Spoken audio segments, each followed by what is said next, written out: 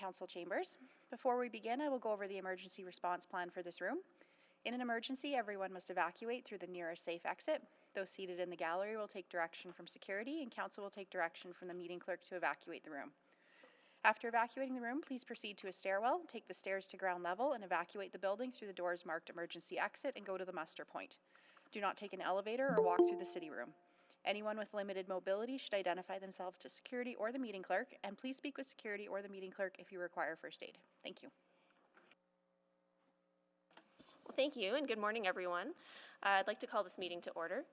And at this time, I'd like to acknowledge that we meet on the traditional land of Treaty 6 territory and the Métis homeland, and acknowledge the diverse Indigenous peoples whose ancestors' footsteps have marked this territory for centuries, such as Cree, Dene, Saulteaux, Blackfoot, Nakota Sioux, as well as Métis and Inuit, and now settlers from around the world. And we'll start with a roll call of councillors.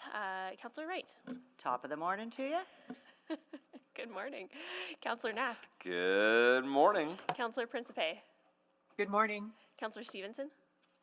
Good morning. Councillor Paquette. I believe is away on city business. Councillor Tang. Good morning. Good morning. Councillor Hamilton. I also believe is away on city business. And Councillor Rutherford. Good morning. Good morning. Councillor Cartmel. Good morning. Councillor Rice. Good morning. Councillor Jans. Good morning.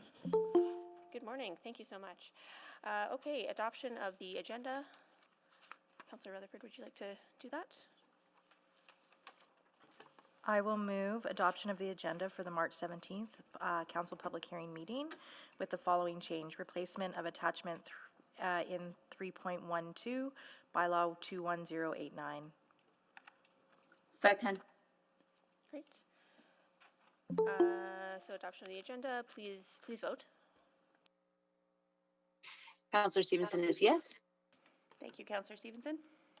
I'm a yes as well. Thank you, Councillor Rutherford. I'm a yes. Oh, Thank you, Councillor Wright. Just took a minute to get started there. Let's just try that one more time.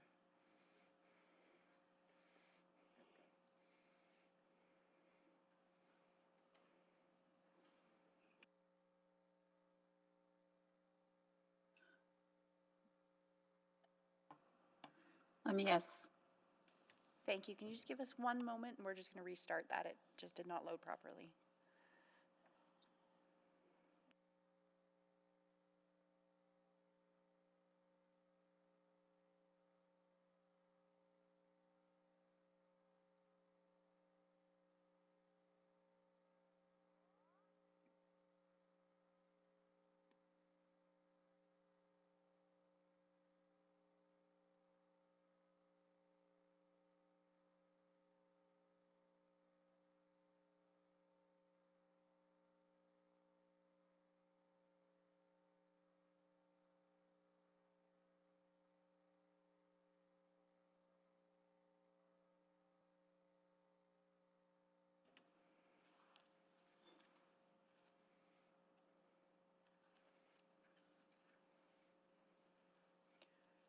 All right, thank you for your patience. We have all the votes now.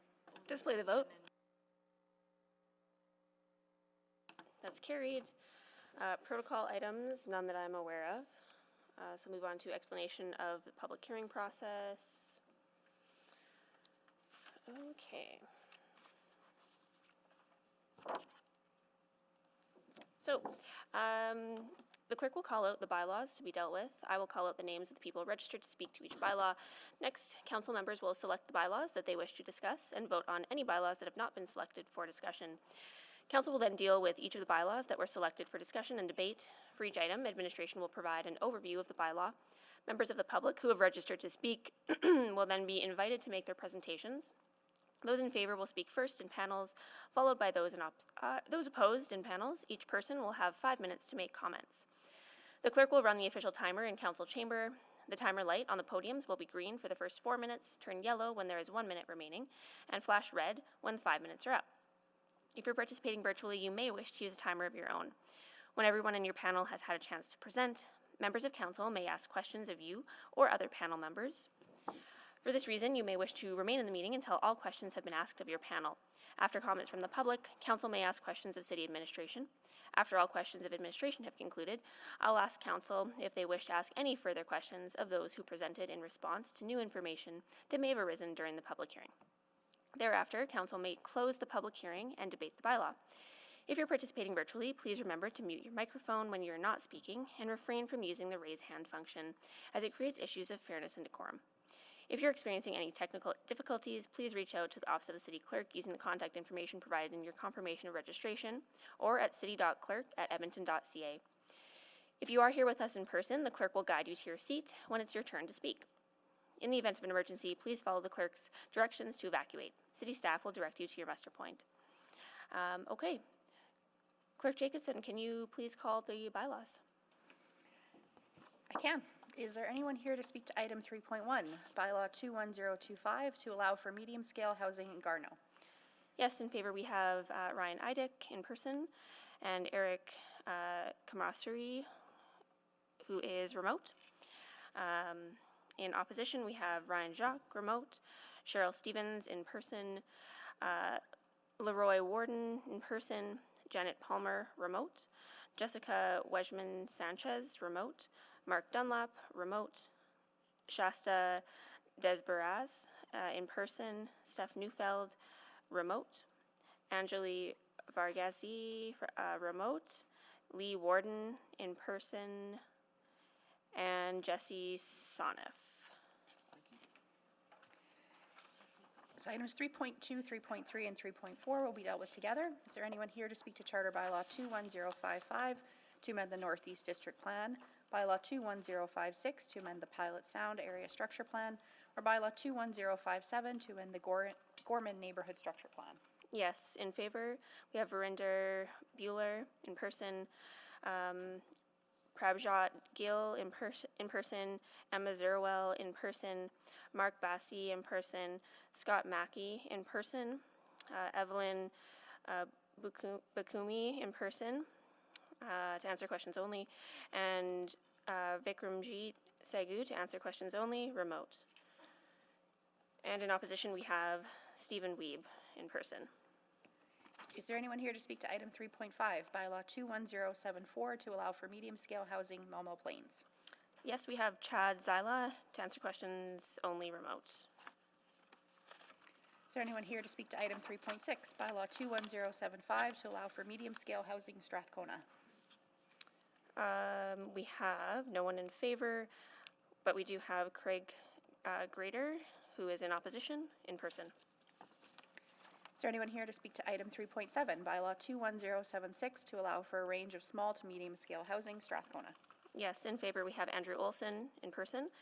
In opposition, we have Julian Castro-Ray, remote, Connor O'Reilly, remote, Craig Grader, in person, Thomas Fowler, remote, Dan O'Reilly, in person, Diane Pearson, remote, and Foong Young, remote. Is there anyone here to speak to item 3.8, bylaw 21085, to allow for a range of small to medium-scale housing, McKernan? Yes, in favor we have Allison Rosland, in person. We have Ryan Jacques, remote, Brad Thiessen, remote. In opposition, we have John Soltis, in person, Carolyn Pinkert Rust, in person, Regina Landeck, in person, Heather Finiak, in person, and Michael Dias, in person. Thank you. Is there anyone here to speak to item 3.9, bylaw 21087, to allow for medium-scale housing, Strathcona? Yes, in favor, we have Ryan Idick to answer questions only, in person, and in opposition, we have Craig Greder, in person. Is there anyone here to speak to item 3.10, bylaw 21073, to allow for a range of small-scale housing up to 3 stories, Kensington? Yes, in favor, we have Andrew Olson to answer questions only, in person, and no one in opposition. Is there anyone here to speak to item 3.11, bylaw 21077, to allow for medium-scale housing, Belvedere? Yes, in favor, we have Marcelo Figuera in person, and no one in opposition. Is there anyone here to speak to item 3.12, bylaw 21089, to adjust a direct control zone to allow for additional commercial and community opportunities, Ambleside? Yes, in person, we have Coralie Volker to answer questions only, remote, Chet Demansky to answer questions only remote, and Bladen Dibbin to answer questions only remote, and no one in opposition. Items 3.13 and 3.14 will be dealt with together. Is there anyone here to speak to bylaw 21078 to amend the Riverview Area Structure Plan, or bylaw 21079 to amend the Stillwater Neighborhood Structure Plan? Yes, in favor, we have Yolanda Liu to answer questions only remote, and no one in opposition. Items 3.15 and 3.16 will be dealt with together. Is there anyone here to speak to bylaw 21081 to amend the Big Lake Area Structure Plan, or bylaw 21082 to amend the Starling Neighborhood Structure Plan? Yes, in favor, we have Jim Kelo to answer questions only in person, and Chris Davies to answer questions only in person, no one in opposition. Is there anyone here to speak to item 3.17, bylaw 21086, to allow for a range of small-scale housing Secord? Yes, we have in favor Rod Heinrichs to answer questions only remote, and Alan Sylvester to answer questions only remote, no one in opposition. Is there anyone here to speak to item 3.18, bylaw 21084, to allow for the development of a stormwater management facility and a carbon capture facility with ancillary power generation, and to accommodate the preservation of Kinnikumo Lake, Kinnikumo Plains area? Yes, in favor, we have Leah White to answer questions only remote, Kieran Kaur to answer questions only in person, Janessa Chin to answer questions only remote, James Montgomery to answer questions only remote, Trevor Cuthbert to answer questions only remote, and Annette Malato to answer questions only in person, no one in opposition. Is there anyone here to speak to item 3.19, bylaw 21088, to allow for medium-scale housing and community amenities, Tweedle Place? In favor, we have Raj Dana to answer questions only remote, and no one in opposition. Items 3.20 and 3.21 will be dealt with together. Is there anyone here to speak to Charter Bylaw 24009, Rabbit Hill District Plan, or Charter Bylaw 21067 to amend the city plan? We have no one registered in favor, but we do have Mike Wedman in opposition in person. Okay. At this time, we will, selection of items for debate. We'll go to the board. I see Councillor Cartmel. Thank you. 3.20 and 3.21, please. 3.20 and 3.21. 2.1, they're together. Councillor Jans. Thank you. May I select 31, 36, 37, 38, 39? Can I just confirm with the clerk there was not a speaker on 3.5?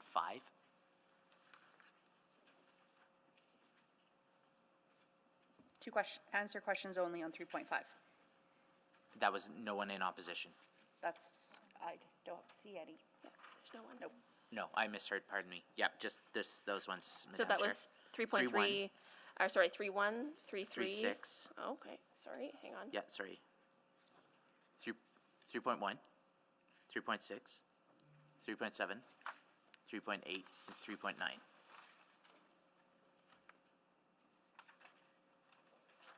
Thank you.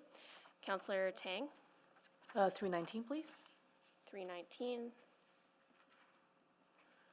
Councillor Wright, 3.2, 3.3, and 3.4, please.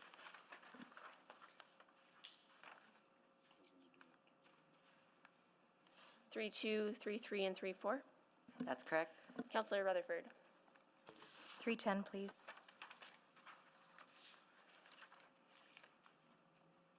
okay, that's 310. Anyone else on the board? Not seeing anyone. Councillor Cartmel, would you like to do the remainder? Thank you, Councillor Salvador. I will move closure of the public hearing on items 3.5, 3.11, 3.12, 3.13, 3.14, 3.15, 3.16, 3.17, and 3.18. Second. Second. Please vote.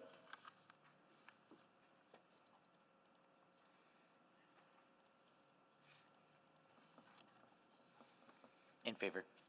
Thank you, Councillor Jans. I'm a yes. Thank you, Councillor Rice. We have all the votes. Display the vote. That's carried. Councillor Salvador, I'll move first reading of the aforementioned items. Second. Please vote.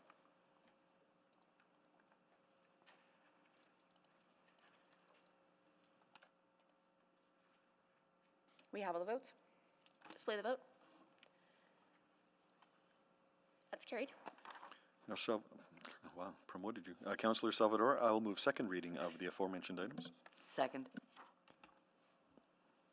Please vote.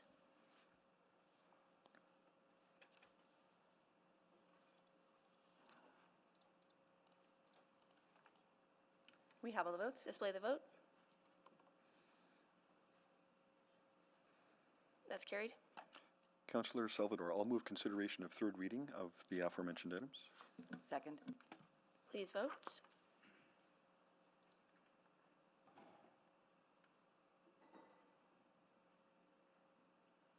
That's Bill.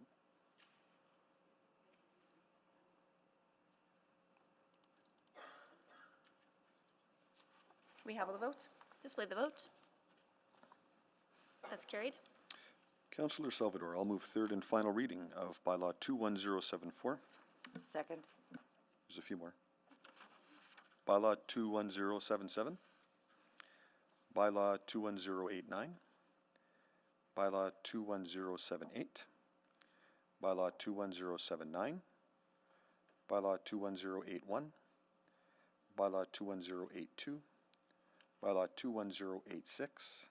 And bylaw 21084. Now I will second. Thank you. Please vote.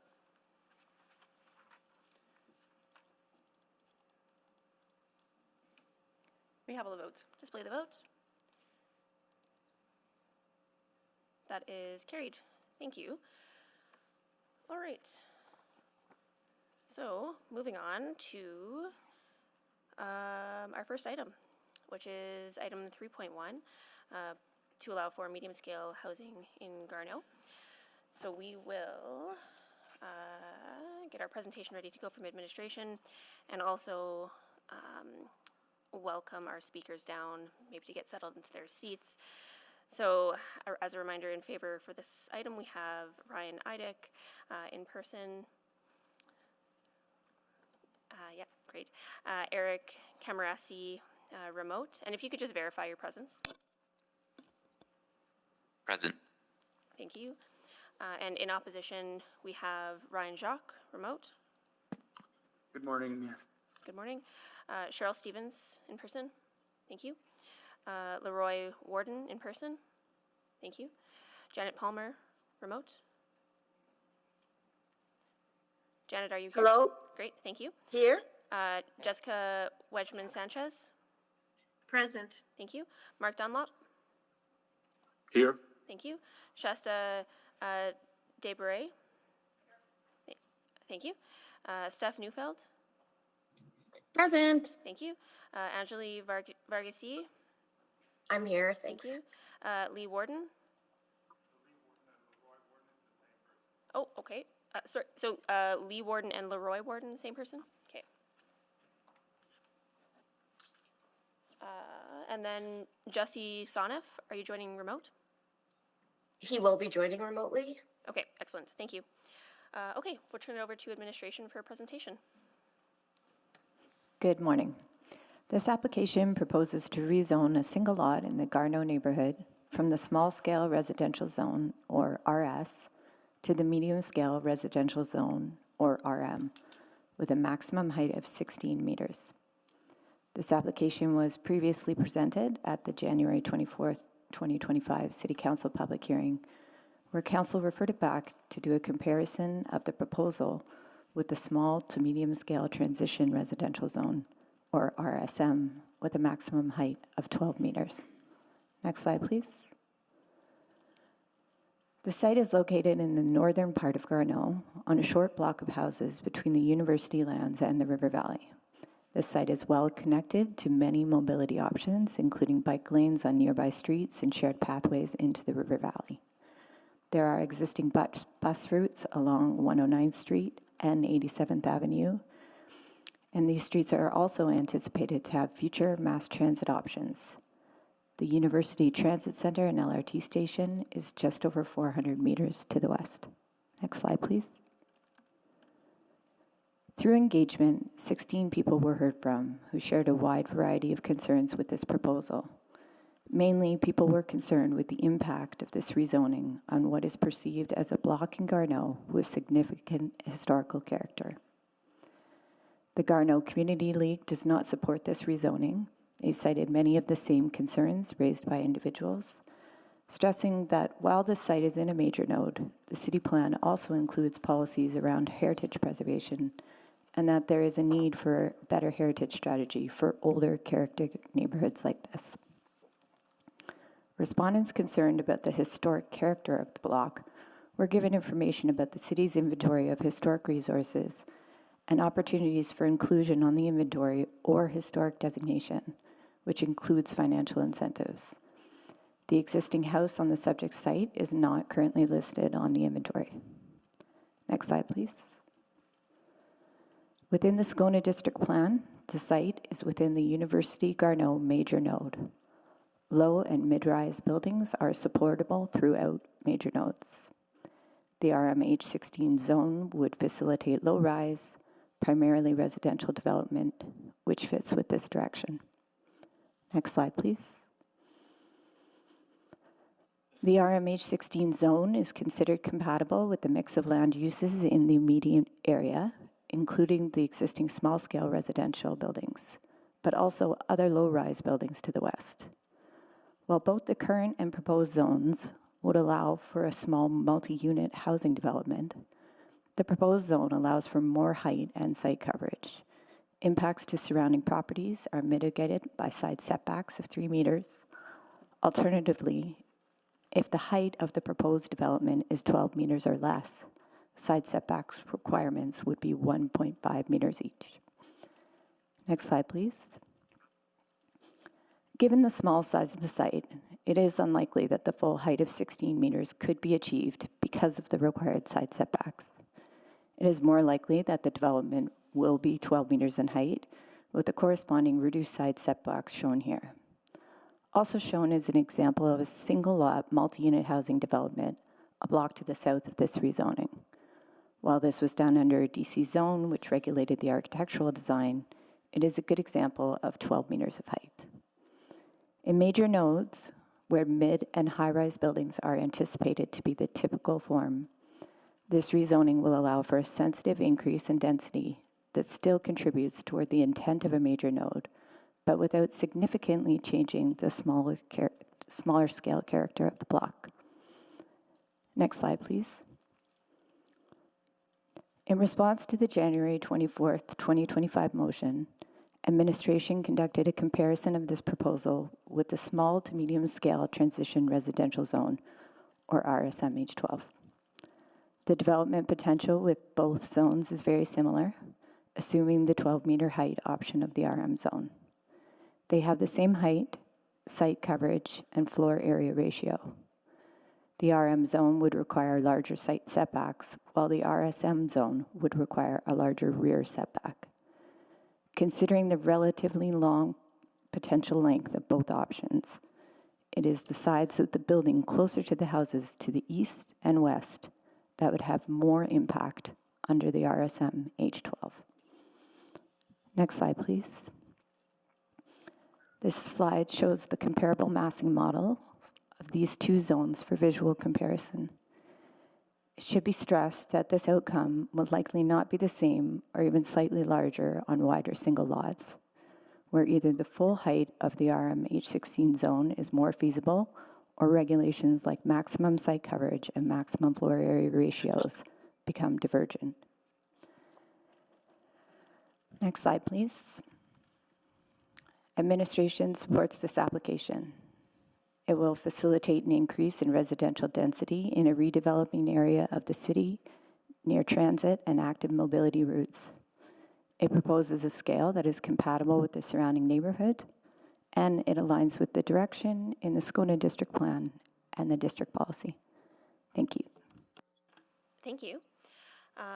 We're now going to go to speakers who are in favor, but before we go to any speakers, I do want to just take a moment to share my expectation for the conduct of everyone participating in today's hearing to ensure a safe and inclusive environment and workplace.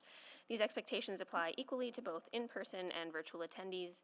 Hearing from the public is an important part of Council's process to ensure we hear the full diversity of opinions that exist in our community. As meeting chair, I have a responsibility to ensure the safety of all participants in today's meeting.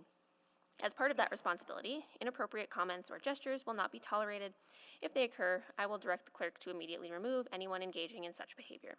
The type of behavior that will result in removal from the meeting includes making disrespectful comments directed at individual staff members or other public speakers, or using profane language. Responsive behaviors to show support or dissent, such as shouting, cheering, clapping, or using the chat or emotion response features in the Google Meet, are also not permitted. I will not provide any additional warnings, and once removed, the person will not be permitted to rejoin the meeting. This meeting is being live streamed, and everyone is welcome to view the live stream online. Again, my role as the chair is not to moderate the nature of the content being discussed, but to ensure chamber behaviors are maintained to support a safe, respectful, and neutral space for my colleagues, city employees, and the public. Thanks to everyone in advance for your respectful participation in today's discussion. Okay, so with that, we'll welcome our first speakers in favor. Speaker Ryan Eidick, who's in person, please come down to the podium.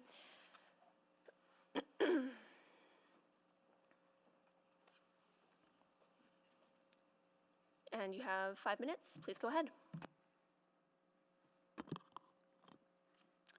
Do I have to do anything to turn this on? Should I go that one? Yeah.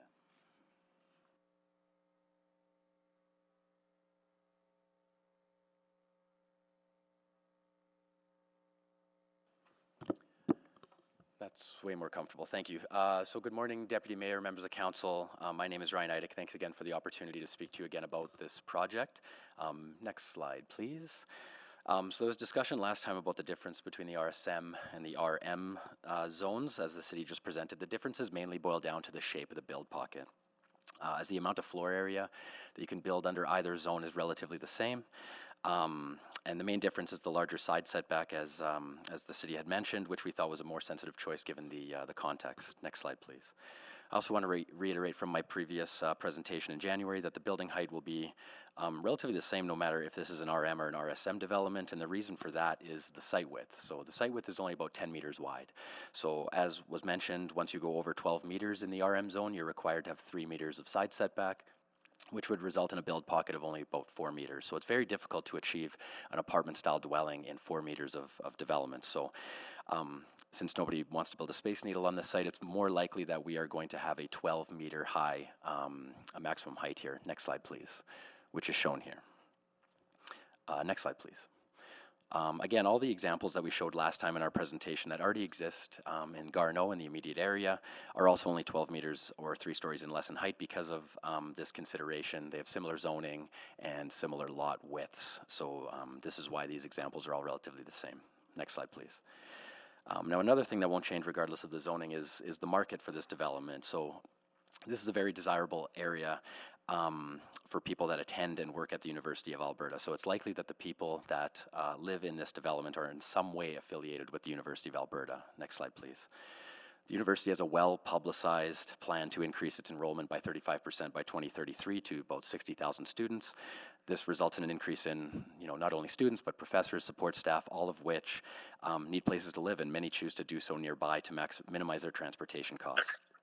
Enrollment in the current academic year increased already by 3.3%, or about 1,400 students, and as highlighted on the executive summary there, they've already received about 8% more applications than the year previous at the undergraduate level and 24% more applications at the graduate level. So the university is growing, much like the broader city, and the supply of accommodations in the immediate area is not keeping up with demand. Next slide, please. And you can see this simply by looking at a snapshot of what's available for rent in the area. So rentals range from individual rooms in shared houses that average $850 a month, 300 to 400 square foot studio apartments average $1,250 a month, 1-bedroom units average $1,330 a month, 2-bedroom units average $1,800 a month, and 3-bedroom units average $3,000 per month. So it's a very hot rental market in this immediate area because there's not an adequate supply at affordable prices. Next slide, please. or sorry, you can actually stay on that slide for a sec. Yeah, so anecdotally, I teach at the university when I'm not here arguing land use. The majority of the undergrads that I teach don't have vehicles, and most choose to live at home during their university education. That's very normal, but some of them are commuting in from Leduc or Sherwood Park for more than an hour by car per day, either way, because they can't afford to live closer to campus. So without an adequate supply of units driving down rental prices in the immediate area, people are forced to live further away where affordable options exist or make choices between owning vehicles and paying rent. This, of course, causes issues in other neighborhoods as it's pushed out, which you're going to hear about on a future item in McKernan today. The university is not going to stop growing and creating a housing need for its students and its employees. So we're asking that council considers supporting that growth and that additional growth at the university. Next slide, please. There was discussion at the last public hearing about how this is all new and we should allow the neighborhood time to breathe, but we would argue that the city plan was approved in 2020, so 5 years ago, that rightly identified the university as a major node. Which is defined as an area that capitalizes on excellent transit access and supports higher density development and a wide mixture of land uses. And typical land uses, as was mentioned, is supposed to be mid and high-rise development. So what we are proposing is a 3-story development should be, in some cases considered too small of an increase. Next slide, please. The city plan also called for growth in this area between 1,000 and 2,000 units in our current population range. So all of this was very much set in motion 5 years ago with the approval of the city plan. So in our opinion, a small-scale, low-rise development that supports density and affordability in an area that needs it, and is supported by policy, its proximity to transit, shopping parks, and everything else that you might need for to support density, we feel that this is a perfectly reasonable compromise. So with that, I'll answer any questions that you might have. Thank you. Thank you. Before we go to our next speaker, I just want to pause for a moment because we have some special guests in the room. We have the grade 6 class from St. Matthew's Elementary and their teacher, Miss Owasku. Hi, thanks so much for joining us, and you are from Ward Tastawinawak.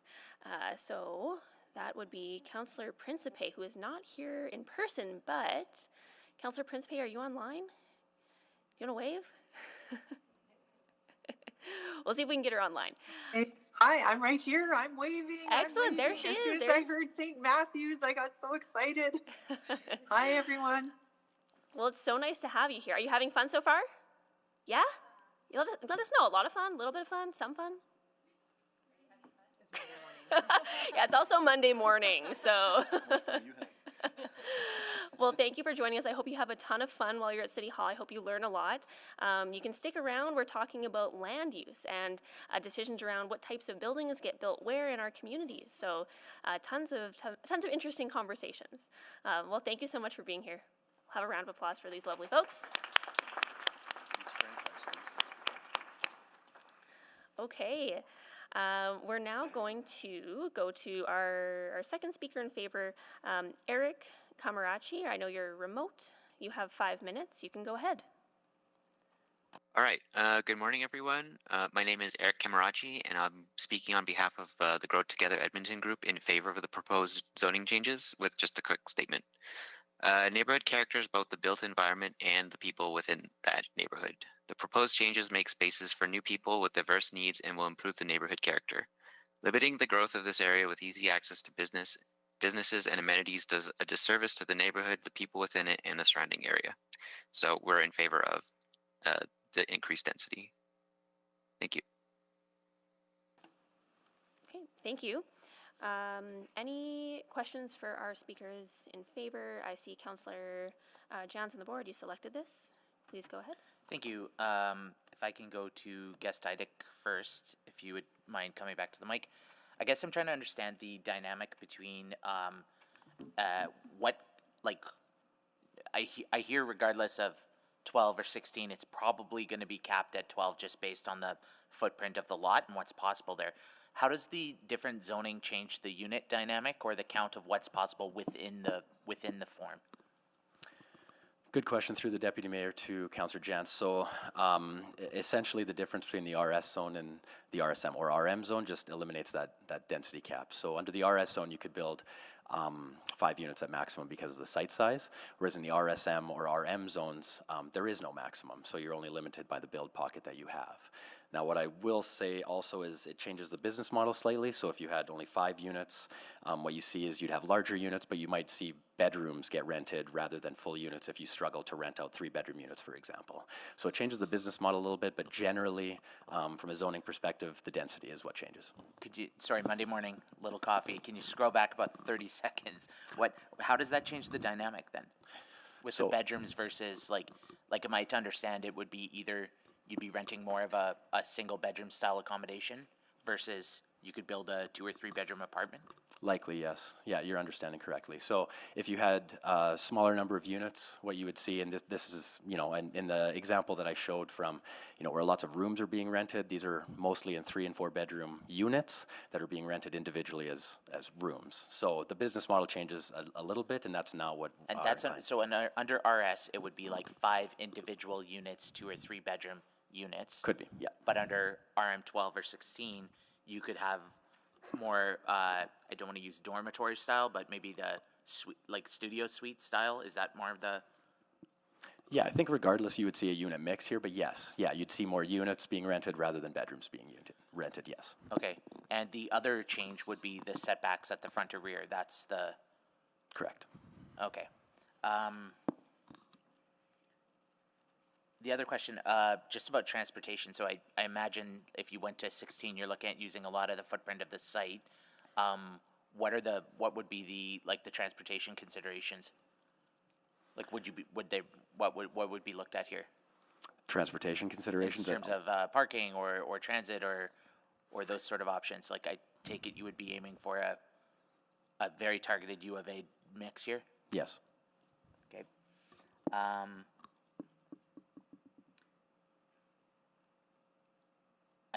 I think that's it right now.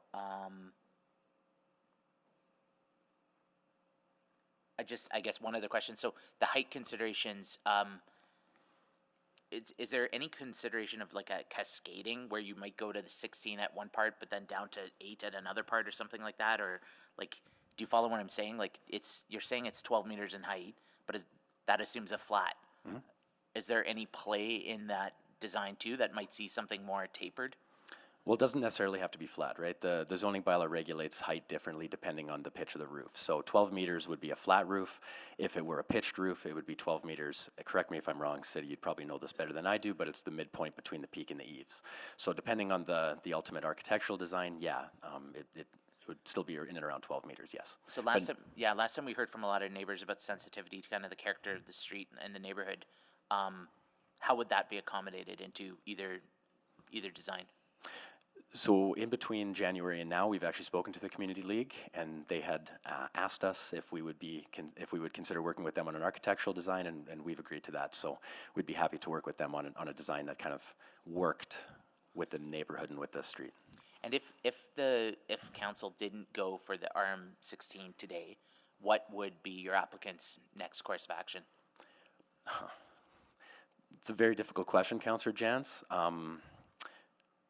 Yeah, I'm not sure. Yeah. Yep. Okay. Yeah. Yeah, but it wouldn't be of interest to. Well, what could be done right now in the RS? Is that a consideration? No. No. Okay. Thank you. Thank you. Councillor Stevenson?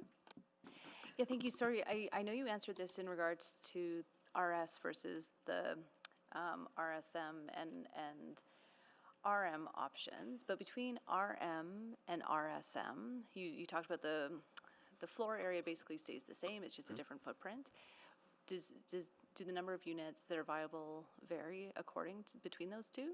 Not really. Not really. Okay. That's really helpful. I think I'm thinking about that rear setback and that dynamic, but of course has the implications of the side setbacks, but that's helpful. Thank you. Councillor Cartmel? Thank you. Just going back to your comment about renting bedrooms instead of renting units. You say that like that's a bad thing. And so just in some of the conversations that I've had more in the downtown context, we're trying to, bring more permanent residential development downtown. The comment I've gotten back from some students is that the idea of 3 or 4 students or 3 or 4 bedrooms with one common area, one galley, one sitting area, appeals to them more than the one bedroom and one galley approach. And it seems to me like there's a bit of an economy of scale argument there. So can you speak to that? I'm not quite sure that, you know, a development restriction or a development context or zone that encourages more 3 and 4 bedroom units doesn't actually speak to both, you know, the current demand around students and a potential future demand around families. Yeah, thanks, Councillor Carmel. And maybe just to be clear, I'm not saying it's a bad thing. I'm saying that's not the intent of what our client is trying to do. So because it changes the business model, that's not a business model that he really wants to go after, because it's a little bit harder to manage than individual units. So I didn't mean that it's a negative thing. I just mean that's not the intent of the application. But that speaks to, so that then speaks to the business case, not the land use. Mm-hmm. And so I guess the question is, what would we prefer to see in terms of, which gets tricky, because this is land use, not necessarily what gets built in the building, and we can't necessarily control that. We can only control the building pocket. Yes, Councillor, I think it's relevant for you to have a discussion about 3 bedroom uses, 3 bedroom units, versus galley style, like that. I think those are relevant conversations, but we have to be careful about the business case specifically. But the land use case extends to a building pocket which might encourage one style of units over another, is what we're hearing at least. Yes, and we have direct control zones where council regulates the number of 3 bedroom units, like that is a live consideration. It's just the business case that starts to blur that line, and you've hit on it, yeah. Well, it's just like when we receive a zoning application that is, you know, centered around a business case, but we can't make decisions on business cases, and we're left with, you know, would we rather see suites with 1 bedroom per galley, or 4 bedrooms or 3 bedrooms per galley? And that's I guess that's what we're left with. Yeah, that's correct. Yeah, okay. And sorry if I may, Councillor Carmel. Yeah, sure. Yeah. No, not at all. Just because we're going to an RSM or an RM zone doesn't mean there won't be a mix of units either. Yeah, and I get that. And I get also that, you know, if the building's only 4.5 meters wide, the variety of units in the building gets really tricky. So, you know, there's that height versus width within this zone that becomes a design constraint. Correct. Yeah. Thank you. Thank you. Councillor Wright? Thank you. Yeah, I just wanted a little more clarity on when you were talking units, were they rooms, were they self-contained units? And that's more what is being considered. Self-contained units? Yes. Yeah, okay. Yeah. Not boarding house No. style. Okay. And then on the rental that you provided, are those, so given the rental cost per unit in the area, is it the student population that that would be more attracted to it, or would it be the professors, the doctors that work in I think it's and around? anybody that attends or works at the university. So even on the street, there's lots of professors that rent houses as well. So Okay. And then I'm looking at the comparison that you provided, showing how much of the site would be used. Does that include if there was going to be parking facilities considered? great question, Councillor Wright. No, obviously not. So that's a maximum build out. So that doesn't include if there were parking spaces on the back or even the garbage that would need to be on the back as well. So no, Okay. that's a max footprint. And then bringing up garbage, would you be able, is there space for bins and Yes. to have them removed? Yes. Okay, the trucks can get in and out. And then, okay, so you wouldn't necessarily be marketing this to those with vehicles? Not necessarily. I think that'd be a challenging thing considering the parking restrictions on the front street and the lack of parking availability on the rear street, yes. But it's within walking distance from major transit. So no, I don't think this would be a market for anyone that has cars. Okay, so me as primarily a car driver, I would not be interested in this. Or you can ask yourself, Okay. Councillor Wright, yes. I can't ask myself questions, only in my head. Okay, thank you very much. That's all I have. Councillor Knack? I think you could ask yourself questions. This would be a very odd meeting. Thank you. So, okay, I want to just come back around to the last. So, I'm not necessarily hearing, and I want to confirm if I've heard it correctly. I'm not hearing necessarily a preference for the RM16 versus the RSM12 from you. Generally not, and we even had those discussions with the city in between January and now. Okay. As I mentioned, we selected the RM because of the bigger side setbacks. We thought that was a better choice, but no, we can build almost the exact same thing in both. Yeah, larger rear setback, but 0.3 meters less on the side Correct. setback. Community might still feel differently about both, but I that is one of the questions I want to answer today, because I could see one of the things that I'm sort of debating and where I'm hearing some of the community feedback is, okay, if we go RM16 on this particular lot, yes, you'd only really be building to 12. What if they happen to acquire the next lot beside and then wanted to do that? So is RSM better for the sort of cumulative impact conversation? But I'm not hearing from you on that the applicant is opposed to that, if that were our conversation today. Correct? I mean, timing perspective, that doesn't help because we'd have to be referred back to a future public hearing for that, I imagine. I'll double check, because it feels like since we gave direction, well, I'll come to admin at the admin time to ask that question. Okay, yeah, because I feel like that I understand that concern, and I will double check on that, because I think it's always only if it's a greater impact, and the question is arguably whether this is greater impact or not at the RSM versus the RM16. So, okay, that's helpful context. Thank you. Thank you. Not seeing any further questions for the speakers in favor, we're going to go to the speakers in opposition. And just to pause momentarily, I understand there is an addition. So a new speaker has registered. Ken Patchalok is in opposition. I'll just verify with the clerk. Yes, okay. That is correct. Perfect. Okay, so at this time, we'll help those in opposition down to the chairs in the front here. But we'll begin with folks who are in opposition remotely. So Ryan Jacques, you're registered in opposition. At this time, I'll also get some help from the clerk to welcome folks to the front here. So Cheryl Stevens, Leroy Warden, Janet Palmer, Jessica Wedgman-Sanchez, Mark Dunlop, Shasta Desberet, Steph Neufeld, Angeli Varghese, and Jesse Sonneff, and Ken Patchalok are those in opposition. So if you're in person, please come down to the front. But we'll go to Ryan to start. You have 5 minutes. Please go ahead. Thank you. Good morning, City Councilors, and thank you for the opportunity to speak. You may recognize me from some past public hearings where I've been a big proponent of increased density and increased housing options. I even wrote an opinion article recently published in the Edmonton Journal in favor of the zoning bylaw as a rebuttal to the Coalition for Better Infill and the narrative they're trying to push. Okay, why am I telling you all this? To drive home the point that this rezoning application genuinely does not align with the neighborhood and heritage context, even in the eyes of a hopelessly zealous YIMBY who lives in a completely different neighborhood and who will be speaking in favor of a different and similar rezoning application later in this public hearing that is much closer to home. So my name is Ryan Jakes, and I'm a 24-year-old resident of Allendale, about 2 kilometers south of Garneau. And I'm proud to live in a city that is so forward-thinking about many things, including urban planning. The zoning bylaw renewal in particular is a huge step in the right direction.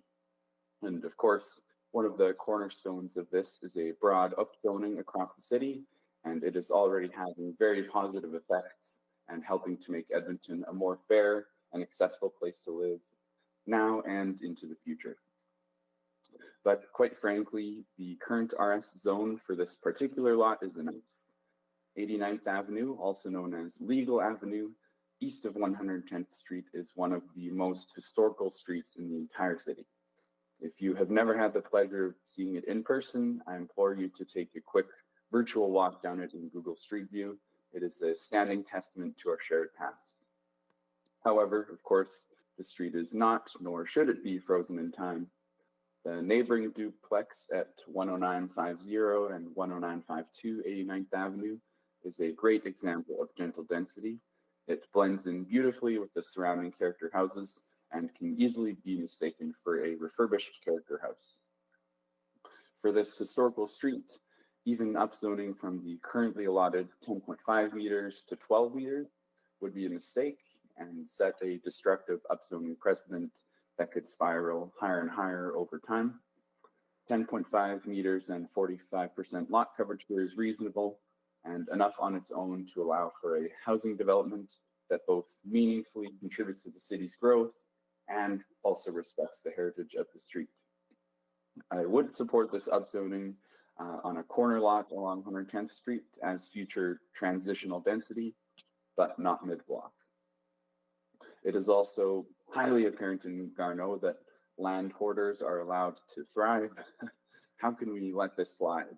Instead, prioritizing increasing density where it is more convenient, but in a worse context. We need some form of a land value tax, perhaps similar to the derelict property tax subclass, to deal with vacant lots in Garneau and across Edmonton. So, overall, I see this as a significant exception to a largely positive city plan. This area is in a major node, but it is still up to you, city councilors, to decide how zoning should be applied in this particular context. I understand there may be concerns about uncertainty to developers who are putting forward applications that align with the major node, but it is not too late to make some sort of policy change directly to the zoning bylaw or perhaps a specific heritage bylaw. I must admit I'm not very familiar in this area, so that's more up to you. But basically no lot in the city should be exempt from the RS zone, and 10.5 meters is enough in this case. Just because it can be upzoned does not mean it should be upzoned. This is an opportunity for you to prove to Edmontonians who are becoming more and more opposed to the zoning bylaw as developments occur close to home, that you are not in the pockets of developers, that you care about heritage and community and prioritize that over developers, while also understanding that significant change across the city is needed to adequately manage growth. Thank you. Thank you. We're going to go to our second speaker, Cheryl Stevens. Please go ahead. You have 5 minutes. Good morning, City Councilors. I know the City Councilors have thought long and hard about rezoning to RS. And I know that you've worked with the idea of changing the zoning for months and did not take it lightly.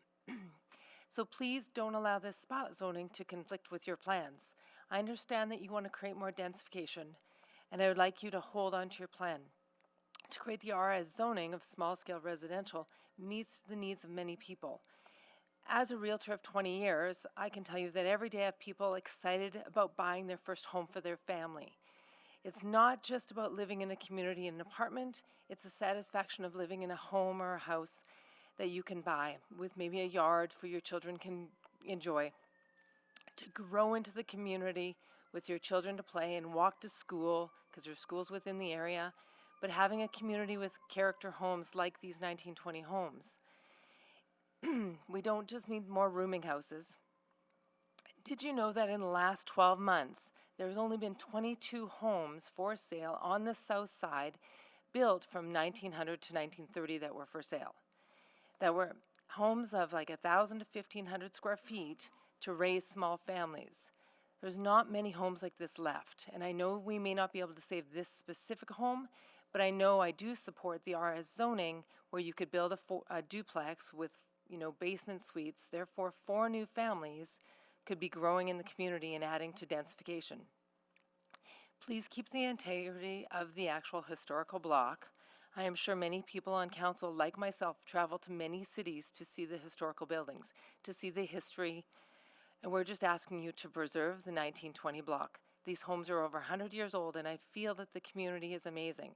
I know that since I moved here 2 years ago, many people walk in the area to see these homes, the character, the style, the architectural standards. We don't want this lost by just putting up an apartment building in the middle of the block, overshadowing the other homes of 2 times the height. I'm asking you to maintain your RS zoning, which you've made a plan, which creates more homes for families and densification. We don't want to just create more rooms. Don't let one investor change your plan so that he can just make more money. He has not put the time into the plan like you city councilors have.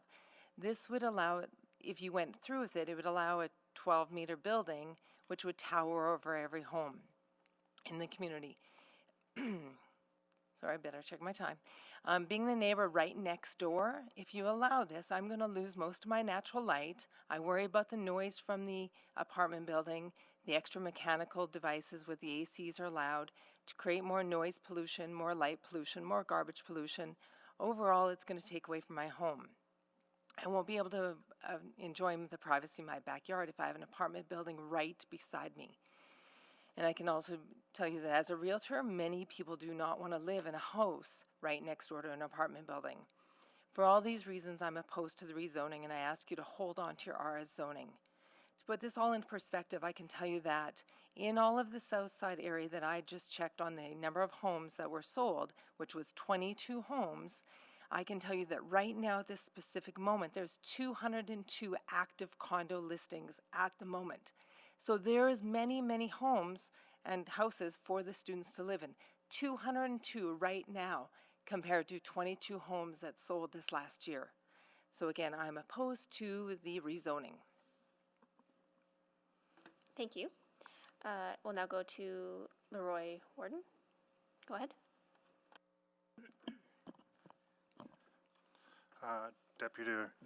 City Council, why does council need to be convinced to stand by a decision made just over a year ago about our zoning?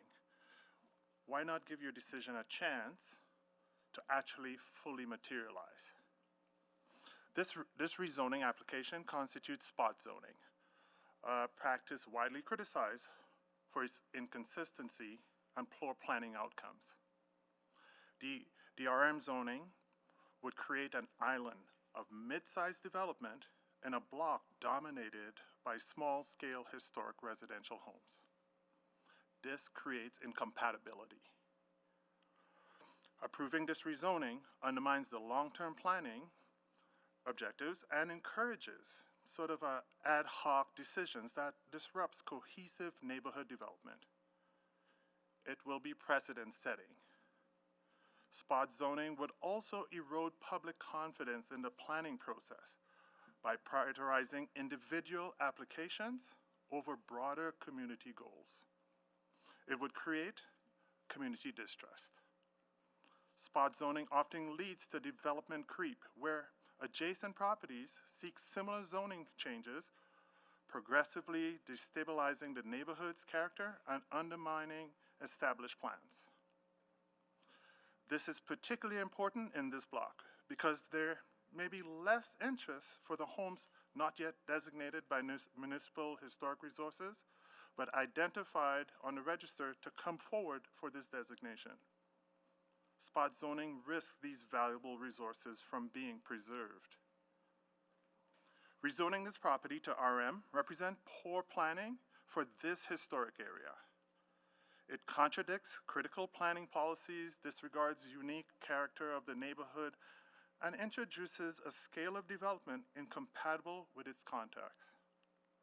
The proposal undermines the intent of the Scona District Plan, the district policy, and the city plan, which collectively prioritizes sensitive, context-aware infill.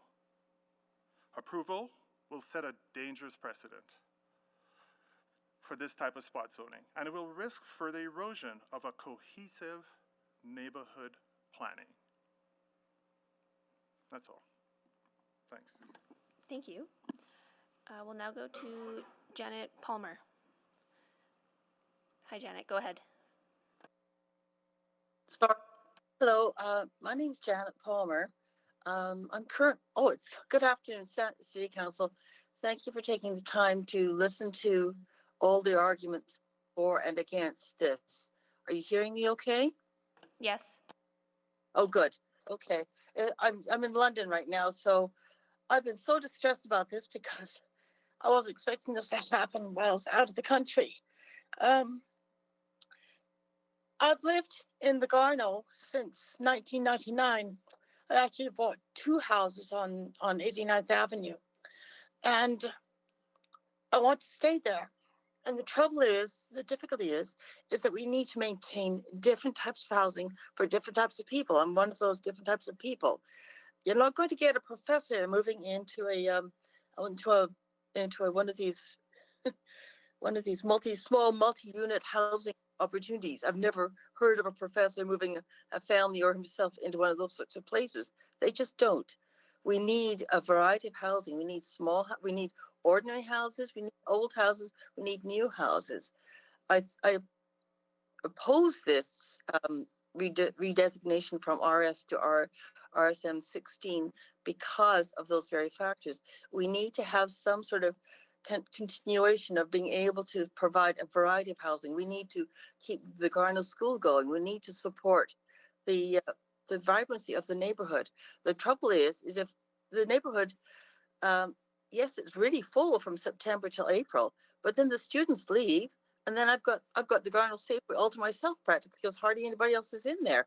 We need to get more people there year round. When people move to houses with their families, they stay there year round. I don't want to see the Garno turned into a ghetto. I've seen multi-residential housing all over the world, and that's what happens. The rental places just close down. They don't go out and they don't participate on the street. We've had block parties and we encouraged people. Now the thing is, the people that live in those two duplexes at 10950, 10952 have come out to the block party that we had. But you get more of these rental places like the multi-units. They don't participate. You never see them. They're not around. We need to densify, but we need people living and participating in the community, in the city. We need people to keep going with city council, to do the valuable work that you do and everything like that. Remember that the developers are there to make money. They don't give a darn about density or anything like that. They're in it for the money. That's their bottom line. We're in it to live there and to enjoy a beautiful place. The thing is that I'm an old lady now. The oldest resident on the block just died. So I'm the next one. I'm the next oldest person, and I want to stay there. I want to be able to get myself to the university hospital. I want to be able to walk to the Safeway. And I think after putting in all these years of working with the neighborhood, in the neighborhood and around the city, as a family physician, I can tell you how important it is to have the trees, the grass, the gardens. You put in a block like this, there is no grass, there is no trees. I'm in England. We have these. There's an article about historic trees in England. They have trees that are thousands of years old. We can't even get a tree to live 100 years in Edmonton because they chop it down. They get rid of all the old things. We don't need to do that. We need to have continuity. We need to have people be able to stay and live where they want to. I love seeing the students come back in the fall, but I'd like them to be there year round, but they're not. They leave in May and they don't come back till September. I want you to please consider keeping it, as the others have suggested, as RS or maximum 12, because we don't need a great big tall building to overshadow everything on the street and take away the sunlight and the mature trees that are already present on that thing. Thank you very much for listening to me. I had made no preparation because I was expecting this to happen while I was away. So thank you very much for listening to me and goodbye. Well, thank you so much, and I appreciate you taking the time to join us, Janet. We're going to go to Jessica Wedgman-Sanchez, remote. Jessica, are you online? Yes, I am. I'm here. Great. Please go ahead. You have 5 minutes. Hello, Mayor and Council. In the planning report submitted for this hearing, administration says it supports RMH 16 over RSMH 12 because the larger side setbacks in RMH 16 make it, and I quote, a slightly more sensitive form of infill. That is completely illogical, since the difference in the side setbacks is a tiny 0.3 meters between the two types of zoning. And in contrast, RMH 16 allows for a higher building, overshadowing the houses around it, potentially, for 2.5 meters less of a rear setback, and for commercial at ground level. Whether or not the developer claims this is in its plan, it could decide to include it if you approve RMH 16. All of this information is in the report, and it seems to me deceptive of administration to pretend that the negligible difference in the side setbacks in any way outweighs all these other factors. Every single house on 89th Avenue, except one, is an original historic character house. How could administration pretend to believe that cutting out a big piece of the backyard, as well as allowing for commercial development at ground level in the middle of a heritage block, would be more sensitive to the character of the block? Administration claims that it is suggesting RMH 16 to be more sensitive. So basically as a sort of concession to neighbors. Well, I'm one of the neighbors, and I greatly prefer that you leave the RS zoning, but if the lot did have to be rezoned, I would prefer RMSMH 12 over RMH 16. So that would be the concession that I would ask for.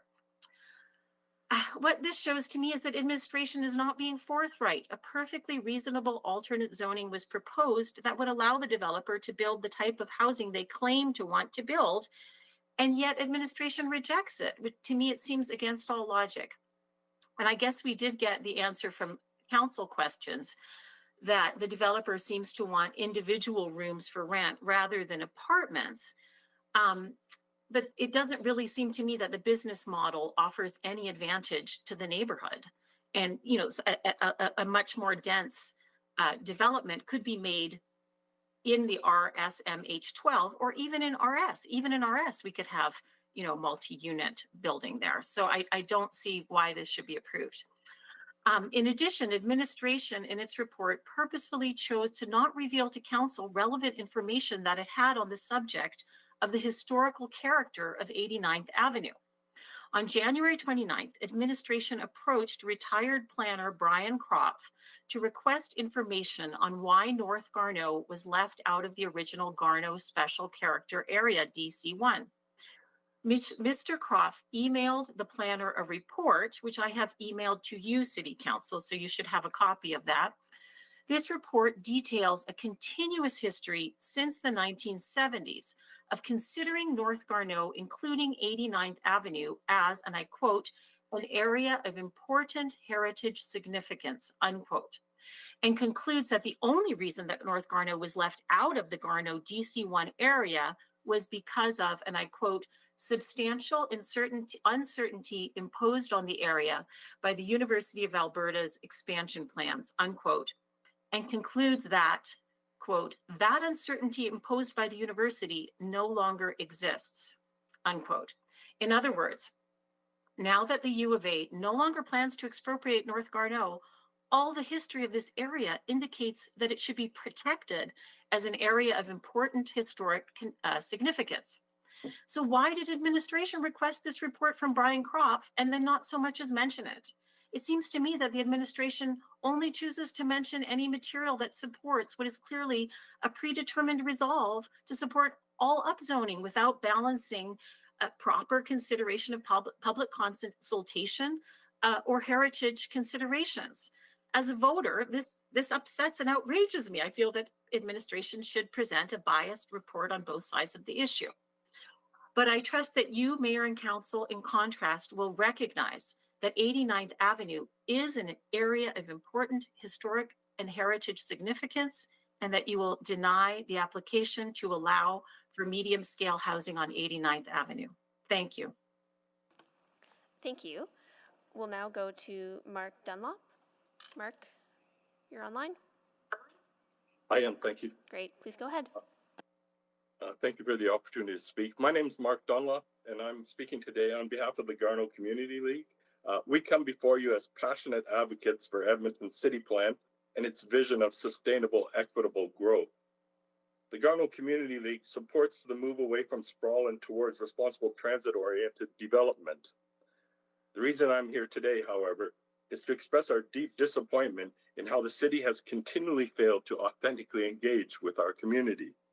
Our Community League has embraced the city's growth objectives and has provided constructive feedback at every possible engagement on how to best encourage growth in our neighborhood. First, we supported Garneau's designation as a major growth node, but we specifically asked for information on the current density metric and proposed a collaboration with administration to set an upper limit to maintain the unique character and vibrancy of Garno. This request was ignored. Second, we provided specific actionable recommendations for the Scona District Plan. We voiced the need for 30% small-scale residential properties. Our reasons are based on lived experience. RS properties face land speculation, leading to problem properties and one-off developments that often exclude family-style living arrangements. Instead, we propose treating these RS areas as special areas similar to other communities. We also sought specific heritage language that existed in the previous Garno Area Redevelopment Plan, but was excluded without explanation in the Scona District Plan, something that many people have brought up today. These were not radical asks. They were reasonable, aligned with city density targets, and aimed at preserving an aspect of Garno that adds value not just for our neighborhood, but for the city as a whole. Our community achieved a broad consensus across Garno. Our recommendations had unanimous support within our league and garnered letters of support from neighboring Scona district leagues.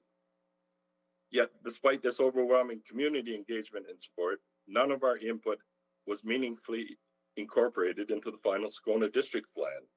The current rezoning on 89th Ave has only reinforced our concerns. We have heard that there is nothing our community could have said that would have changed administration's position in favor of this rezoning. It begs the question, why even have public hearings if community feedback is irrelevant? Why has the city repeatedly asked for public engagement when it has already decided that none of it actually matters? For this rezoning, administration's report failed to provide a synthesis of community sentiment about small-scale areas, even though this feedback has been consistently voiced through the priority growth area process, the Scona District Plan, and the zoning bylaw renewal. Authentic engagement is more than taking notes. It means recognizing the lived experience of the communities you serve. It means upholding the principles of collaboration, transparency, and accountability. If change is impossible, pretending that the city is serious about engagement is really just an expensive insult to our intelligence. We're building the Edmonton of tomorrow, but we're not starting from scratch. Garno is already one of Edmonton's best examples of what the future could look like through its diversity of housing, its vibrancy, and its unique heritage. We stand ready to work with the city to ensure future engagement is not a rhetorical exercise, but a true partnership. Thank you. And I just want to note that if related to engagement, could you direct your questions to our league president, Steph Newfield, who is actively working on a framework for engagement as part of her role with the Edmonton Federation of Community Leagues Sustainability and Planning Committee. Thank you very much. Thank you. We'll now go to Shasta. Please go ahead. You have 5 minutes. You'll just need to turn your mic on. Can you hear me now? Yes. Okay. Good morning, members of City Council. Thank you for providing me with the opportunity to speak this morning. I sent in letters on January 22nd and March 14th detailing my opposition. Hopefully they were brought to your attention. As a preliminary matter, I wish to emphasize that City Council must make its decision on what the proposed zone allows for and not what the city planner thinks may or may not be likely in terms of the development. The city planner says it is unlikely that the developer would build to 16 meters and that it is likely they will only build to 12 meters given the small size of the site. However, Section 3.2 of the rezoning bylaws states that the analysis must be based upon the full development potential of the uses and development regulations specified in the proposed zone and not on the merits of any particular development proposal. City Council should base its analysis and decision on what the proposed zone allows for, which is a 16-meter development with commercial space. The framework of analysis for the zoning bylaw amendments is as follows. Section 3.2 of 7.5 zoning bylaw amendments states that the analysis of a rezoning amendment must, among other things, consider the impact criteria set forth in sections 3.2.1 through 11. I'd like to highlight a few of these impact criteria as they relate to this proposed amendment. Section 3.2.1 is a relationship to and compliance with applicable statutory plans and council policy. According to district policy, major nodes provide residents with a diverse mix of housing and employment opportunities, travel modes, and connection to other modes. I have been advised that there are only 10% of dwellings in Garneau are small-scale residential. The maintaining of small-scale residential zone for this lot allows for a diverse mix of housing opportunities and is therefore in compliance with district plan and policy. Section 322, relationship to any relevant statutory plans in preparation at the time of the application. The city in the priority growth area rezoning project concluded. The University Garneau focus was revised to focus along major roadways and where rezoning can enable a transition from existing high-rise buildings. This meant portions of the priority growth area north of 87th Ave and south of 81st Ave have been removed from the focus area. The city decided to leave our block as RS. This is a factor that should be considered by City Council in support of leaving the site as RS. Section 323, compatibility with surrounding development in terms of use, section, function, and scale of development. The city planner has indicated by email to me that the proposed zone would theoretically allow a 16-meter tall building if approved. And if the bylaw is approved, the developer is free to develop to the full extent of the proposed zone, while also factoring other requirements of the zoning bylaw. No conditions or additional constraints can be placed on them beyond the zoning bylaw if the rezoning is approved. The city planner further stated that the zoning is attached to the land. It does not change with ownership. Only a future decision from City Council could change it again. The city planner has stated that given the small size of the site, it's unlikely that the full height of 16 could be achieved because of the required side setbacks. Zone RM16 is not appropriate for this site. The city planner further stated in his email that limited commercial uses available under RM are food and drink service, health service, indoor sales and service, indoor minor entertainment and offices. The applicant has indicated that their current intent is not to have commercial uses, but this could change and would still be an option if the zoning is approved. I would say a 60-meter development with commercial use is completely incompatible with surrounding development in terms of use, function, and scale of development. The site is in the middle of a block of single-family residential homes. To have a 4-story multi-unit building with commercial uses is completely incompatible. I see I'm running out of time, so I will skip to Section 3210, which is documented opinions related to land use impacts raised by area residents.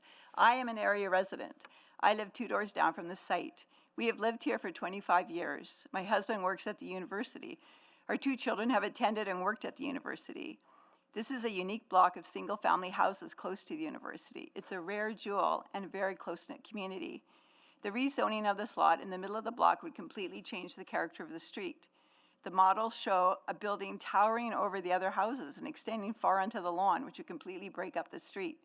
I understand the need for increased density. However, this type of zoning is better suited for major roadways or on corner sites and where it can enable a transition to high-rise buildings. Thank you not so in much. the middle of an established block of historic family homes. The existing I apologize, but I'll have to just cut you off there. Oh, okay. Just you're out of time. Okay, thank People you. might have questions of you when we get to that portion of the meeting. So our next speaker is Steph Neufeld. Hi, Steph. All right, thank you for meeting me here on former lot number 7 in Amasquatchie-Waskahegan on Treaty 6 territory. So Garneau is a unique high-density heritage neighborhood, and as a biologist who looks at sort of the impacts of urban development on the watershed as a whole, I really think that there are some really good opportunities to maintain some small-scale housing in Garneau, to preserve diversity, to preserve things like ecological function, which we never really think about when we're developing in a climate crisis. So it all works together. So if all neighborhoods were like Garneau, we wouldn't be having this discussion. From an infrastructure cost perspective, we would be an eighth of our current footprint of the city of Edmonton, and the city would be 10 million people or could accept 10 million people. Garneau, as you know, is a walkable, vibrant community that has contributed over the last 50 years as almost all of the heritage houses and 100-year-olds have been lost, but for density, so making us more sustainable as an overall community. But with that change, we've really noticed that we've lost most of the small scale options. So less than, like Shasta said, less than 10% of the 4,700 dwellings in Garneau are small scale. Next slide, please.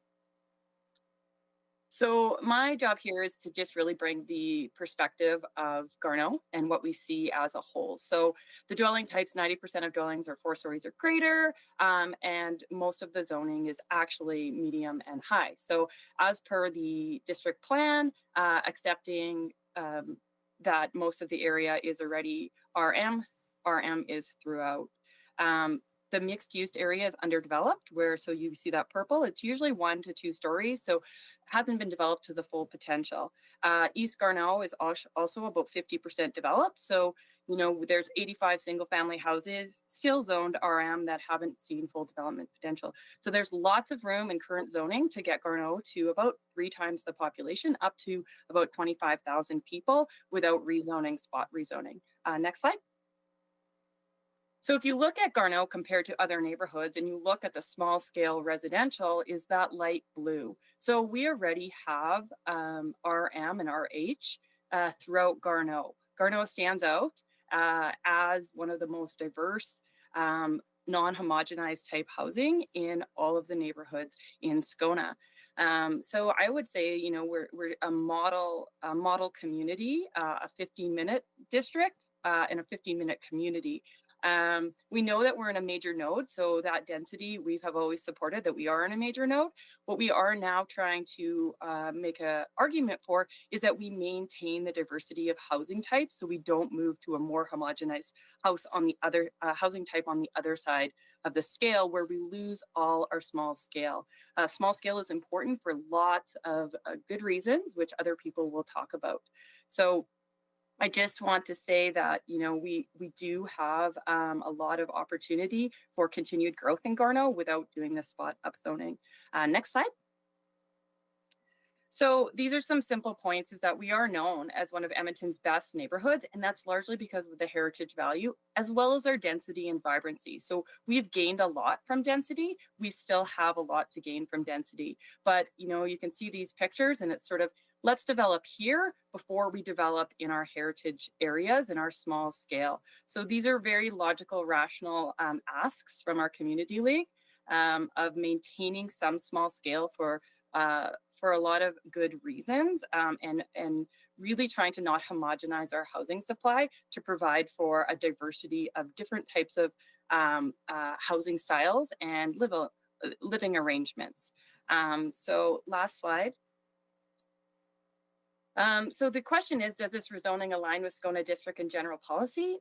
I think the policy is so general, and the what is being used is RM throughout. So we hear administration say, well, we want to support RM throughout, and it says RM throughout.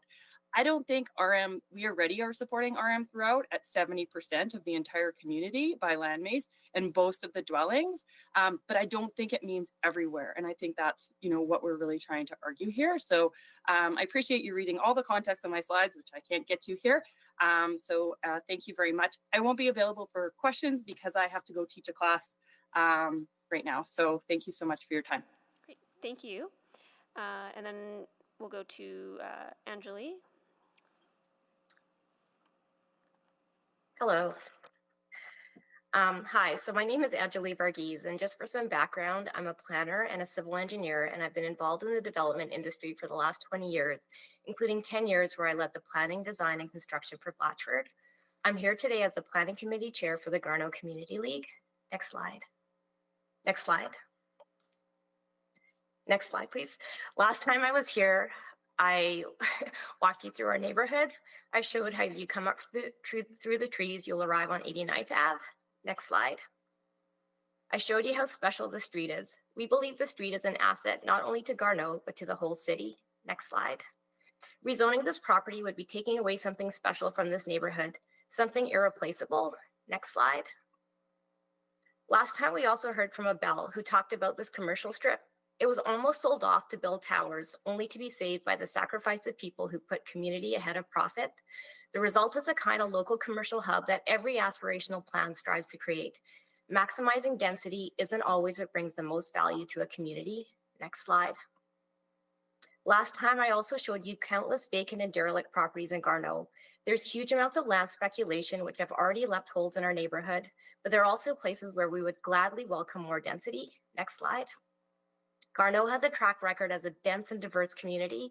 As Steph pointed out, it's already one of the densest neighborhoods in the city. If any Edmontonians understand what a dense mixed-use community looks like, it's us. Next slide. Not only are we experts on our community, we are your experts on the lived experience of 15-minute districts. Next slide. But if council approves this rezoning, we might just add another hole on another historic street. The best case scenario, as Jesse's going to point out, would be marginal gains in unit counts without meaningfully adding to actual numbers of people that can be housed in the current zone. Next slide. The people of Garneau are tired of this. We don't want to be continually put in the position of having to say no when there's so much that we want to say yes to. We don't want to be forced to constantly defend our community from our own city, to always be on our back foot because the city doesn't meaningfully incorporate our feedback. Next slide. And because the city seems unwilling to acknowledge the value of a street like 89th Avenue, or even the values explicitly mentioned in the city plan. Next slide. The Community League supports medium and high density forms on 70% of our neighborhood, but we don't support upzoning this property, nor do we support upzoning of any other of our few remaining small scale residential blocks. Why? Because one, we are losing heritage on these streets, and two, we're also losing small scale housing with 3 and 4 bedrooms, the type of housing that is flexible to serve a wide range of demographics. To be clear, we're not asking to preserve single family. We welcome all types of small scale residential, including duplexes, townhouses, and stacked towns. Next slide. We've even got a beautiful example of a sixplex that's 100 years old. Next slide. So how do we move forward? We understand that every historic home can't be saved. That's why we want council to create policy that ensures new development on our small scale residential streets address these 2 major concerns. First, we want new development to be compatible with the heritage character. This is a position supported by the Heritage Council. Second, we want housing that is adaptable for various multiple person households, like families with children or students with their roommates. This is not a huge ask. The city doesn't have to abandon the zoning bylaw renewal. It doesn't have to throw away density targets. It would simply mean creating area-specific policy similar to other policies that are already written in district plans. This would likely need to be paired with a custom zone, again, similar to what exists in many neighborhoods. It wouldn't have to add owner's cost to builders, and it could maintain all the possibilities present in the RS zone. We have many ideas on how this could be implemented, and I'd be happy to explain them in the Q&A. Next slide. I want to close with this photo. You're going to hear from Jesse next. This is his house on the right. It was built under the old zoning as an upstairs, downstairs duplex. Without even maximizing the building pocket, it still houses his family of 4 plus 3 students. It respects context. It adds density. It serves multiple demographics. It provides actual affordability, both for Jesse and his tenants. It's a form of housing that makes our community more resilient and adaptable for the future. These are the kinds of outcomes we want to see. Again, we're not asking for this everywhere, but only for a handful of streets in an 80-hectare neighborhood. We can still easily achieve the city's density targets. We believe it's possible to meet the city's need for housing while ensuring we address the needs of our community. Please say no to today's rezoning, and please, let's work together to make sure we meet everyone's needs. Thank you. Thank you. Our next speaker is Jesse Sonif. Jesse, are you on? Hello. Yep, I'm here. Hello. Please go ahead. Quick correction to Angeli there. It's actually, we house 4 students in our 4-bedroom, the other part of our duplex. So first, I'm going to just quickly talk about like a little mini pro forma that I did for this lot in question. So I just want to talk about like the financial viability of this project if it was done in the RS zone versus if it was done in an RM zone, and the difference between RM and RSM here for the purposes of my little pro forma are negligible, if any. So the lot is obviously currently in RS. It's roughly 400 square meters. And if you develop that to its maximum building size and its maximum unit count, that's going to allow for a roughly 6,800 square feet of living space. That's a lot. So if you max the unit count, that's 5 units on that lot, which each of those units could be 1,360 square feet. 1,360 square feet is totally appropriate for 3-bedroom units. So basically, if it's developed to its maximum, you get 5 3-bedroom units. Each of those units in that area could easily rent for $2,700 per month, which is about $900 per person if we assume that there's one person in each bedroom. But it would be safe to assume there'd be more people in each bedroom because of the family style layout that lends itself well to a 3-bedroom, 1,300 square foot house, or unit, I should say. So the math for that works out to, for the owner, the landlord, about $14,200 in rent every month. And if the owner had to borrow every single dollar for that project, their mortgage would likely be around 10 grand a month. To me, that's a completely financially viable prospect as it is. It's a really good balance between being financially viable, but not profiteering off of a housing shortage. If we instead upzone and we look at the pro forma for that, we develop it as an RM to its maximum building size and unit count, then this lot could likely accommodate 18 1-bedroom units at 500 square feet each. The reason why I'm assuming 1-bedroom units is because you could allow 1-bedroom units in that other zoning where it would be difficult to, you wouldn't do 5 1-bedroom units in the developing it to its maximum as RS. So we'll assume 1-bedroom units so that we get to the maximum. Each one is 500 square feet. A unit like that in our area easily rents for $1,300 per month, which would roughly also be $1,300 per person. So if we compare those two different versions, the RM zone would make the per capita rent about $400 more expensive, right? $400 more expensive per person. We would have a monolithic housing type that is not flexible, not conducive for flexible living. It's really designed for one specific demographic only. It's disruptive to the community. And when I say community, I mean like the culture and the vibrancy and the foundation of community, which I'll dip into a little bit later. And the potential for residents is roughly the same. Roughly the same amount of people living in each place. So we're basically just, cutting our legs out from under us for affordable housing, right? So when I talk about foundation of community, what I'm talking about is, so my house, I'll use as an example. We've got 4 students that live in the other half of the duplex. They came from 4 different countries in the world. And when they moved in, they had little to no local support structure. Within weeks, they were joining us and our neighbors for campfires and impromptu dinners. Eventually, they babysat my children, and I lent them all bicycles. And by that Christmas, which was last Christmas, they had a misfits Christmas for all of their friends that were from out of country and couldn't go home, which we were lucky enough to be invited to as well. And the culture and the community that was thriving because of that joint relationship, where the students were able to land somewhere where there was an existing support structure of community, was really crucial to them thriving in their new home. I'll quickly rush through. I've got one more example of the flexible living of another rental in the area. It's a 2-bedroom unit.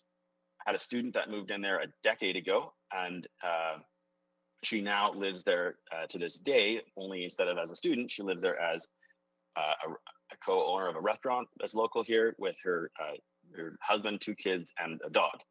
The flexibility of this housing typology has allowed her to become a pillar in our community, and it wouldn't be possible in the housing type that we're talking about in RM.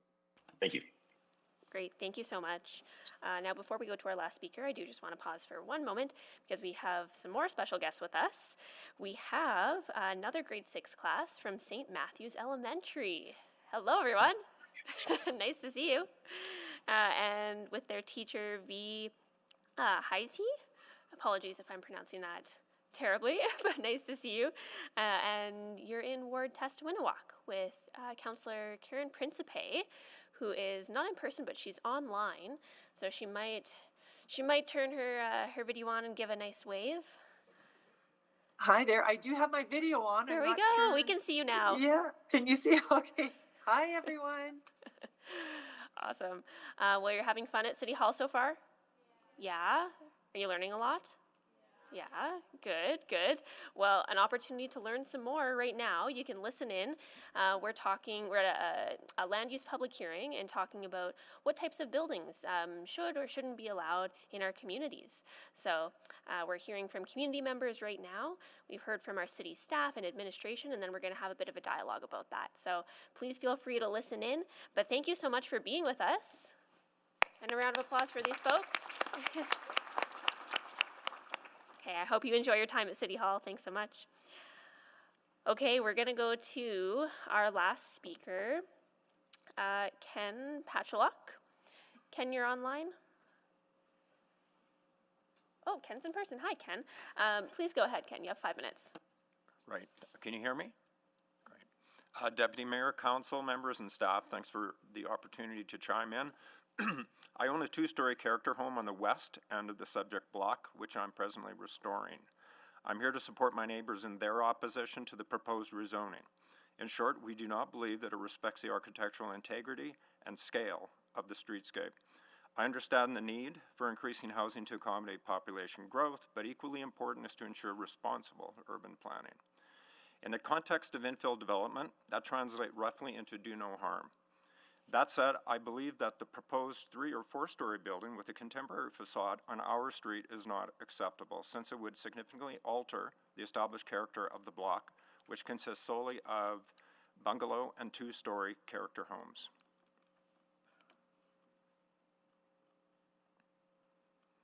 This unique corner of Garneau,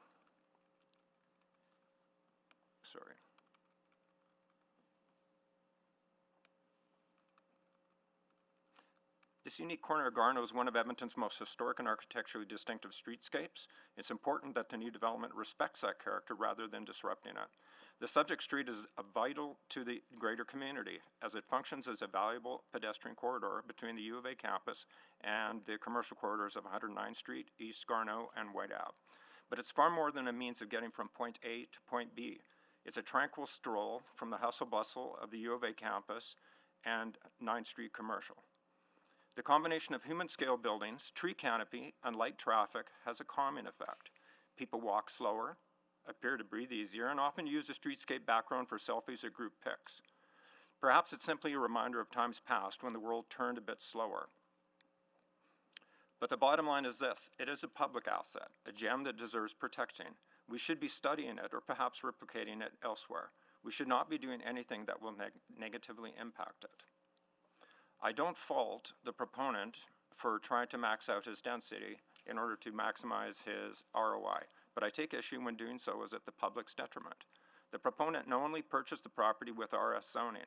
With all due respect, had the owner wanted the property with higher density, there's plenty of product available on the market located 1/2 block to the east. I'm all for new development, but I urge the city to work with the proponent and the community to find a solution that responsibly creates more density while respecting the architectural integrity and scale of this special area of Garneau. Thoughtful densification is possible. This proposal just isn't it. I'll leave you with one thought. If we look back at this issue in 20 years, I think it's reasonable to presume that the public would applaud council for its vision in protecting the valuable public resource that is the 89th Ave streetscape. Thank you. Thank you. Okay. So we are through all of our speakers. At this time, I'll turn to colleagues to see if there are any questions. Councillor Jans, you had selected this. Did you want to start? Yeah, if I can jump on.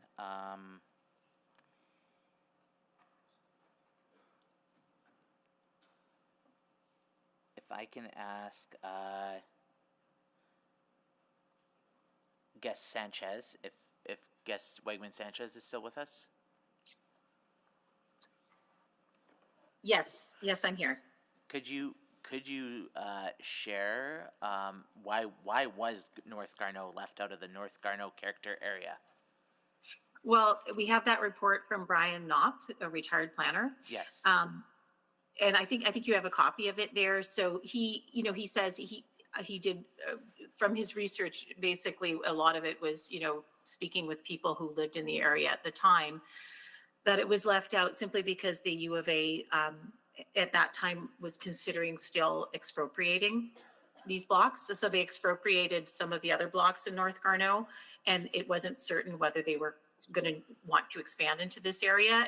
And now, obviously, the U of A is no longer expropriating anything. So that's otherwise, you know, there was a lot of discussion about including those blocks in the DC1 heritage area. And that was the only, as far as he can tell, that was the only reason they were left out.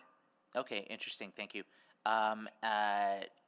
And recently you were at, or were you potentially at the North Campus University event where they were talking about growth plans for main campus? I didn't attend that, but Okay. I did speak to the person, the contact, and she said that was my one concern. I was like, well, the U of A is not planning. She confirmed that the U of A is no longer planning to expand into this area. Excellent, thank you. If I can go to guest Stevens, I'm just curious. So, do you know, as a realtor, why this is a great house on a great street? This property in question. Why? When was it sold, or why? Why do you why? I'm kind of wondering why it wasn't bought. We see other homes in Garneau being bought and turned into single family homes. I can think of a number of very high caliber homes on 81st Ave. What do you think's tricky about this home that it hasn't been turned into another single family home? Well, there's a couple different things. I can tell you that, excuse me, the purchaser bought it without it actually going to market. So what happened was it was for sale almost like privately before it hit the market, because one of our neighbors had actually approached the tenants when they were moving out and said, hey, what's going on? The tenant said, oh, I think there was a brother and sister that owned the home for many, many years. It had been a rental for 10 years. And then what happened was they wanted to sell finally. And instead of having it go to the market, giving more people a chance, to maybe more homeowners, the chance to buy, the realtor had just sold it right away to his investor. His investor bought it, and I believe it was October 4th, took possession. He had bought it more like in, I think it was July, because it did sit empty for a few months. And again, I live right next door. All of a sudden, October 4th, they got the keys. By October 8th, it was up for sale. And it was up for sale for $90,000 more. So we know it's just a money grab, right? Nobody had a chance to really buy it, because even one of our neighbors who tried to purchase called the realtor in the morning and said, hi, what are you selling it for? And the realtor said, I don't have a number yet. I'll let you know when I figure out what I'm going to list it for. The neighbor said, hey, please give me a call the minute you know. In the afternoon, the neighbor still did not hear back from the realtor. So the neighbor called the realtor and said, hey, have you come up with a list price yet? The realtor at that point said, oh, sorry, it's sold. Mm-hmm. So it felt very, Okay. not Yeah. great there. But I do know, sorry, just interjecting one more thing, going into the property, I did walk through it when it was on sale for $90,000 more, and I can tell you part of the reason why they're probably redeveloping is I know the basement foundation is not strong, so it needs some work. So I think that's part of the reason why the developer is wanting to tear it down. And again, as the neighbor, I'm okay if you want to rebuild like the half duplex 2 doors down, that fits into the area. But like I said, if there's 202 properties available right now for sale, and they're all condos, well, we've covered that for densification. All we're asking is, yeah, build a duplex with 2 suites in the basement. Now you've got a different type of demographic. You can have students in there, but you can also have families. And again, living next door, I would love to have a new family live next door. Thank you. That's my time. Councillor Knack? Thank you, Councillor Salvador. Thanks, everyone. This is like the reason I love public hearings, because I feel like I'm going through such a range of emotions. There's some points I really strongly agree with, and there's some things I really have a lot of tough questions I want to push on, but we only have so much time. So let's start with Angeli. Can I ask you just a few quick questions? Since you're here on behalf of the Community League, how many members how many members does the Garneau Community League have? I just want to get a sense of scope of that. Sorry, Steph was actually the best person. I to know, answer she this. left. That's Yeah, and she had to leave. I think it's about 300 Okay, or cool. 300 or 400. And do you have Sorry, Jesse might actually know the answer to that. I see his hand. Oh, up. perfect. Yes, whoever wants to answer that. Yeah, I think it's just over 500. I know it's Fantastic. small because we've recently kind of, in the last couple of years, we've had quite a lot of changes in our community league, Yeah. but we're growing. Well, I love to hear it. That's the goal. I guess the other question I wanted to get a sense of from the community league perspective is, so when you're doing these engagement exercises, do you have a sense of where folks are coming from? Because Garneau obviously has a large population. You do have a lot of folks that live in rental accommodations. I'm more familiar with Waquentawin, where I know they pretty much have like block captains in every building that work to bring out the folks in those buildings to be a part of the process. Does Garneau have anything like that right now? Just to get a sense of like how we're trying to bring out all the voices together when we're having these land use discussions.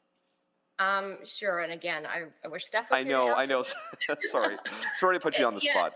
Yes, this is a bit of a challenge in our neighborhood because we do have quite a bit of transient population, and we also have a lot of apartment buildings. I know we've been doing flyer drops. We've been posting information in apartment buildings. Sorry, I'm not the best person to speak to this, but I think we have been trying to do a lot of outreach specifically to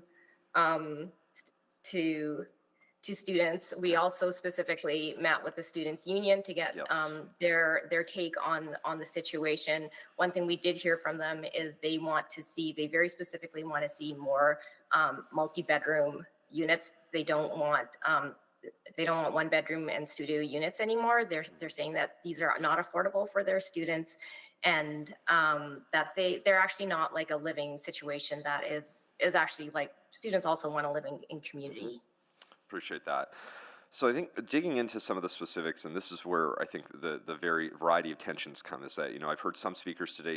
I think generally most have said they would prefer RS overall. I have heard some say, hey, if you were going to change, I'd rather RSM 12 over RM 16. I think that is probably a generally accepted principle as well. My guess. I hear about, and I even heard in that last set of questions, acknowledgement that, hey, that home, as much as we'd love to preserve it, Edmonton has the most generous heritage grant in all of Canada, and yet we still can't get a lot of folks to take that next step.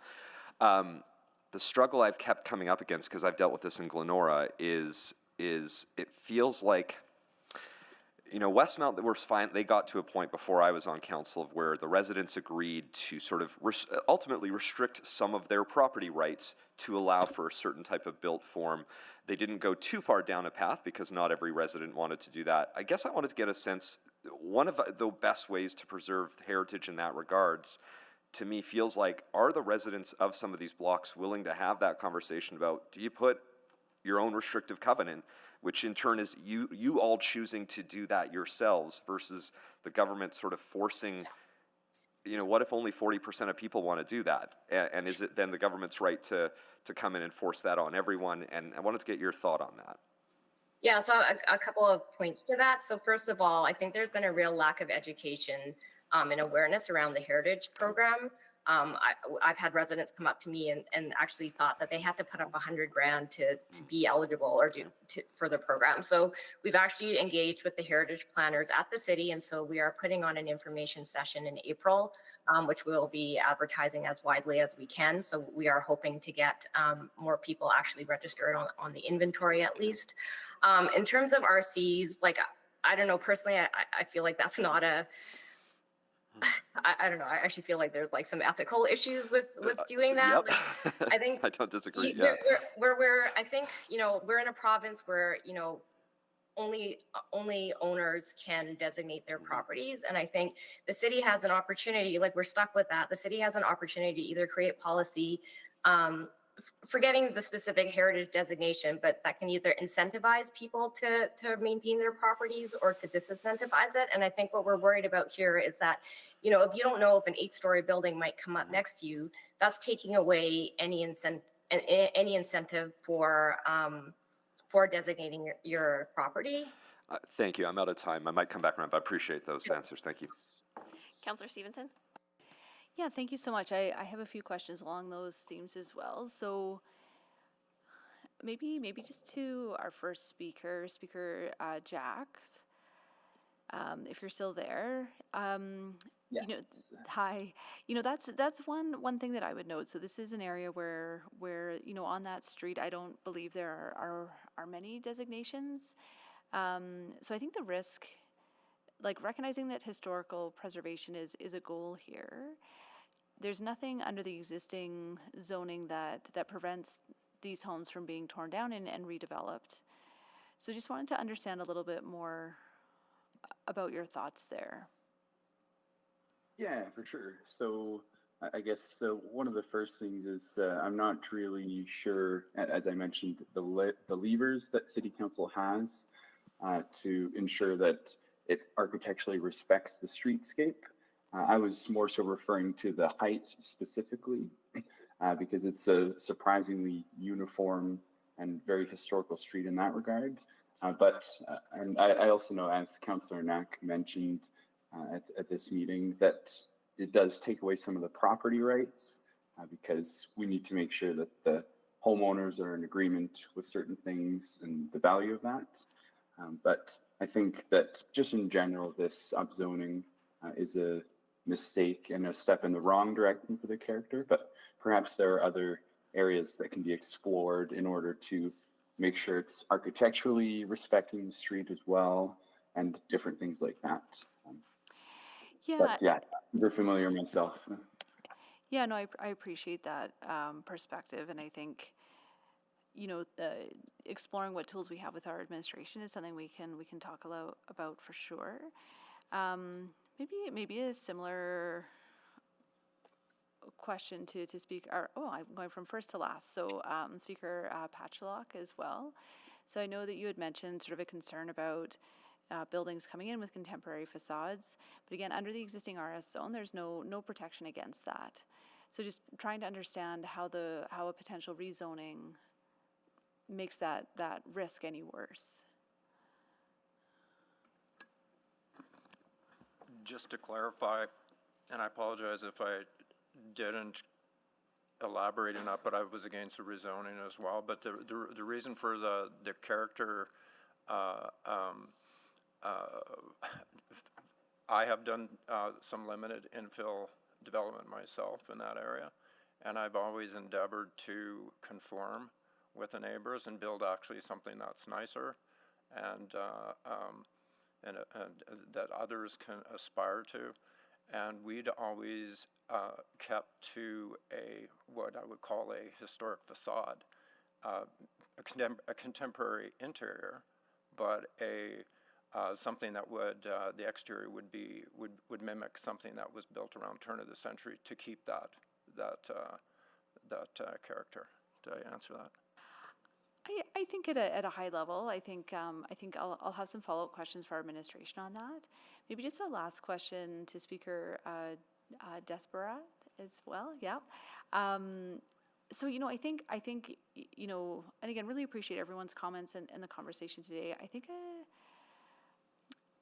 a challenge or a tension I feel is sort of, you know, existing context, the current context, and future context. And so this area is highlighted as an area of change and growth. And so, you know, something that may seem out of context to the current conditions may actually be in context to what's planned in the future. So just wondering, you know, is there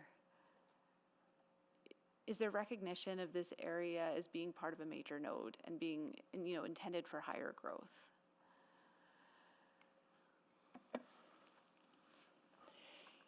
Yes, I think that there is the recognition that in the major node, it also allows for the RS scale zoning, and with the RS, it does allow for greater density. Like we had heard, allows up to 5 units of 2 to 3 bedrooms. That's 15 bedrooms. So it does satisfy the increased density requirement of of a major node. Okay. And I think what concerns me too is like the RM, the medium scale, even the 16 is completely incompatible with the surrounding, but even I have concerns about the RM12 in the sense of, the city planner said that there were, the side setbacks would impinge on the neighboring houses, but also there's no limit in the number of units you can have under the RM12. So you could have Thank you. multiple, like, single-bedroom Thanks. units. Thank you. Sorry, I'm just running out of time, but thank you. Sure. Thanks so much. Councillor Wright. Thank you very much. I guess maybe I'm just trying to understand a bit better, and maybe I'll ask you, Mr. Pachalak, is it? Sort of what is the consistent style of architecture down the street? Like, that's what you want to maintain. And I'm looking on Google Maps, and it appears, I don't know, is Tudor style one of the ones that are? I'm not an architect, and I get mixed up in these And things. neither am I. But I almost think I call it Garno charm, but I think it's a mix of some. I think one house would be a farmhouse, but the balance would be craftsman. I think you could probably generalize it. Okay, and I think those are the ones more with the front decks and things like that. Right, exactly. Okay, and the large pillars, okay. Yeah, the others are, they call them four squares, Okay. but they're all in the same genre per se. So there's not necessarily one consistent style, it's a variety of styles though. They're all, I guess you'd call them traditional styles. Okay, but they're all old. Correct. That's yeah. what brings Yeah, them so, together. yeah, Okay. yeah. And yours is one of the ones, I think there's two on the inventory list, and one designated as a historic. Yes, I'm the big ugly greenhouse on the end. Okay, and the house isn't ugly, the color is ugly. Okay. That's gonna change. Did you say ugly green? Green's It's my only favorite good. color. It's only good for Elks games and today? St. Patrick's Day. Okay. And then so you would consider then both sides of the street having sort of that same historical significance, correct? I think that basically we just want everything to blend in as one consistent theme. Yeah. Okay, and then so I'm going to go next then to, I think it's Ms. Varghese with the Community League. Yes. When Mr. Idek was up here, he said that he has already, or you've sort of reached out or had a discussion about working on the design together so that it does fit that character. Yeah, that's not actually true. We have not spoken, the Community League has not spoken to the consultant or the applicant. Oh, okay. I will re-ask that maybe when we come back for new information then. And then I'm going to go to Ms. Stevens. You talked about the home sales as the realtor. I think you'd said something about 20 and. Yeah, there was 22 single-family homes that sold in all of last year that were built from 1900 to 1930. Just to give you a sense of how many houses on the south side of the river, because again, often I'll have people that say they want to live on the south side. So literally just on the south side, there was only 22 single-family homes sold in the whole last 12 months. Okay, and do we know if those single-family homes are still standing, or were they renovated, were they demolished? No, those ones, again, I don't know. I looked in, they were all single-family when they sold as of last year. But definitely it just goes to show that we don't have very much inventory when it comes to the old style of homes compared to all of the actual condos, apartment style that are still available today. Okay, I'm just wondering if those old style homes were preserved though, or if they were used for infill redevelopment. Yeah, again, Yeah, I didn't and- get a chance. I would imagine that some of them will be torn down and redeveloped. Out of 22, I'm sure there's at least, 3/4 that would stay single-family homes. And I can tell you, living where I live next door to this development, we are looking at getting onto the historical inventory list, but being only living there 2 years, we haven't got the education on how to go about doing that. And I know there's many more people on our block that would do it, but we're told in the past that it was very expensive. Okay, and that was one of my next questions too, was wondering if, if there is such a historical significance, what has kept you from that? Okay, and so you're saying it's a cost, it's prohibitive. Is it the process? Do you? It's the process and the fact that I think the last person in that chair made it seem much more difficult. But like we've been told, we're going to have somebody come out and give us more education on how to go about the whole thing. And I can tell you, like, I was told at one of our block parties from a historical member of our community that our house, because it was built in 1917, used to be an actual finishing school. So there's heritage there, even if we are not on the inventory list, right? Okay, yeah, heritage, covers many different areas, okay. And I'm out of time. Thank you. Great. Thank you. And I'm not seeing anyone else on the board for questions of our speakers at this time. So we're going to transition to questions of administration to our speakers. Please feel free to stick around as we will be coming back for new information once we get through questions of administration. All right, Councillor Jans, would you like to start? Thank you. There's a number of different points here to look at. I guess one question that's come up is we've been engaging the community around the priority growth area in Garneau, and I know a few residents mentioned they were frustrated to see that they had participated in the priority growth area conversation, but there wasn't reference of it or consideration of the feedback given from that process into this process. And just wondering if you could speak to that. There are two separate applications, Councillor Jens. But if we're engaging the public in sort of, would it make sense to have sort of or is there a legal reason or something else, but something from administration saying, like, anecdotally, we've also heard through this parallel process. We evaluate each application on its own merits. So if you can imagine that there's two separate applicants, right? Do you want to go ahead? Councillor, I can say we've heard similar things. The priority growth area is on schedule for the May 20th council, and we will include much of the feedback as part of that bylaw process when it comes as well. Suffice to say, some of the concerns certainly overlap, and we've heard that. Because there seems to be, so we have this conversation about priority growth area. We also have this historic conversation. We also have a climate conversation. We have a TOD conversation about 87th Avenue and future bus rapid transit.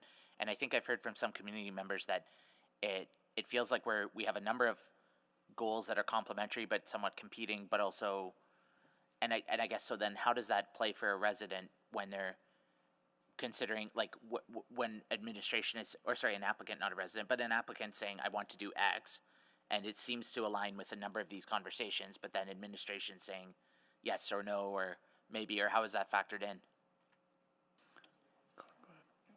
Okay, so there's larger, like you said, there's multiple conversations that we're having at the same time. Each are unique in terms of what they're actually trying to address or applying for, and each will draw out some trade-offs that we need to discuss in this forum.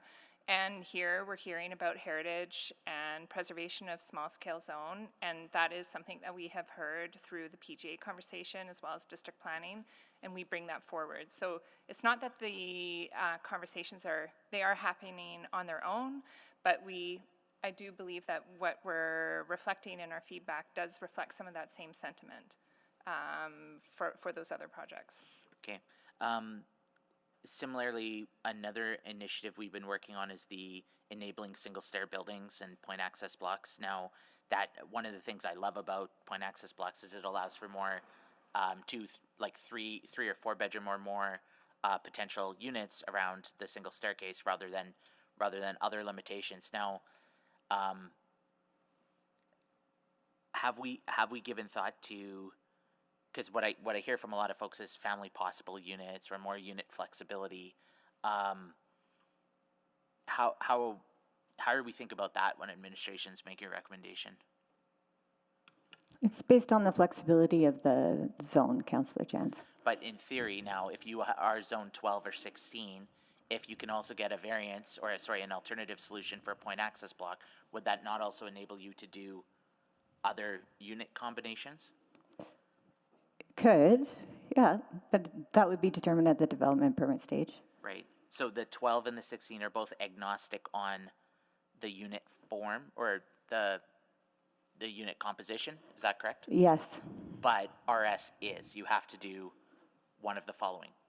RS allows for multi-unit as well. Oh, it does? Yep. Okay. So Because I can think of some RS, it has a 3-bedroom on this end, a 3-bedroom on this end, 2 bedrooms in the middle, and then the basements are 1 or 2 bedrooms. That's correct. And you could do the same thing, just taller with a 12 or 16. Yes. Okay. I guess then I'll have to come back for a second round. Thank you. Councillor Knack? Thank you, Councillor Salvador. So just wanted to start maybe to Ms. Sinkman around the RSM 12 versus the RM 16 conversation and re-advertising or not. Yeah, so I would recommend re-advertising for a completely different zone, Councillor. I think you'd alluded a bit to sort of the decrease in impact, and although I think that's a great rule of thumb, I believe it's most applicable in the direct control zones, and I think that's where you would often see it, right? Where council would make a motion to reduce the or increase the setback or reduce the setback, that sort of thing. Where we're talking about 2 totally different zones, my recommendation is that we re-advertise. Even in a scenario where we referred this report back to specifically discuss this specific zone? I guess that's the part I'm struggling with, is that I think I feel differently. But we didn't advertise that zone, correct? We went back and we did an analysis of that different zone, but that's not what was advertised. And so just in terms of ensuring that we're meeting our statutory obligation, my recommendation would be, if we are looking for something less impactful in this context, that it would go back and be re-advertised, and we would come back and go through the hearing process on that specific zone, because there may be folks who don't like that zone, right? And they wouldn't have had an opportunity to come and speak to it. Yeah, okay. I feel like I want to discuss that at a later time, because I am thinking about, at a minimum, making a motion about that, and I find that to be, so I'll reflect on that as part of the creation of a motion there, which leads me to my questions of, I'm trying to debate between RSM versus RS, and I think Councillor Jans just gave a fairly great breakdown on that, because the way I view these, especially RS to RSM, is there's 2 main differences that I see. One of which is you can go from 10.5 meters in height to 12 meters. That's the one main difference. The other is, instead of 45% site coverage, you can do 60. Would those primarily be considered the 2 main differences? That's correct. Because unlike RM, permitted uses in RSM and RS are quite similar, if not close to identical. RM allows for a little bit more commercial. More commercial in particular. But as we've heard, you could do variations. We heard one submission from one speaker that they might, if they were doing RS, you might just do 5 units with 3 bedrooms, but you could do variations similar to variations on the RSM. You're probably getting, with 60% coverage, maybe 2, maybe 3 more. Like, if you were doing 3-bedroom units, you'd get that, but you could do more single-bedroom units. Sure. Yeah. I mean, we could speculate on a lot of different configurations and design configurations. But at a high level, that isn't going to be the main differentiating factor, I would think, between the RS and RSM. It is really the height and the site coverage as the main contributing. And an increase in density. Okay, so we've heard, I know we don't have the priority growth areas yet before us, but, we've been talking about that, wanted to get a sense of, my understanding is that this is still an area that would be identified in these priority growth. Whether or not there would be a proactive conversation is still to be determined as part of the May piece, but this is still an area you've identified. Oh, no, sorry. No, it currently isn't. Oh, no, it's not currently, I know that. Right. But as part of the May 20th work, is that? So, Councillor, remind me again. Sorry. Yep. No, go ahead. Through engagement, this area was originally part of the area, and then it was, this area specifically on the avenue has been since removed through the engagement process. But we removed as a proactive rezoning. Correct. And that's different than whether or not you would consider upzoning as something you would support or oppose. Well, there's a number of factors in terms of considering our support, the major node being the most significant. But yes, it's also within a priority growth area. So it doesn't prevent us from considering future applications at all. Yeah, we have 17 other priority growth areas that we might not be considering upzoning, but we would consider land use Individual. application, and because we know we always get those, the phrasing of a spot zone. This isn't, I don't view this as a spot zone. We have land use plans that would suggest we would potentially consider higher density here. That is why we're here. It's less a precedent setting, more of a, what we've done in a number of areas that have sort of higher level plannings. That's correct. Okay. We have both the city plan and district plans. If I could just ask clerks to bring up. I'm out of time, so someone else might ask you, or I might come back. Sure. Thank you. Great. Councillor Stevenson? Yeah, thank you very much. I think I maybe wanted to talk through administration's logic a little bit more, because I think that some of our objectives do come into tension with each other at times. So densification, heritage preservation. I think where I've struggled is that we haven't heard how administration weighed those things out. And I appreciate that's challenging, because as you've noted, it's not a designated building as a property. But given that heritage, did come out, I think, in the public engagement and then through some of the conversation at our last public hearing. Yeah, just wondering what further thoughts or analysis has been given around that, about how we balance those things. Well, Councillor Stevenson, we have no policy or tool to protect a house that isn't on the inventory. Yeah, and not about protecting this, but I guess that analysis, right? The analysis of the broader context. So to say in the report, you're asking? Yeah. Okay, I think there was some analysis given to indicate that the policy that applies here, which is the major node and the district policy. You want to go ahead? Yeah. We do look at the broader heritage component, even with, it's not this item, but there's another item on the agenda, and it is brought up in terms of like the nearby buildings that may be on the inventory or that are designated, but we bring that as part of what we have considered, but this parcel is not on the inventory and not designated. And so we are considering the application for its merits, and that's what's being brought forward. Councillor, if I could just add, I think maybe something you're getting at is the idea of a heritage character area. And so one of the things that we did think about is that, unlike many neighborhoods, Garneau does have a heritage character area already. It's about 4.7 hectares of land. So when we're thinking about, how much of neighborhoods are protected for heritage character, we have to consider that this neighborhood has that already. Yeah, and I think again, understanding from one of our speakers in terms of potentially some of the context around why it wasn't included back then. But again, and I apologize if I'm getting this wrong, but I think what I see on our resource map is that there is one designated building on that street, and then 4 listed on the inventory. That's correct. So again, maybe the bigger policy question is, what sort of triggers an analysis? So obviously, if it's a heritage character area, that's a really easy, like, of course you're going to analyze the historic context. For me, this maybe seems like that would be a consideration, but it didn't sort of trigger that analysis.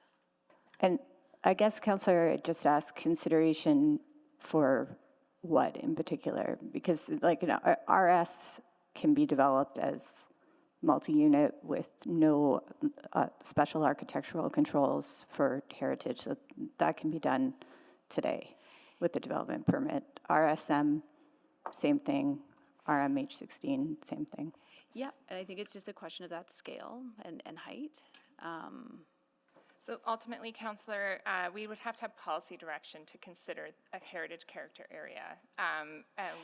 And sorry, I'm not suggesting a heritage character area here. Right. I don't think they're great tools. What I'm asking is when you're considering a rezoning, given that we have policy and city plan that speaks about heritage preservation, what triggers a section in the report that says, here's how we've looked at heritage?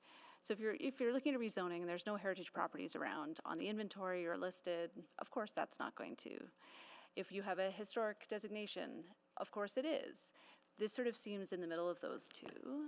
I see what you're saying. Okay. And later today, we will see a site in Strathcona where the house is on the inventory and the analysis is included in the report. So what I'm hearing from you is that felt like it was missing from this report, given the nature of the block. Totally. Okay, noted. Thank you. But again, recognizing that there's like, and this is where I think I understand where you're coming from, is that there isn't a clear trigger here, right? It's not totally obvious that it should have been included, right? I would say that, you know, the trigger we will use is the whether it's on the inventory or not first, Yeah. and then we would look at what does the house itself look like, right? And there's examples where if the house is not on the inventory, but we look at it and it looks old or it has some sort of heritage character, we'll still have a conversation. But I think message received, like we can definitely revisit that and think about including a heritage section in reports in the future if in these kind of situations. And I think it's the context rather than the house or the site itself, but I'll stop. Thank you. Councillor Rutherford? Yeah, thanks. My first line of questioning is actually to our legal team. I know like we can't, in a land use decision, think about tenancy, whether it's like owner, renter, those kind of things. How can I interplay that, or can I, with broader city objectives of the shift towards wanting more purpose-built rental and those kind of things? Or can I? So, Councillor, so a couple of things there to unpack. So one, you're looking to have a better, broader conversation. I think those are allowed in these types of meetings, but we have to be careful and maybe a bit of a note to our chair not to let the broader conversation take away from the issue that's before you. So let me put that aside, and that's sort of the broader question. In terms of tenure, I think, so from a legal perspective, tenure is not a valid land use consideration. So when I say tenure, I say, is it rented or is it fee simple owned? Okay, one of the things that you can talk about is an allowing or enabling opportunity for multi-unit housing, which often can be rental type suites or tends to be.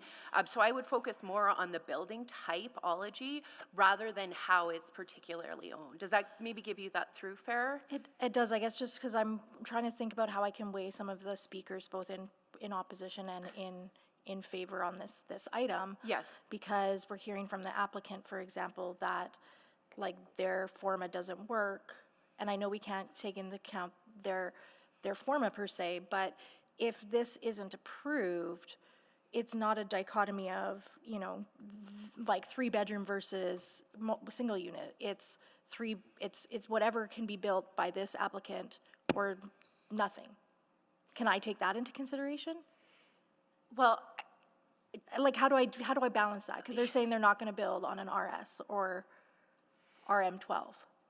Right. So if, you know, taking the applicant at their word, right? If the differences between no development and development, I think that's a relevant consideration, right? Okay. Viability, economics of development. If you think about it a little bit more broadly that way, Councillor, then I think that's how I would circle that square myself in my own head if I was in your position. Okay, that helps. That helps for my decision making.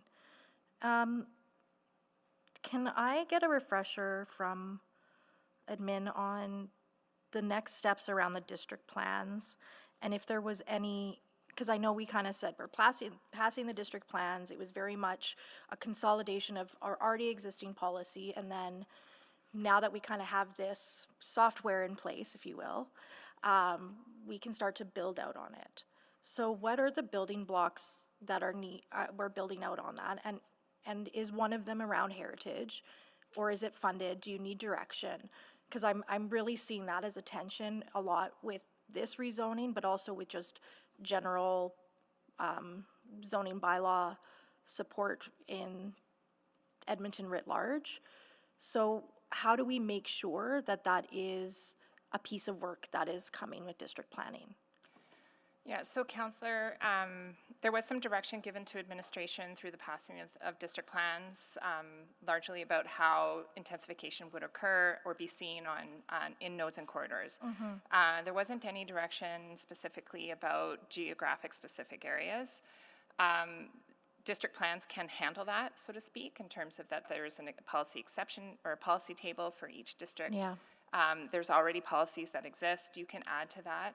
I guess just in my short time, because I don't want to come back for another round, what is the next best step? Like, is it there was an unfunded service package at the 4-year budget debate that didn't get funded. Is that the next best? What is the next best step to fill this gap that is clearly becoming more and more prevalent? Right. As, you know, quite frankly, even when we passed the zoning bylaw, we thought that it would take a while for this uptick, but because of the growth we're seeing in the city and the people moving, there's more, it's been accelerated the speed of that. Right. So the administration is completing the Heritage Places Plan, and that's expected to be done in Q3, I believe, of next year. If there In 2026. 2026, and so that is looking at our larger heritage environment. If there is direction for district plans can incorporate that direction for any kind of geographic specific area. And one of the elements that the Heritage Places Plan is expected to address is that tension between redevelopment and heritage preservation, among other things. It's not the only thing. And How can we accelerate that work? I'd look to Councillor, so that budget item was unfunded when it was brought forth. We took it upon ourselves, or Min took it upon ourselves to advance it through reprioritization of other resources. If it were to be accelerated, we would have to look to see how additional funding could help that. Okay, thank you. Yeah, I'll move a second round. Second. Seconded by Councillor Wright. Please vote on the second round.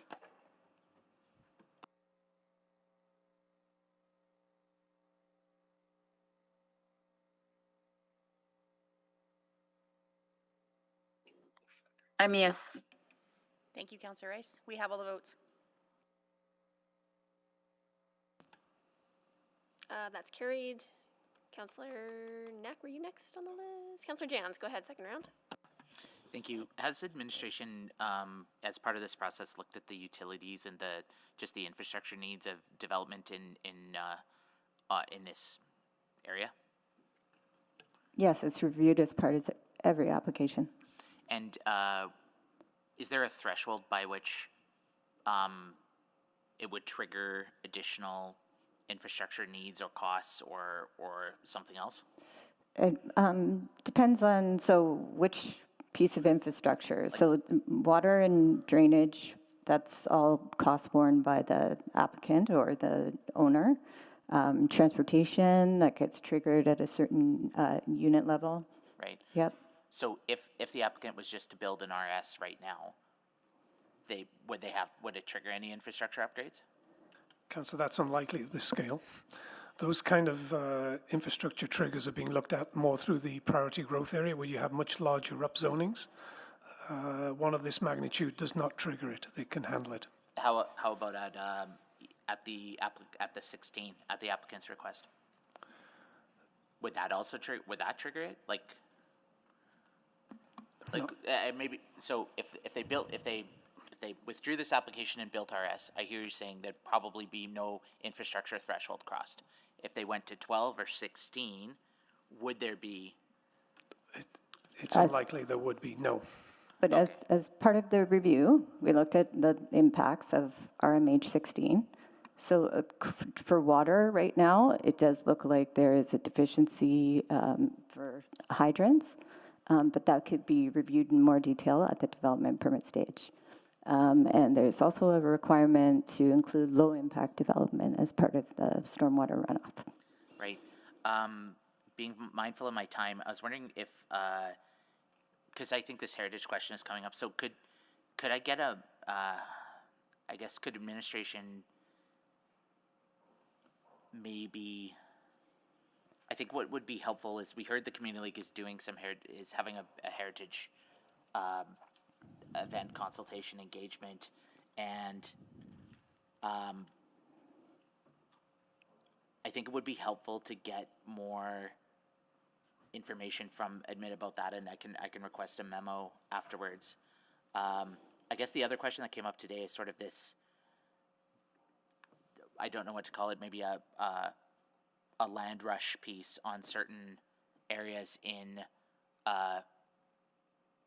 the district, like this this node, that if this rezoning is granted, that it will trigger other interests in other properties also rezoning them up, etc. How do we mitigate against that? If I could, I just want to bring up a slide. If I could ask clerks to bring up slide 10. So you're going to see a lot of boundaries, a lot of writing on the slide. Just bear with us. Okay, so the yellow is the major node. The red is the Garneau neighborhood. The green are the proposed areas for PGA. The blue outline is the special character area, direct control that currently exists. And then we've also highlighted which areas have RS, or residential small scale zoning. So you can see in the special character area, that's about 11% of the entire land area of the neighborhood. So, and then to the very south, outside of the major node, but still within the neighborhood, you've got about 10% that is RS zoning.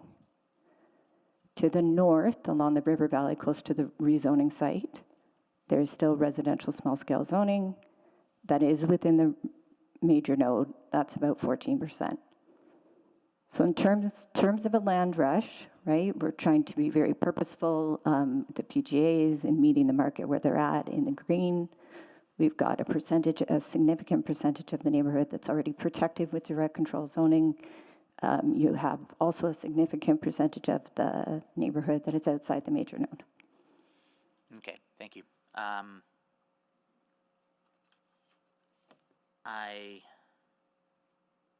I have questions for other folks. Thanks. Councillor Jans, I will just note, it's Kim up here. The administration can follow up with a memo to council with a status update on the heritage places strategy. Thank you. Okay, so I'm looking at the time. We don't have enough time for another full round for Councillor Knack.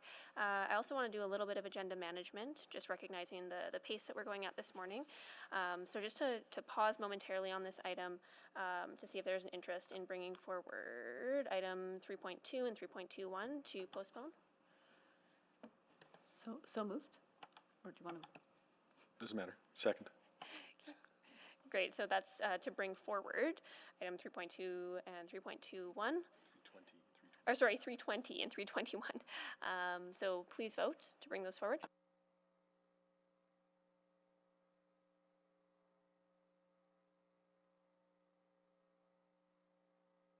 We have all the votes. Display the vote. That's carried. Councillor Salvador, I'll move that items 320 and 321 be postponed to the next public hearing. April 7th. Second. April 7th. Great, we have a motion to postpone. Moved by Councillor Cartmel, seconded by Councillor Rice, was it? Yeah. Yes. Please vote to postpone to April 7th.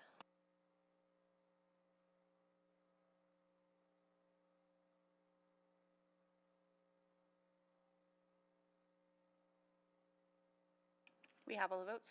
Display the vote. That's carried.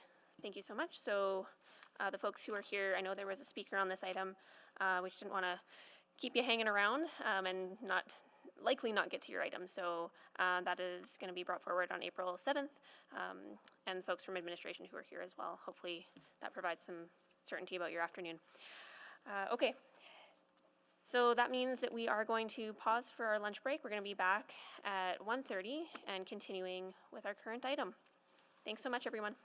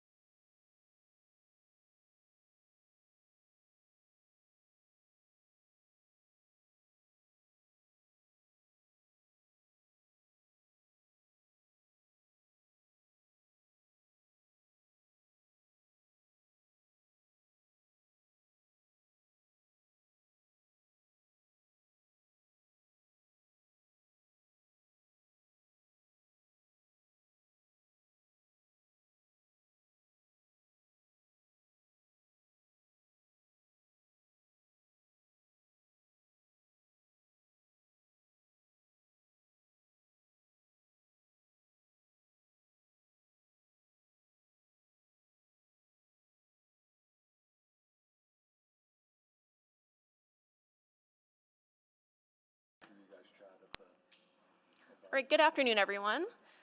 I'd like to call this meeting back to order and begin with a roll call. Councillor Wright. Good afternoon. Good afternoon. Councillor Knack. Good afternoon. Councillor Principe. Hello. Councillor Stevenson. Good afternoon. Councillor Paquette is away. Councillor Tang. Good afternoon. Councillor Hamilton's also away. Councillor Rutherford, I believe, is on her way. Councillor Cartmel. Good afternoon. Councillor Rice. Good afternoon. And Councillor Jans. Good afternoon. Good afternoon. Okay, so we're going to resume item 3.1. Councillor Knack is on the board for questions. Yeah, I guess just the last set of questions, because I know I was chatting with the clerk just before the break about maybe some wording, but I'll ask Ms. Inkeman before I make the wording. So I was trying to go back into my mind, which is always a dangerous place after so many years, and to figure out, I feel like there had been examples of where we've done a decrease in the standard zone and we didn't have to re-advertise, and that was even without a referral like this. So is your position one of just maybe extreme caution, or is it we absolutely must re-advertise? Is this a degree of risk question? So my reading of the legislation, Councillor, so if I'm looking at 692 and 606 together, I think the reading of the legislation would provide that a re-advertisement for this type and nature of a change to be necessary. If you look at how 606 requires that you have to provide a proposal of like what the bylaw stands for, the purpose of it, so on and so forth, and we have advertised it as the higher intensity zone, I think that this would be offside that intention of the legislation. So from my perspective, I actually don't think the legislation contemplates this type of action. Okay, that brings me sadness, but I understand. If that is the case, then I only have one choice. I would only have one choice, but to move a referral to that the bylaw be amended as, or I guess in this case, I would move referral that we send this report back, and with the new zoning of RSM H12. That would be the only way then at this point. Yeah, and I would just say if we were to go with that sort of a motion, happy to help out with some of the language just to ensure that it is for consideration at a future public hearing. Okay, and in terms of, I realize I'm sort of preemptively asking questions, but I'm trying to save myself of whether or not I make a motion or not. Can that be brought back at the next public hearing? I mean, in terms of timeliness, or does it have to wait till one after that? Because I guess we've already advertised for the ones for next public hearing. We think it would be April 28th. It'd give us enough time to re-advertise. Yeah. Okay. Well, there's nobody else on the board. I guess I need to kill time to update the wording of what that motion would be. Or we can go to questions of the other speakers. So I'll take a few moments and work on what that motion would look like. Great. Thanks, Councillor Knack. So not seeing any further questions for administration, but we can go back for new information. Councillor Jans. Thank you. I wanted to, can I ask both the applicant as well as folks? So I wanted to, I guess, go to guest Sonef. I heard a little bit about the setbacks, etc. And I'm just wondering, is that apples to apples with what you were working on in your pro forma? No, not really. So actually a lot of that zoning minutia is not relevant, that was being discussed before, is not really relevant to this specific lot because of this lot's size, the setbacks that come along with that in either zone, and the lot coverage percentage. Because of those specific, the specific lot size, the RM zone applies pressure to multi-bedroom units. That's what the RS zone provides pressure for. Because you can only do 5 units, it means that those units have to be bigger in order to have a financially viable project. And the RM zone doesn't really increase any density. It just increases the amount of units you can have, making each unit smaller. And that's just the pressures that are provided by each zone. So in this case, the pressures provided by the RS zone for this specific lot context is helping provide missing middle housing, and the pressures applied by the RM zone don't provide any missing middle housing. Does that make sense? Yes, I think I better understand your position there. I also wanted to ask Ines, I don't know if if guest Idek is still able to, run down from the stairs here. I guess like we heard, I understand that architectural considerations are not part of the zoning per se, but then, there seemed to be a comment that you had made a comment earlier, brought it up about working with the league there, and I just wanted to see if you wanted to clarify or speak to that in any way. Yeah, happy to. Thank you, Councillor Jansen. I'm assuming that's what Councillor Wright is going to ask me as well, but sure, sorry, where should I start? Which part of the question? Well, I guess what I'm wondering about is it like, was there engagement with the, because I thought I heard you say you had engaged with the community league, but then I thought I heard the community league say that wasn't the case, and Yeah. I'm wondering, did we cross wires somewhere, or? I think so. So we had been in discussion with Mr. Sonef, actually. So he, as of March 5th, he was a listed member of the planning committee. So I think there was some miscommunication about, his role, but we had discussed things like unit mix and aesthetics, and our understanding was that he was going to bring that back to the community league larger and then get back to us on that. But I'm hoping he can corroborate with that, because now I'm kicking myself for not putting anything in writing, but I'm hoping he can corroborate those discussions. No, Mr. Sonef, could you? I agree. I totally agree with Ryan there. Yeah, so this is actually largely my mistake here. So I apologize to Ryan and Angeli in the community league. I certainly did talk to Ryan. I reached out to him. He reached out to me. We had some meaningful discussion, and I used that discussion to kind of advise the community league. And but I wasn't really acting in an official capacity of the community league. I was more acting as a professional in the industry. And I can totally see. I didn't make that clear either way. It was a casual phone call. So yeah, sorry about that, guys. That was on me. I guess then my question would be: does the commitment still stand to work with the league in whatever form with the architectural? Considerations? Yeah, absolutely. So yeah, the commitment stands for sure. Okay. Sorry about that, Ryan. No, thanks, Jesse. Glad we all cleared it up. Thank you. I guess then finally. Yeah, I think that's all. I think that's all I have right now. Sorry. Thanks. Thank you. I'm looking to Councillor Knack to see if we've got wording. It looks like everyone gave the thumbs up there, so I just need to see the updated wording, and I will read it to make sure we're Put it on clear. the screen right now. Thank you.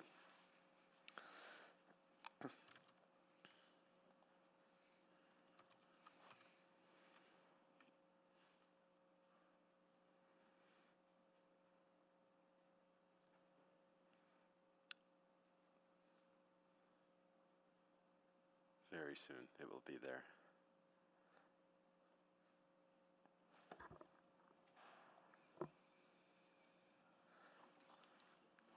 No, I don't. I don't have anything entertaining to do in the short term here. This is no limericks, no songs.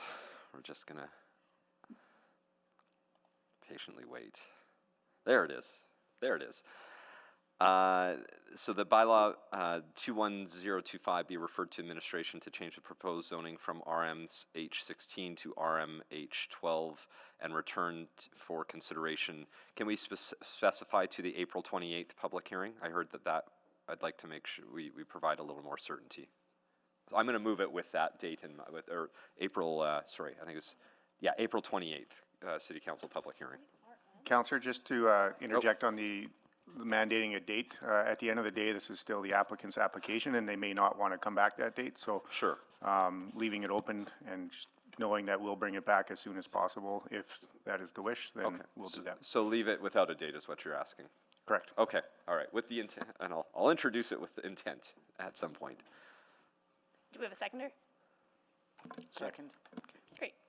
Go ahead, Councillor Knack. Yeah, very quickly. First, just hearing that, I won't put a date, but with the intent of as soon as humanly possible, whichever one we can do on that. I don't love that we have to refer this. We've already referred this conversation once before, and my mistake that we should have last time we referred it made it clear that this could have been an alternative that we actually considered and voted on today. part of why I'd like to make this is, you know, and I don't want to get too much into the larger discussion, but I've heard from the community at least that of these two, the preference would be RSM. Sorry, that actually should read RSM H12, now that I look at it, just to make it clear. That would be the preference of those two. I appreciate that within the community there would be a desire to potentially just keep it at RS. I'm still not sure at this point, based off all of the concerns that I did hear, that whether this is RS or RSM12, that will solve the primary issues that I've heard today. Therefore, I'd like to make sure that we have the zone that I think can address the one issue I did hear of the RH versus RSM H12. So I think this is a more fitting zone for what we're doing. You know, the rear setback is still, I like that the rear setback's a bit more in this zone. We can still debate if it's good enough based off all of the other contextual pieces to the puzzle. And I think my time didn't start, so I'm going to assume that was about 2 minutes and stop. Great, thank you. Councillor Rutherford. Yeah, I guess just too legal. Can we, like, wouldn't it just be better if you don't think that the rezoning in front of us is appropriate to just vote no? Because, like, we, usually isn't it up to the applicant to dictate what, so if we send the message, no, we don't think RM16 is appropriate, then the applicant or the property owner can do with that, whether it's the RS zone, that they end up just developing in the RS zone, that they currently have their development rights, whatever. Like, what's the best path? Because it feels, this is the first time I've ever seen us referring something back to direct a specific zone in a property that we don't own. Right, so, okay, so let me start with, it's not the first time I've seen something like this come forward in my time in this chair. But definitely since probably, since I've been here. Since this particular contingent has been here, this is the first time this has happened. I think both ways are completely legal paths on how to address this. Okay. So I think it really comes down to how you want to approach it in terms of, do I want to let the applicant go back and decide what they think is a better zone to bring forward, or do I want to provide some high-level sort of direction, knowing that, of course, if this comes forward, council comes to this with an open mind, capable of persuasion, and we restart the entire process over again. But if the applicant, like, let's say this motion does pass, but the applicant doesn't want to proceed with RM12, are they still able to come, like, does it create more uncertainty for the community? Because they have every year, even if they get, because I remember this with Inglewood, like, if something is refused, they have to wait a year. Yeah, but they can come back with that same, so they could come back in a year's time with RM16, like, they could perpetually do that. That is of the discretion of the property owner. Correct. So they do have a right to be heard in terms of rezoning. So if it, let's play it out in a hypothetical, if it was refused today, they would have to wait a year before they brought the same zone back for consideration by council. But if this motion passes, then it doesn't actually mean anything, because unless the applicant agrees to that as a zoning, it doesn't matter anyway. Well, if they don't want to come forward with it, then I don't know that we would be able to see this motion to fruition. So I guess to the mover, why aren't you just voting no? Two reasons. To RM16. Yeah, two reasons. One, during the questions of our proponent, they did suggest that either zone would be favorable, like desirable for them. So there was not a preference to RM16 versus RSM12. The issue that they had raised in the questions is the delay piece in this having to come back at a later time. So if we vote no, then they have to initiate a whole new process to bring back that new zone, which is a longer process for them. And considering, Yeah, I'm just gonna stop you there because I'm just mindful of my time. Can I ask the applicant to come down? Because that's not what I heard. So I want to clarify. I heard that their preference was absolutely RM16. I'm just going to start talking while you're walking down for my time. Was absolutely RM16, and they weren't interested in either RS or RM12. No, like, long story short, we would be fine with RSM or RM. We can build whatever we want. As I mentioned when Councillor Knack brought it up the first time, like, this will be the second time it's delayed, and there's still no guarantees that it'll get approved even with this new zone. While I'm feeling that we should just make a decision today, that puts me in a weird spot, because what happens if it fails? So again, if it's RSM, I'm happy, we're happy with that zone. You're killing me with the delays, that's all. But Yep, yeah. yeah, no. But Yeah. the zone itself doesn't matter between those two zones. And I'm always of the inclination of just like, make the decision. At some point, we just have to make a decision. I appreciate that. A Yeah. good one, hopefully. But yes, no, I appreciate that. We're still in open public hearing, so my mind is still open to all sides, and there's been a lot of really good arguments on all sides today, so it's not an easy one either way.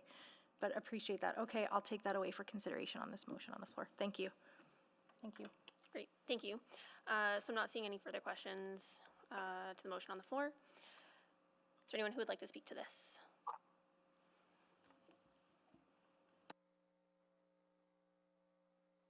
Councillor Stevenson? Yeah, thank you very much. I'm going to take a bit, I'm going to take a bit of extra time to speak to this, and then I won't, regardless of depending on the outcome, I won't speak again, but just want to take a bit of time because I have really felt torn on this one. So ironically, if this was 3 consolidated lots, I would not hesitate to support a 4-story building. For me, it's not about, well, and I would say that because, again, that to me would be really in line with a major node. It would change the feel of that area, but for me, that'd be really worthwhile because we'd be getting a new, a significant shift in that built form close to transit, which is what I think we need and what we want to see and what's laid out in city plan. But I will confess to not loving these single lot rezonings as much. I know that there's a good case to be made about sort of every increase in density around these major nodes is important, but I don't feel that a single lot necessarily moves the needle adequately or sort of creates that transition to what I think is the desired future, which is even higher density and greater scale of development. At the same time, I also do see the value of adding these spaces when we can. The other tension for me in this application has been the heritage nature of the street. I think that is an important consideration. I think that we haven't adequately equipped our administration to really dig into some of those tensions around historic preservation and densification. In some areas, we have some great clarity on that. Heritage areas, when a building is designated or listed, those are clear parameters, but this is an area that I think is gray, and we don't have good policy on it yet. So I am happy to hear that the Heritage Places Plan is coming. But having said that, I don't think that density or height is incompatible with heritage preservation. I sit about in my own neighborhood. We have beautiful heritage properties, a number of them, and they sit beside 4-story, 6-story, 30-story buildings. And in my mind, that context doesn't detract from the architectural pieces and architectural quality of those individual buildings. For me, heritage character isn't a housing typology. And I worry that sometimes our heritage tools in the past have privileged a type of housing, and typically single detached housing, and to me that's not character. Architecture and the form of the building is character, but not only having a single family or 2 families living on a lot. So when I sort that all out, I'm going to support this motion because I do think that the RSM 12 is just a bit more appropriate on a single lot in this specific context, which is, again, not next to other higher on our Registry of Historic Resources. So really pleased to hear that happening, and I think that's a great way forward for this street, knowing that there are significant financial resources from the city to support that. So thank you to the mover for bringing it forward. Thank you to you all for hearing me out. Thank you. Councillor Jans? Thank you. It feels like we've been talking about kind of 5 or 6 things in the debate today, sort of how do we deal with this question around heritage, whether like it's an individual heritage property, it's a heritage block, it's a heritage area, etc. And I don't feel like we've kind of answered that question totally. And there's, in my mind, as someone who lives in Garneau, I think that there's some areas of the heritage overlay and some properties in the heritage overlay that probably shouldn't be there, and then there's others who that are not in the overlay that should be there. And I think I would like to have, like, I feel like this is a bit rushed in a sense, and I do have a subsequent, regardless of the outcome here, and I have a subsequent motion with some other considerations that I think we should be looking at, and I'd much rather we had answers on those first. I think it'd be a lot easier to support if we had some of those questions around heritage, around unit mix, around multi-person family-friendly housing, around some of these other pieces. If we had sorted those out, and for me, I'm much more comfortable on this. With the initial zoning of RS and this on this block, on this property here, and I do agree with the first half of what Councillor Stevenson was saying around, like, if the whole point of like, if we had a TOD overlay that said within 800 meters of a train station it should be X. If we had more clarity in the district planning on this area that said we should be welcoming much more, but just to look at an area of agnostic of Garneau here, but if we were looking at a district plan and saying that there's a property there and we're just going to do this tiny change, that seems contradictory to having a bus rapid transit line 3 blocks from where this is, right? So it seems like this is, you can do a lot within the RS there now, and if this was a more significant conversation about multi-property or multi-block or something else, I think there'd be much more there. So I'm comfortable with RS, and I've heard loud and clear from the community league that they are as well, and that I have a subsequent motion, hopefully trying to bring forward some of these other concerns, because I do worry about housing choice. I worry about the and I realize that we can't force people to have children or to live in, or people with children to live here, or if you don't have children, you can be evicted from there. But this idea about more flexible housing type in the area is certainly a long-standing concern.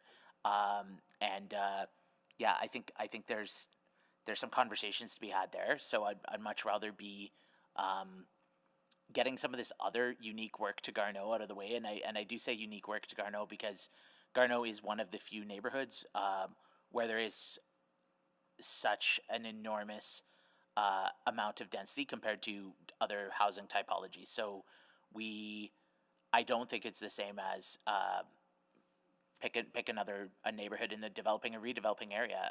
Garneau has already had much more of the density for many, many, many years. So that's why I think there's, especially considering that there is this heritage consideration, these other pieces. Like I think we need to get more clear answers on those pieces, and that's why I'd much rather stay with your RS recommendation, and why, as much as I appreciate, I think, what the mover's trying to do here and find compromise and such, I still would prefer we go back to what we have. Thank you. Thank you. Councillor Knack? Yeah, thanks. So appreciating that point, I think part of why this motion is here is that I think, as we've heard through this debate, there actually probably is a case to potentially support RM16 here. The district plan does in fact say it, right? This is not a location that admin has just randomly brought forward to us. And because of some of the unique considerations I've heard in today's discussion, I figure if there is a chance we might approve a rezoning today as a council, which zone is the best one to be potentially debating? So if we vote no to this recommendation, and I appreciate the applicant's point that it's frustrating that it has to come back on April 28th. I felt we should have just been able to do that now. But if there's a chance that it can pass, is it better for the RSMH 12 zone to be the one that passes, or is it better for the one that allows the 16-meter piece, even though recognizing we've heard it probably won't be more than a 12-meter high build. And so my argument is, whether you feel that RS is more appropriate or not, voting no to this allows potentially a more significant thing to get put in its place, to which, based off our recommendation from admin, and to me it wasn't haphazard, it was very thoughtful, it was based off significant planning and things that we've approved. You know, it could get approved today, and I'm not sure. You know, we haven't spoken to the main motion yet, and so I don't know where all of council is, but recognizing that this is probably a reasonable place for something like this, particularly to Councillor Stevenson's point, if they had 2 or 3 lots consolidated, I think we actually would very likely be approving this type of zone. Because it's a smaller site, I think we need to have this conversation. So I'll have more to say on the RS versus the RSMH12 if this is approved, but I think we need to go into that with this lens right now. And again, with my apologies to both the community and the applicant that this would have to get referred back one more time. I'd rather just have the debate today, and that's my fault for not recognizing that when we referred it last time. So thank you. Thank you. Please vote.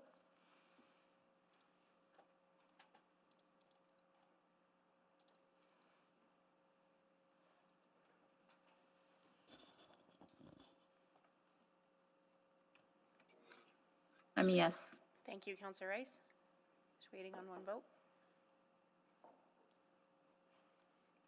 We have all the votes. Display the vote. That is carried. All right, so we're back to the main. Actually, no, we're not. So thank you, Councillor Knack. So that has been referred. Nothing further on this item then? That's Excellent. correct. Okay, well, thank you so much, everyone, for that conversation. We're now going to be moving on to item 3.2, which is also item 3.3 and 3.4. So we'll get the correct delegation down here.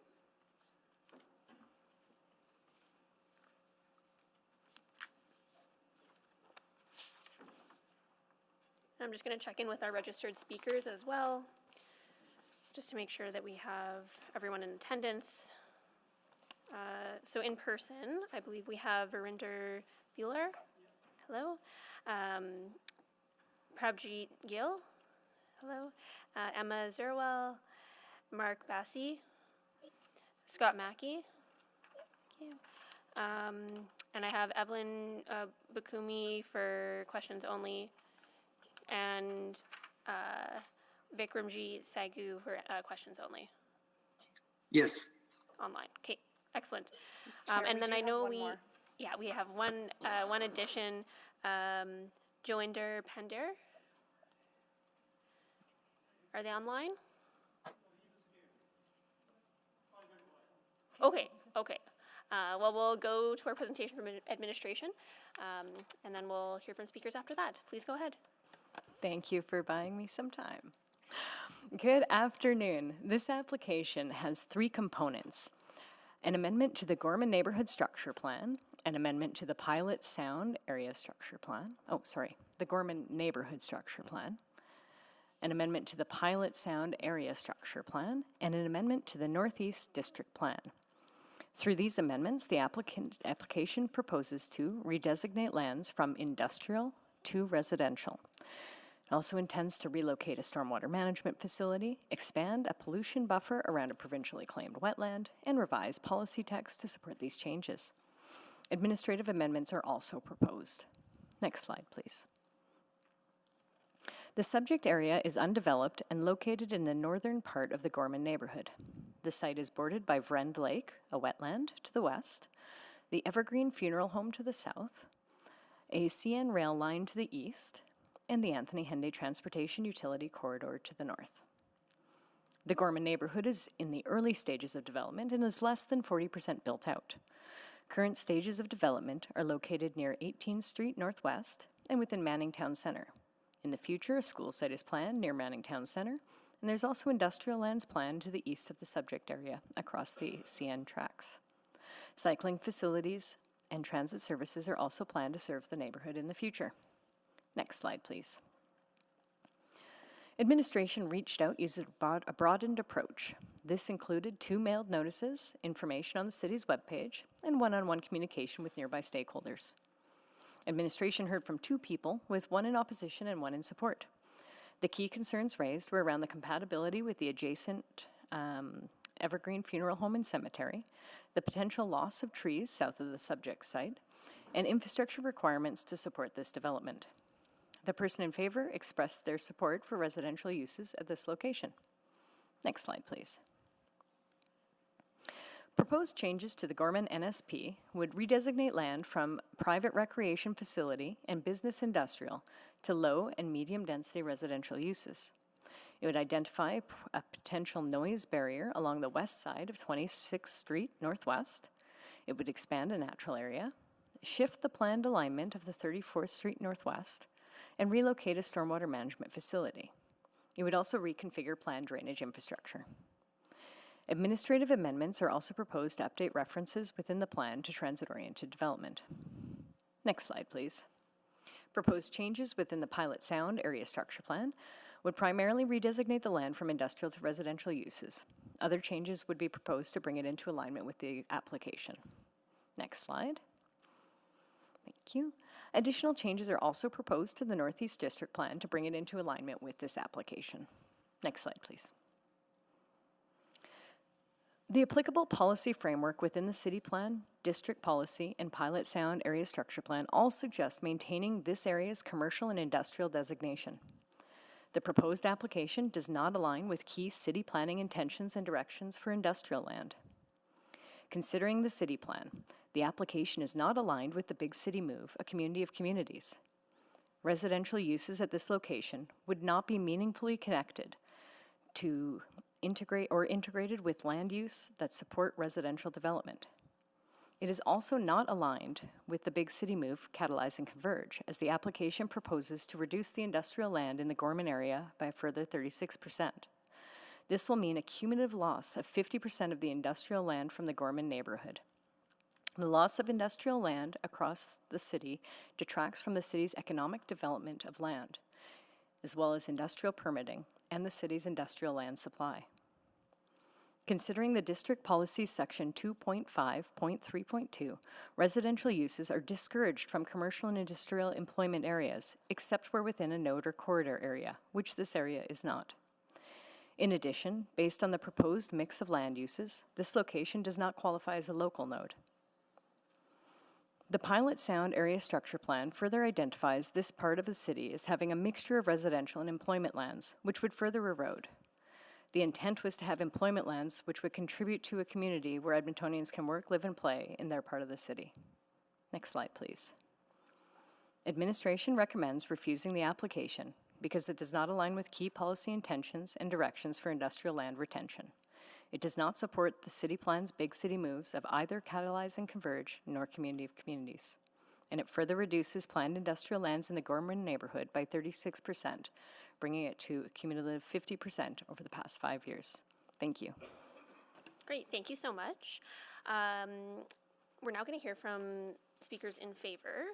So those who are in person, if you could come down to the front, the clerk will help guide you to your seat. And while you're doing that, we have some more special guests with us in chambers. Another class, grade 6 class from St. Matthew Elementary. How are you doing? Good. Excellent. You're the third group that we've had from St. Matthew today. And you are here with your teacher, is it Si Feng? Excellent. Hi. And you are in Ward Testa Winnewalk. So your city councilor is Councilor Karen Principe, and she's online. You can see her waving up there. And Karen can say hi as well. Oh, hi. Hi, everyone. Thank you, Chair Salvador. Hi, everyone. I wish I could see you in person, but hopefully I can come by the school again soon to visit you all. Have fun. That's awesome. Well, really excited to have you here today. You are joining in on an exciting discussion about land use. So we're in a public hearing right now. We just heard from our city staff about their recommendation on whether or not we should approve certain land use in our communities. And now we're about to hear from some public speakers who are going to share their perspectives too. So feel free to stick around, but we really appreciate you being here and hope you have a lovely time. Thanks so much. And let's welcome them.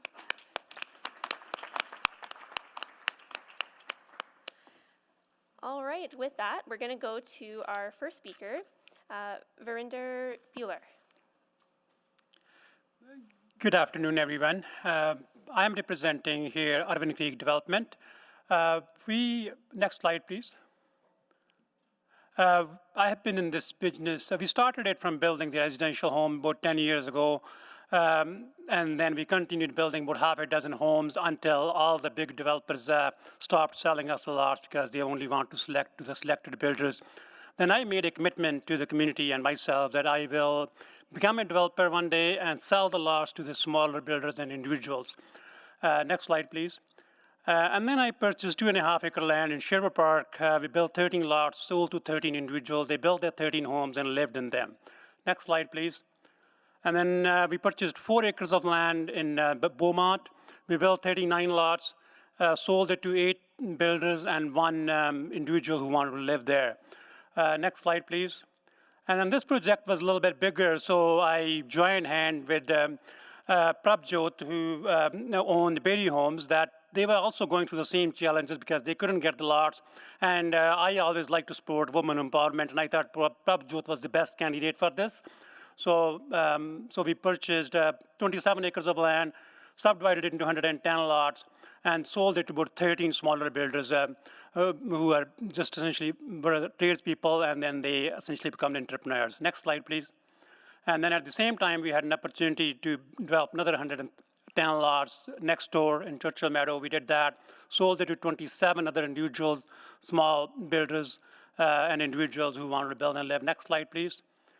And what we are proposing now is in the government, this is, I think this is the best project for the city, where the city is going to win almost a lottery, because city has been trying to develop this land from last 45 years, and no one has really came up with any idea to develop this land into industrial. City has even tried to offer $5 million as a grant to build a private soccer center, which did not succeed either. And the reason why, next slide, please. So this is what we are proposing there, beautiful park and shared use paths that will connect very well with the Manning Town Center. That's a major shopping center there. It's only half a mile from the major shopping center. Really, I'm not sure, when you drive there, you see entirely different prospect versus looking from the map.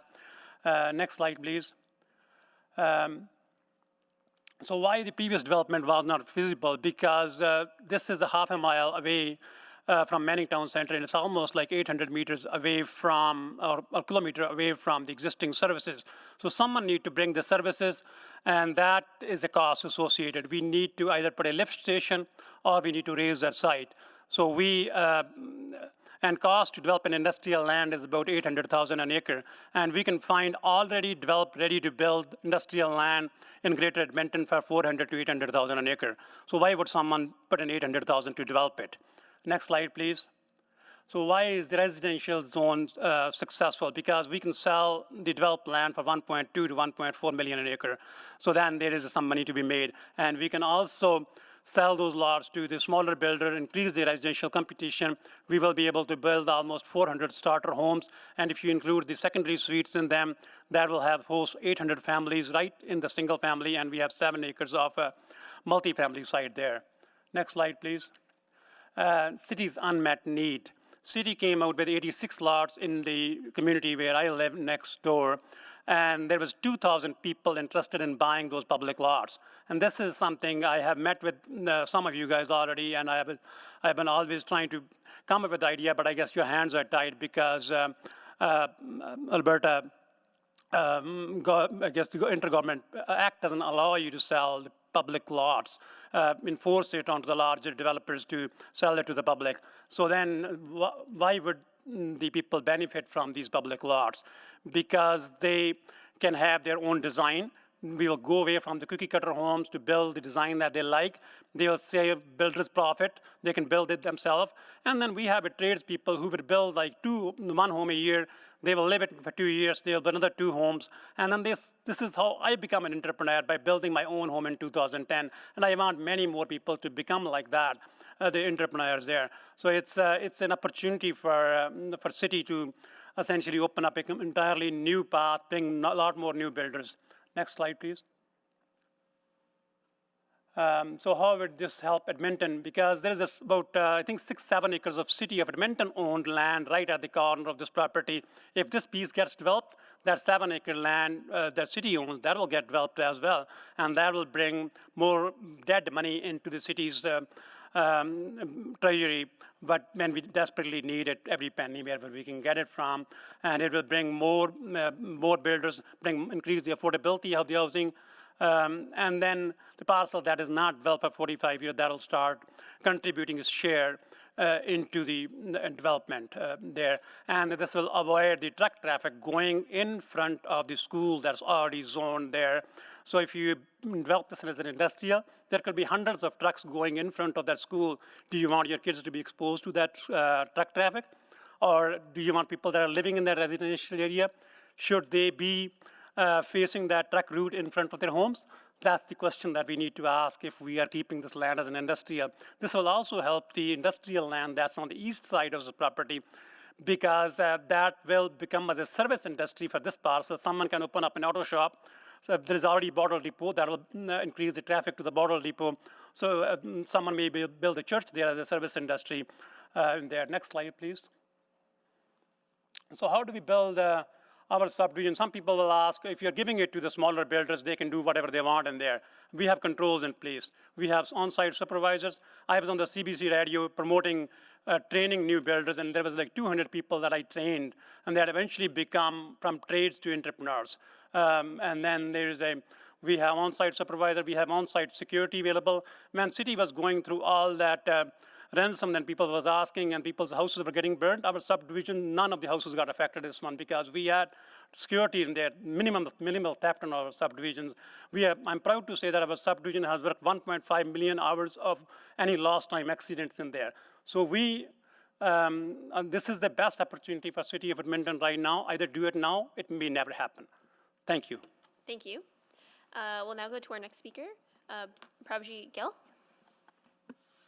Good afternoon, everybody. My name is Prabhjit Gill, and I wear many hats in my life, as you probably also do. I'm a mother, wife, entrepreneur, and a longtime Northeast Edmontonian.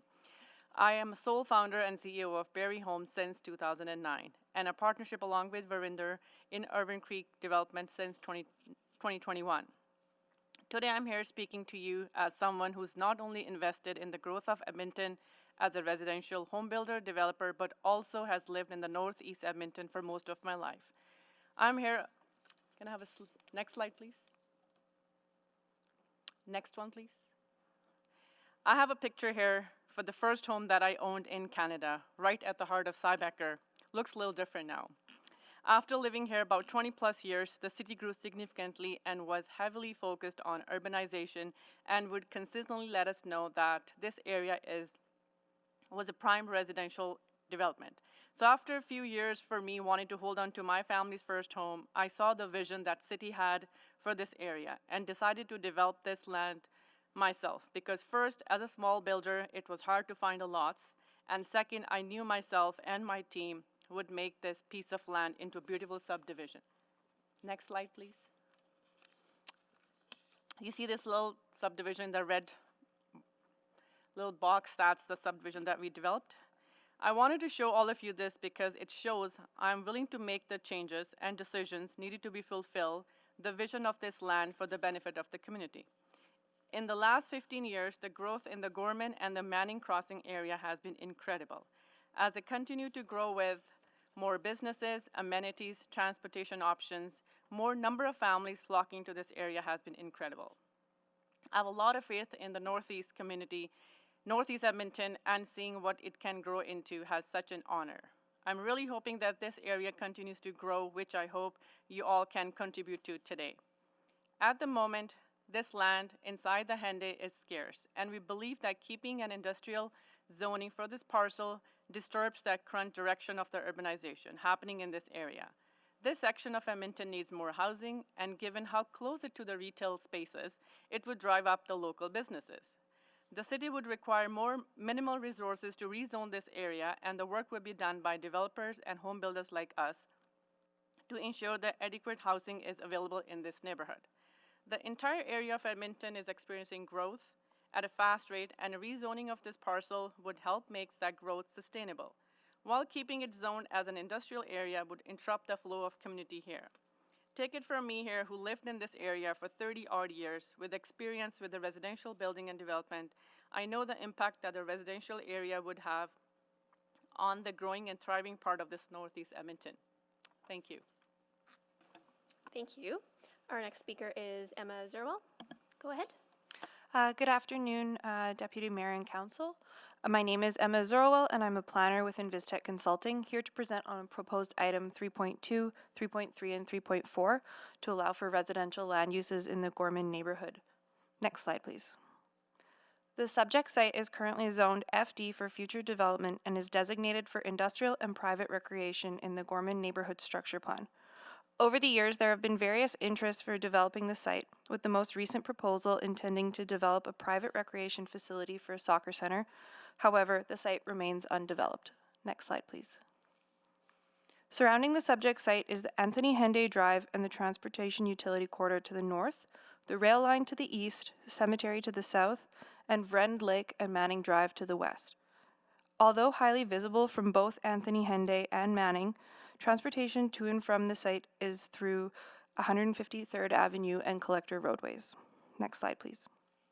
The application proposes to amend the Northeast District Plan, the Pilot Sound Area Structure Plan, and the Gorman Neighborhood Structure Plan to allow for a combination of medium and low-density residential development.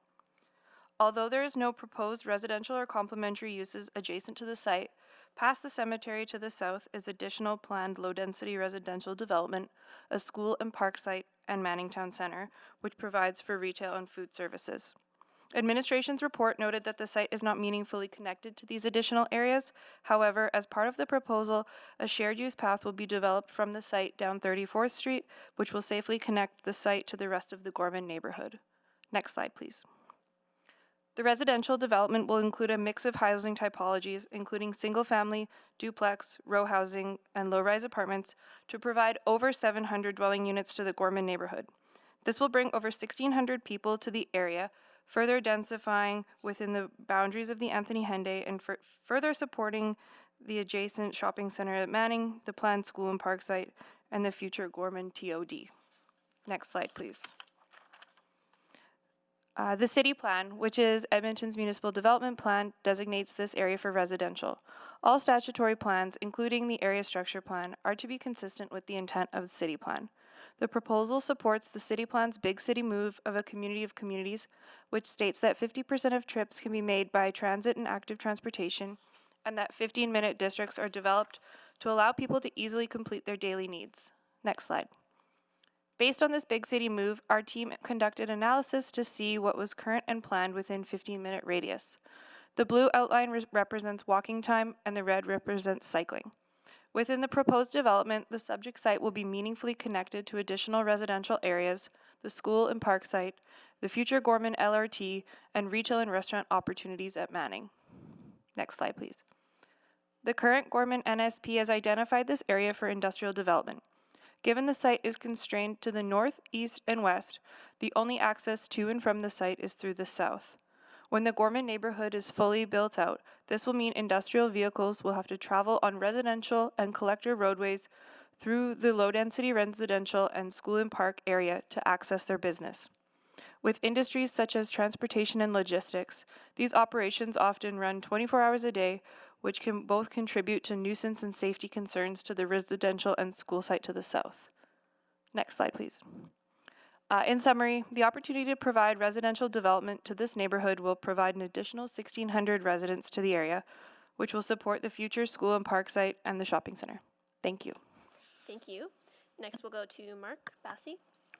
Hi, Mark Bassey, Colliers International. I'm an associate in land and investment sales here in Edmonton. I've sold about 300 plus acres to Qualco on bequest of Walton for near-term development lands, and then also selling about 1,200 acres in the EETP. So very familiar with land use changes and with landowners. Now, the site is a 50-acre plus minus site in northeast Edmonton, encumbered inside of the Henday. I'd like everyone to remember that fact for later in the presentation. Now, as we continued on, Prabjo mentioned that this land's been available for sale since the 80s. Well, actually available for development since the 80s. So it's been a while, and nothing's been done on it. Next, challenges to the industrial development itself. There's a lack of interest in industrial use here. One of the biggest things with industrial use assets is co-location. Co-location to heavy-duty industries, you know, your industrial supply works, your manufacturing nodes, etc., etc. Now, one of the primary issues is the lack of access to major highway infrastructure, primarily the Yellowhead or QE2 going south. One of the questions that we come up with is, on 153rd, there is residential abutting that road. And the question to the city is, why would the city allow a 24-hour trucking lane adjacent to a residential site and a residential collector road as such? So on top of that, where in the city would we allow limited use to industrial owners? Specifically, if there's residential abutting to it, would you then limit the use of the businesses on a 24-hour basis, or would you reduce it, thereby probably not allowing the viability of such? Can we go to the next slide, please? We'll go 2 slides down. One more. So there's your heavy-duty mechanics, and you can see the node. All those areas right there on the Yellowhead periphery are industrial use. To the west, you have Big Lake, of which is getting built out residentially, but nothing encumbering that site. Administration made mention of 36% of Gorman's area. If we look at the total size of Edmonton, I'm sure it doesn't even match 1% of the total industrial population of Edmonton. So I'm not sure how viable this is actually for an industrial site. Next slide, please. Again, here's the industrial supplies, again, mostly in West Edmonton. Next slide. So here are your areas. That star actually should be to the west and a little bit north, actually. But you can see the sides where the nodes are specifically for this asset. Next slide, please. Again, manufacturing primarily in West Edmonton. Next slide, please. Southeast, again, in a primary node on the Sherwood Park Freeway. Next slide, please. So now you can see in this area, there are residential subdivisions all around. And the question becomes, well, why not residential here? And Emma alluded to the 15-minute city, so I won't comment on that. Next slide, please. So ultimately, you know, the key points here is that we don't believe this is industrially suitable. It's highly limited to the poor access. There's a lack of complementary uses. The current demand for land in the residential market is a logical choice. And there's a number of developers right now in the city of Edmonton looking for more land to continue suit, especially in high growth areas like this within the Henday. The recommendation would be to rezone the property for residential development, catering to Edmonton's growing housing needs and providing a new viable option for community growth. And again, this is inside of the Henday. It's not a location outside of it. That's all. Great, thank you. Next speaker is Scott Mackey.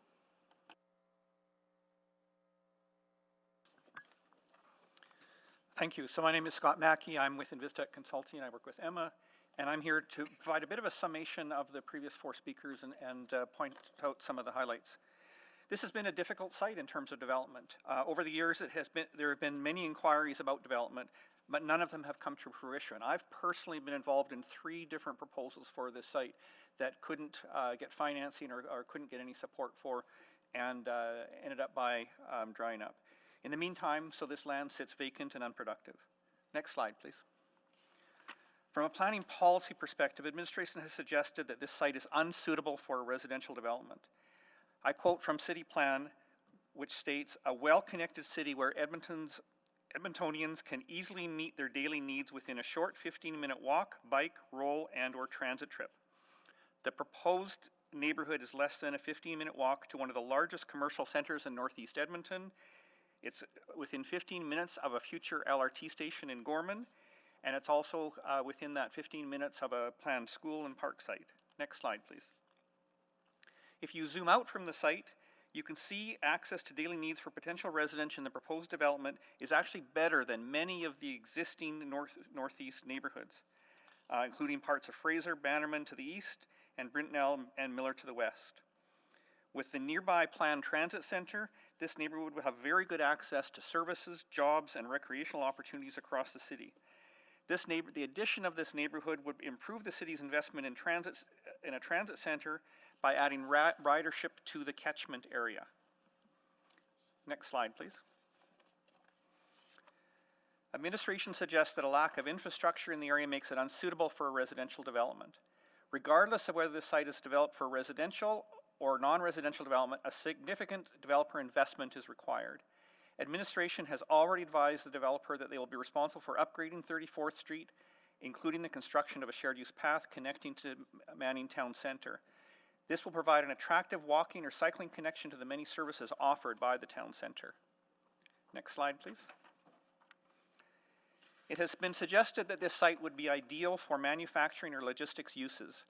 Large number of heavy truck movements are typical with these uses, and many of these businesses operate in shifts with extended hours during times of heavy demand, resulting in a large number of heavy trucks day and night. With only 2 routes out of this area, 34th Street or 26th Street connecting to 153rd Avenue, would put heavy trucks on residential collector roads on in the proposed Gorman NSP area, adjacent to planned homes, a school, and a park site. Trucks traveling along 153rd Avenue to reach Anthony Henday would pass next to existing homes in the Kirkness and Fraser neighborhoods. It's difficult to maintain 24-hour truck operations in those contexts. Limiting or banning truck traffic on these routes would be detrimental to those business operations. Next slide, please. Next, I'd like to speak to the Industrial Investment Action Plan. As you can see in this figure, the size of the Gorman sites in comparison to the overall planned industrial development in the Edmonton Energy and Technology Park, EETP, is minor. Administration's report suggests that removing the site from industrial land base reduces Gorman's industrial land supply by 36%. I'm actually going to tell you that it reduces the industrial land base in Gorman by more than 36%. Because what is shown as absorbed industrial land on this map, you can see barely make it out there in the dark blue near the bottom, is actually part of the Gorman residential neighborhood, the NSP that's already approved. If you look at that dark blue side, and next slide please, I've highlighted that same area in red.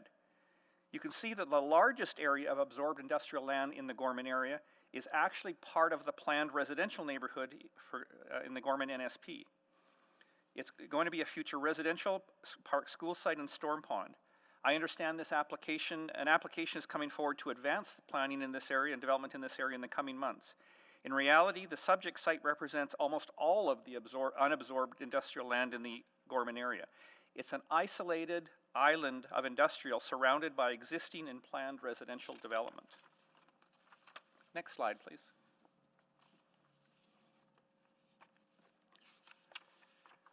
Overall, the subject land represent a fraction of 1% of the available industrial land in northeast Edmonton. Huge tracts of land in the EETP have been designated for manufacturing and logistic uses, shown by the light brown and the purple color there.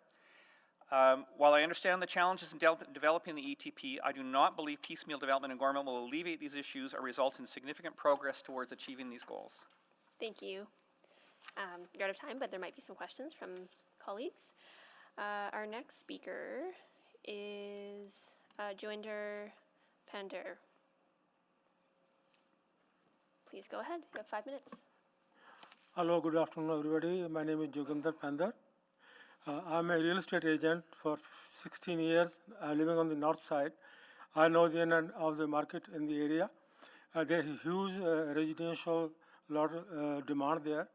So I think this land is perfectly suited for its use and location because next to the shopping center. I have seen an example last 1 year. There are 200 lots came in Cybacker. That is the only lot which we see last few years over there, and they were gone overnight.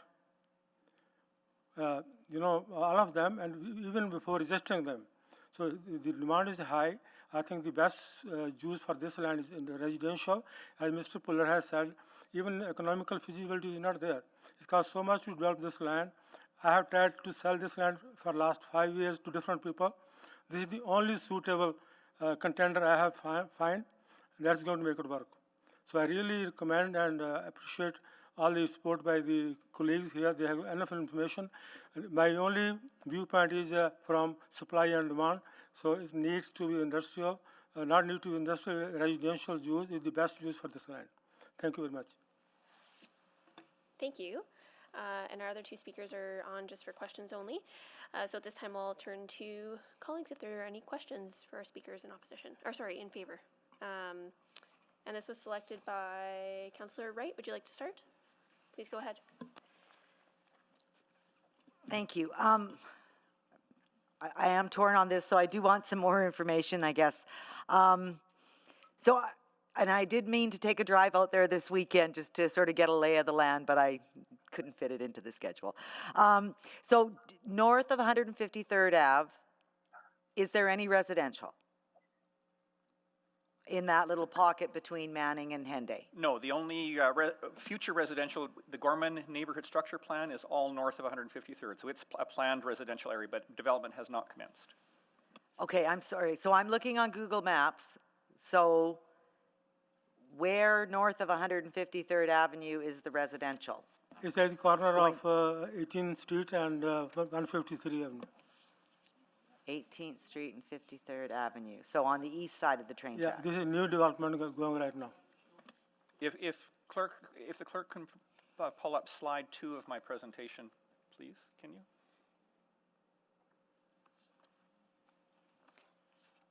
And that would be accessible, well, a little more accessible off the Henday and 153rd Ave. Okay, so what? So slide 2. So on this slide, yeah, the proposed development area that's in discussion has a black line around it. Right, yeah. So you can see the light brown directly south of there and southeast of there. All of that is planned residential area approved in an approved NSP. Okay, but within the blue dotted line, there's, I guess, there is a little bit other residential south of 153rd Ave. And within the blue dotted line, there's also a school site and a park site. Okay. I guess what I'm having nightmares about is relating it to Maple and Tamarack in the southeast of Edmonton, where there is only basically one way out of that community.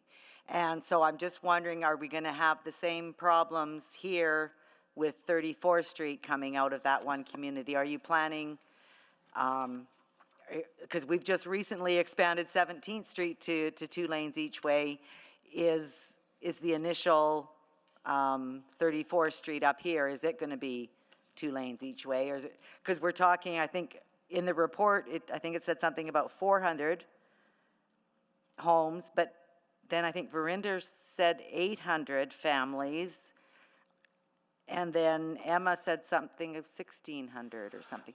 I think there was a different way. When I said 400 homes, then I'm saying if we build the basement suites, then we can have 800 families. Okay. And Emma was including the multifamily in it. So that was the difference there. Okay. Yeah. Because I mean, my concern is how do 800 families get out of there in the morning to get to work and school? Yeah, and so the 2 routes from this area are 26th Street and 34th Street. Okay. And then that will take you down to 153rd Ave to get out from Correct. there. That's still a lot of traffic coming out in the morning. And I guess what sort of traffic studies have been done? Like, can that be accommodated with 1 lane each way? Does it need to be 2 lanes each way? So when the application was submitted, city administration did not require a transportation study because it isn't a very large population. So typically you would see on a daily basis from a single-family home, you would see about 10 trips a day. So 400 homes would generate about 4,000 trips. And of those 4,000, you'd probably see no more than, just do the quick math, a few hundred during the actual peak hour. I think just to put it into relative, Joanne, when you're talking about Maple, that is a 160-acre area. Probably Tamarack is a 160-acre area, I think, and there's another 160-acre Tamarack Common. And this is only 50-acre parcel. So you cannot really compare the size of those two, just to put it into prospect so you can understand it a little bit better. Well, yeah, Tamarack, you can get out further south down 17th Street. But this is like not even, this is probably, I think, 1/10 of those two areas. So the traffic is much lower than what you're comparing to. Okay, you know the congestion on 17th Yeah, Street. I completely know that, but that's why I'm trying to put it in prospects there. And I'm the person who's always talking to you about that congestion. And 17 is one road and this has two roads and 1/10 of the traffic. Okay. Of the population. Okay, and north of the site is provincial wetland, never to be developed? Correct, it's part of the TUC. So it's going to be, oh, I'm out of time. Okay. Karen Tang. Okay, Councillor Tang. Councillor Tang, go ahead. Yeah, great, thank you. So when you first submitted this application, this would have been after the industrial action plan was approved, correct? Correct, yes. And so you've reviewed that and you understand kind of city's priorities and. Yes. And then Verinder, do you do any non-residential developments or is this? No, I think as I explained earlier, my vision is, I know business is business, but my vision is to provide the public lots to the smaller builders and individuals, and that was my primary reason to get into development, and that's why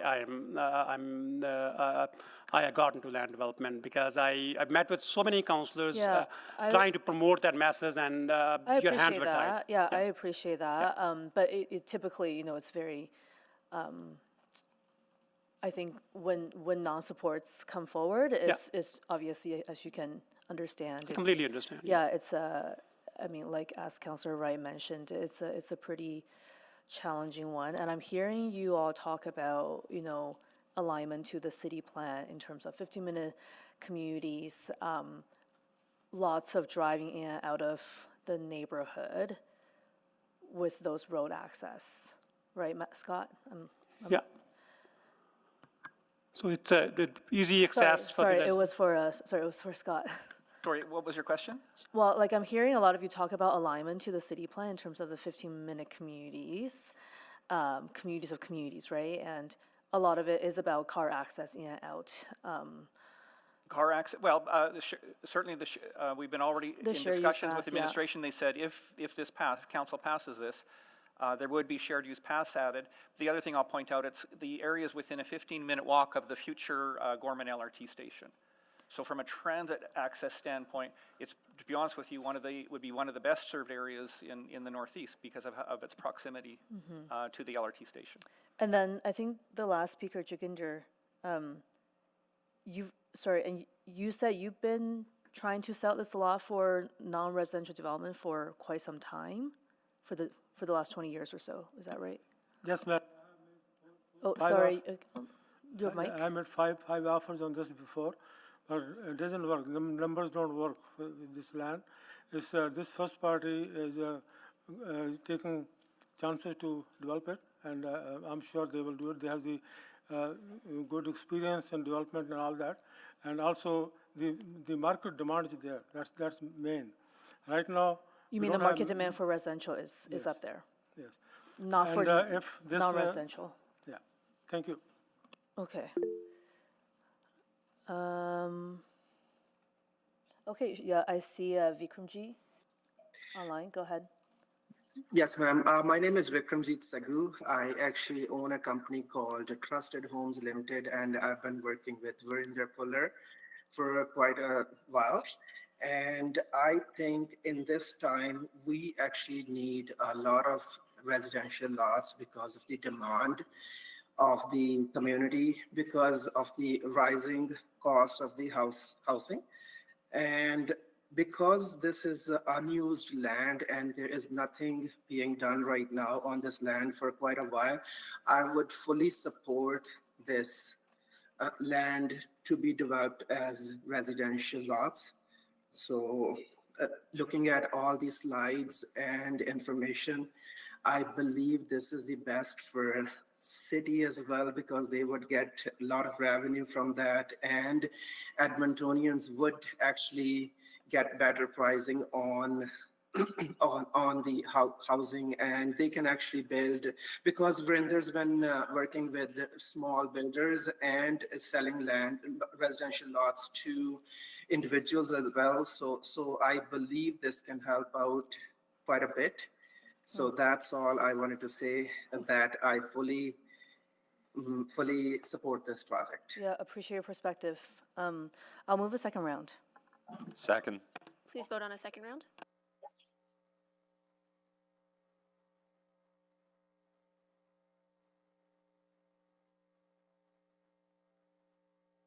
Yes. Thank you, Councillor Jans. We have all the votes. Display the vote. That is carried. Please go ahead, Councillor Wright. Thank you. So you're prepared to do any of the underground, the infrastructure, sewer, water, roads? Would you, with the industrial action plan, I don't know, there might be some incentives or something? Would you? So the challenge with an industrial site is finding an end user. And as some of the slides pointed out to you earlier, there's a really strong industrial base in West Edmonton and a really strong industrial base in Southeast Edmonton, because you get a critical mass of all of the services for those industrial uses. You get the trucking companies, you get the mechanics, you get the industrial supply companies, all those kind of things.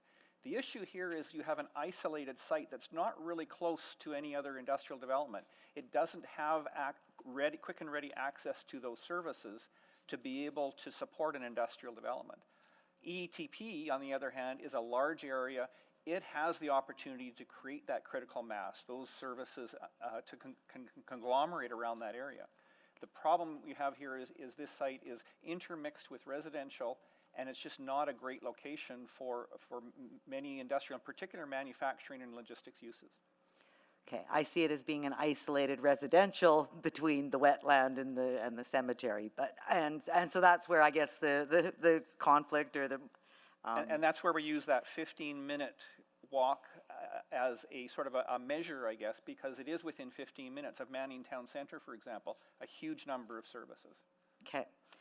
I think I've got some questions for administration. I'm just wondering if I have any more before I let you go. Oh, there was a comment, there was something, I was just looking on the city's truck route. I mean, right down 17th Street. And again, I'm referring to the southeast because that's what I know well. 17th Street is unrestricted truck route, and then 34th and 50th are limited to, I guess, daytime hours. So,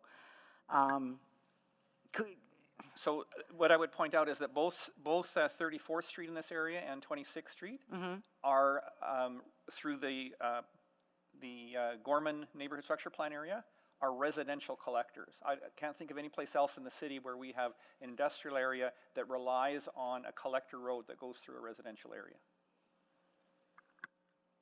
Okay, and again, I wish I'd taken the drive out there to see it for myself.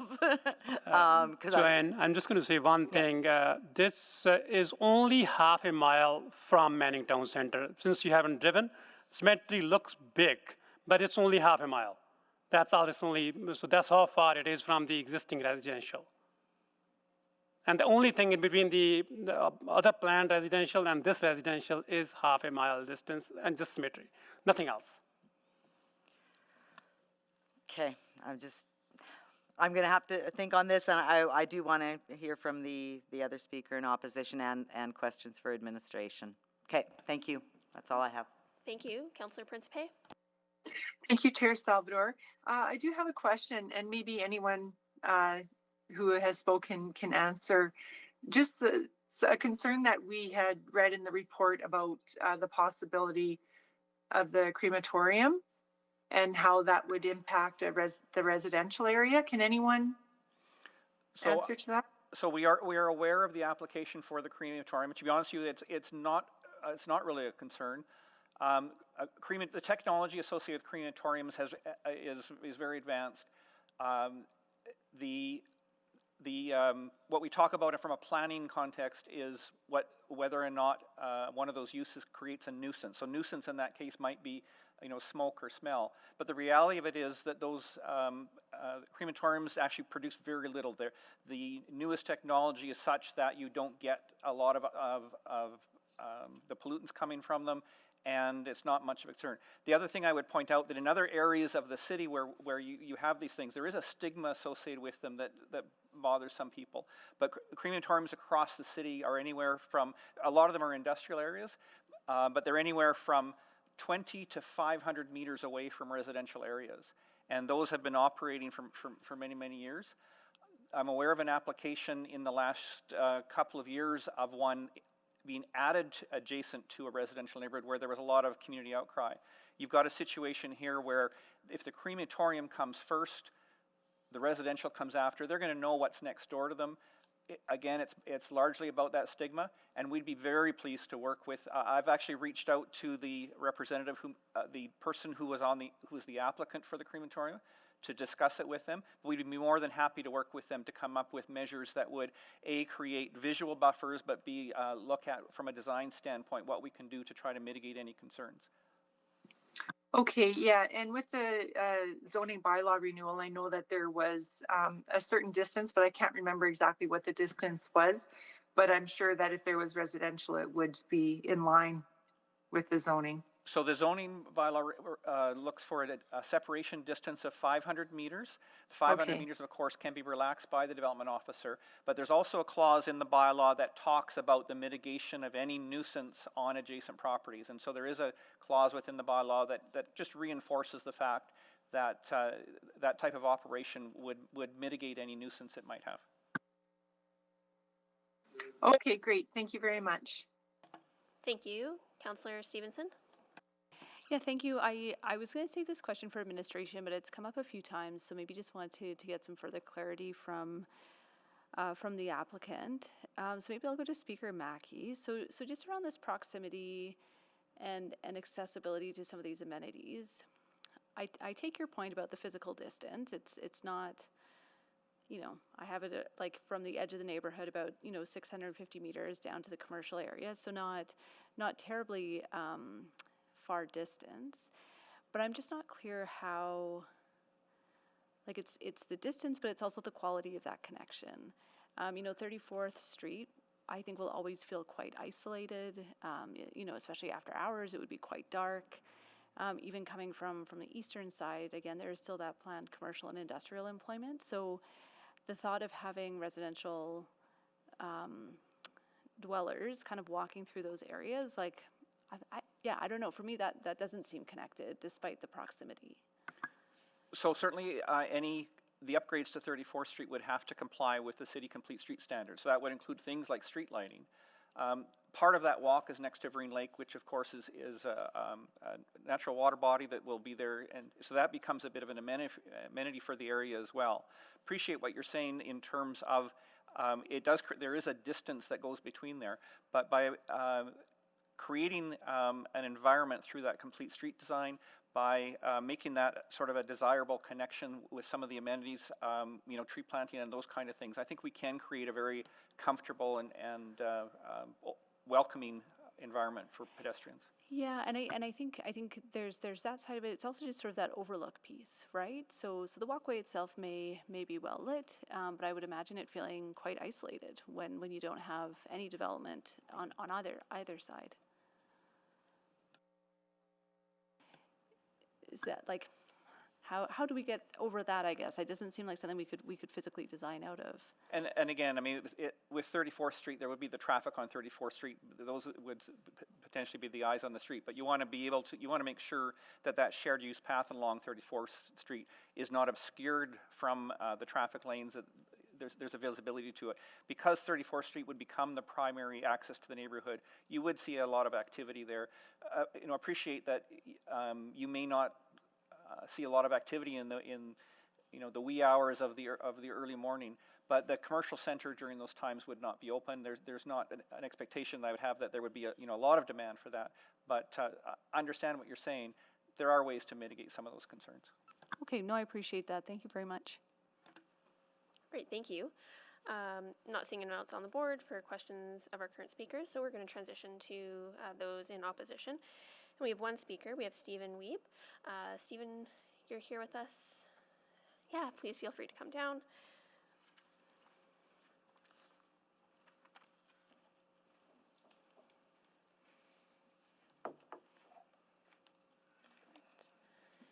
And you have 5 minutes. Please go ahead. Do I turn it on? Oh, that's good. Thank you for having me today. We're thankful for the opportunity to speak to Council in regards to the proposed redesignation of the subject lands to permit low-density and mixed-use residential development. I'm Stephen Wiebe. I'm the manager of the funeral home, and I represent Arbor Memorial, the owner of Evergreen Memorial Gardens, located at 16420 26th Street, just south of the subject land. We have prepared our comments and consultation. Sorry?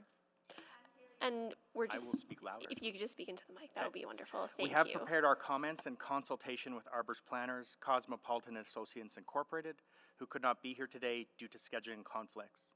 They have also submitted Arbor's concerns and comments in greater detail for your consideration via the city clerk. If you have any questions, I can forward them to the planners, or you can reach out to them directly. As an adjoining property owner and impacted stakeholder, we respectfully submit our opposition to the proposed redesignation. We request that the council refuse the proposed amendment to permit any residential development on the subject lands.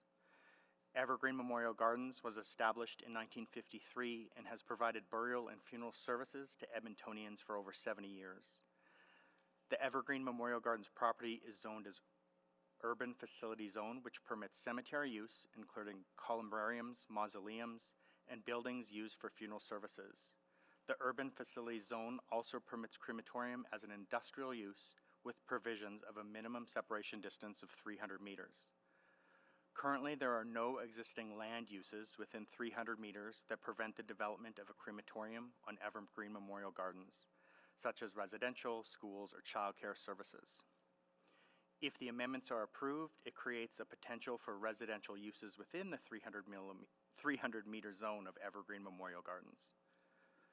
The current designation on subject lands in the Neighborhood Northeast Development Plan, Area Structure Plan, and Neighborhood Structure Plan only allow for non-residential, commercial, industrial, or employment uses. Any of these uses would not impede the development of the crematorium at Evergreen Memorial Gardens, since separation distance regulations would not apply to industrial and recreational uses, or of the build-out of the cemetery within its own limits.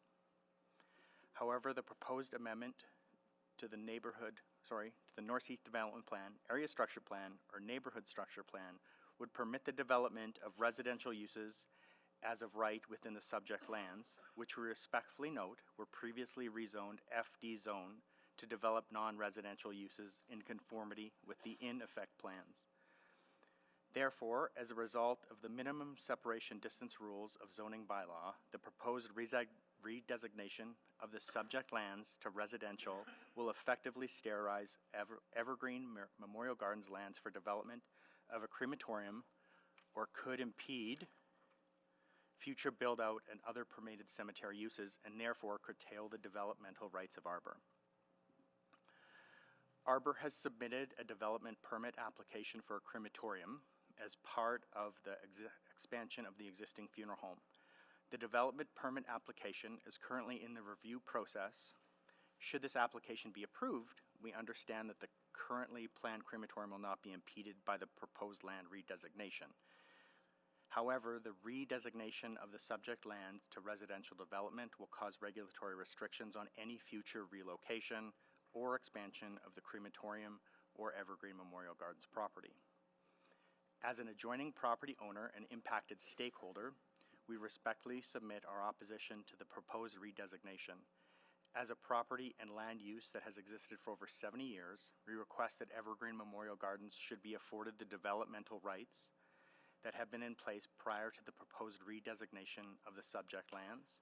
We request that the council refuse the proposed amendments to the NDP, ASP, and NSP to permit any residential development on the subject lands. Thank you. Thank you. We'll now go to questions. Councillor Wright.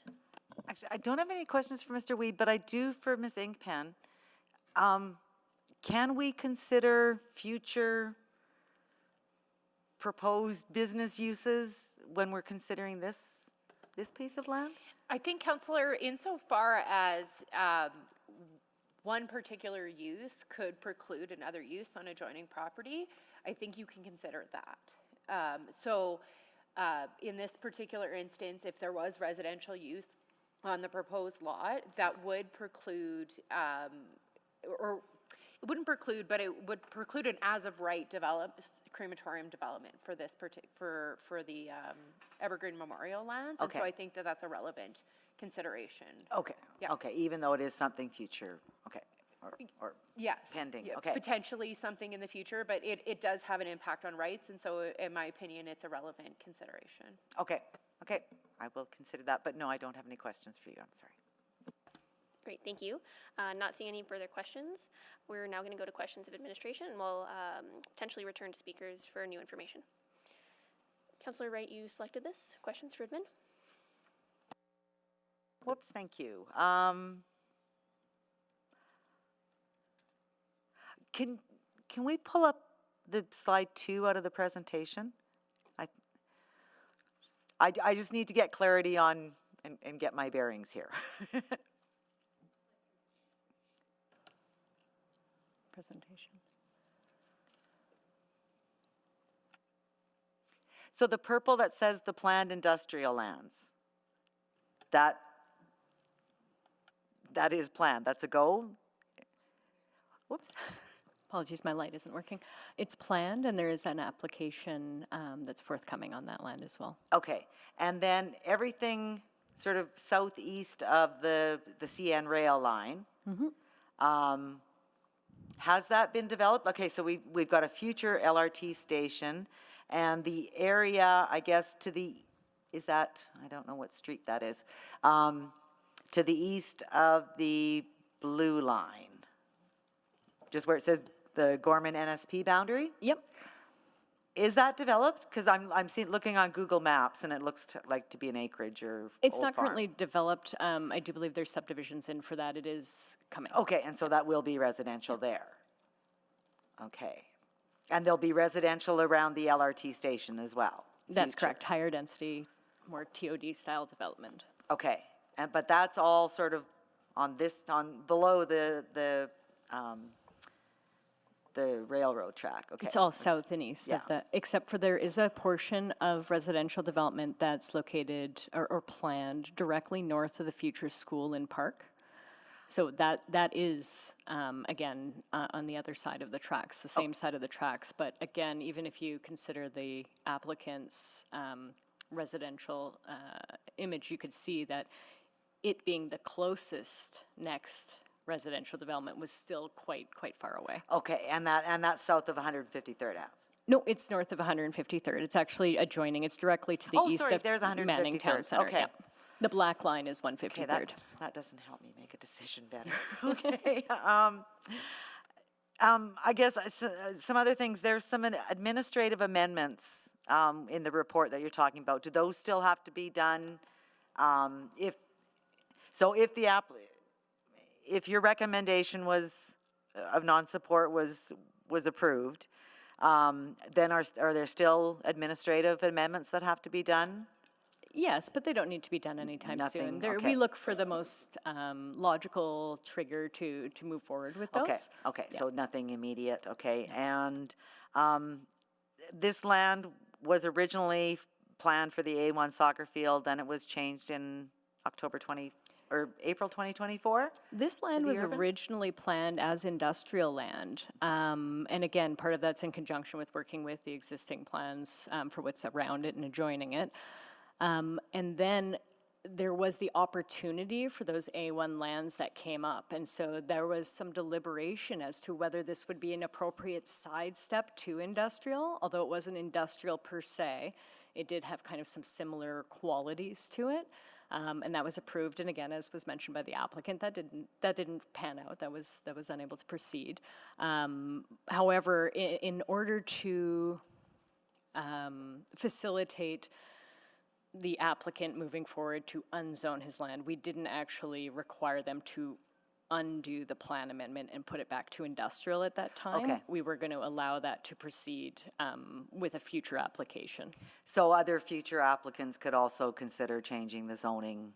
Of course. Okay. And back to industrial would be, I think, a relatively easy support because that was the original Okay, intent. or if there are other organizations that want to have it as sports fields of some kind, that Yeah, I mean, could we also would be evaluate that at considered? the time, but I do think that we've already done some evaluation on that and found some level of support for that. Okay, because I know there's lots of people that want sports fields, so my time is up. Thank you very much. Thank you. Councillor Cartmel? Thank you. So I have some questions about the Gorman NSP. And it's sort of the slide that was just there, but I'm looking at the report. Sorry, Councillor, would you like to pull up slide 4 from the I'm not sure presentation? that actually does. You can start with that, I suppose. Okay.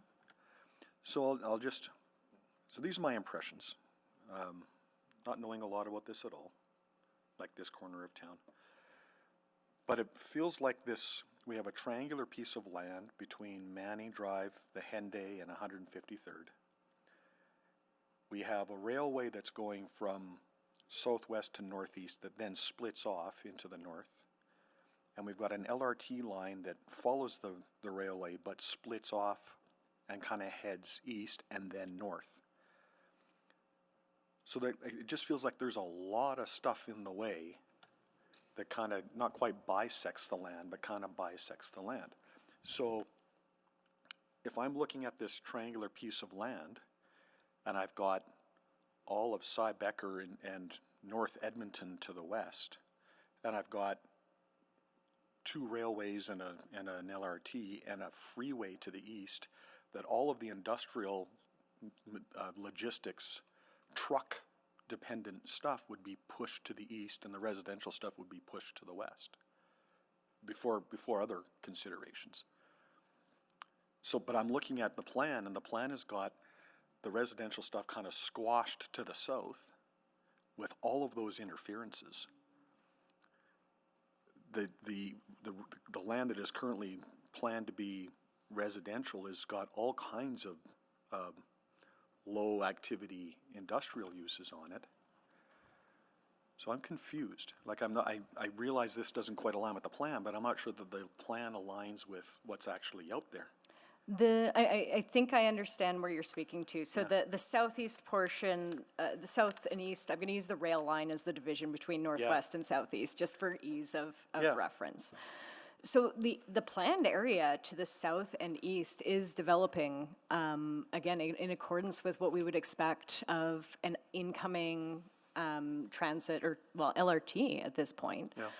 I don't think that there's any question as to whether or not those are going to be able to meet the density targets or the kind of community and connections that they're hoping for in that neighborhood. I think where the question comes in is really about this parcel being so far beyond even that northernmost residential piece, which you can see is at the south end of Rend Lake, right adjacent to Manning. Like that one there is meaningfully connected both to the school as well as to Manning. It has a relatively quick walk around the train line without having to have any additional crossings secured, any future development uncertainties. The difference with this application and where the location of this particular residential parcel is does speak a little bit to Councillor Stevenson's point where I was toying with it. It's a bit of a walk through nothing. It's a 15-minute walk to get to Manning Town Centre, which is your closest anything.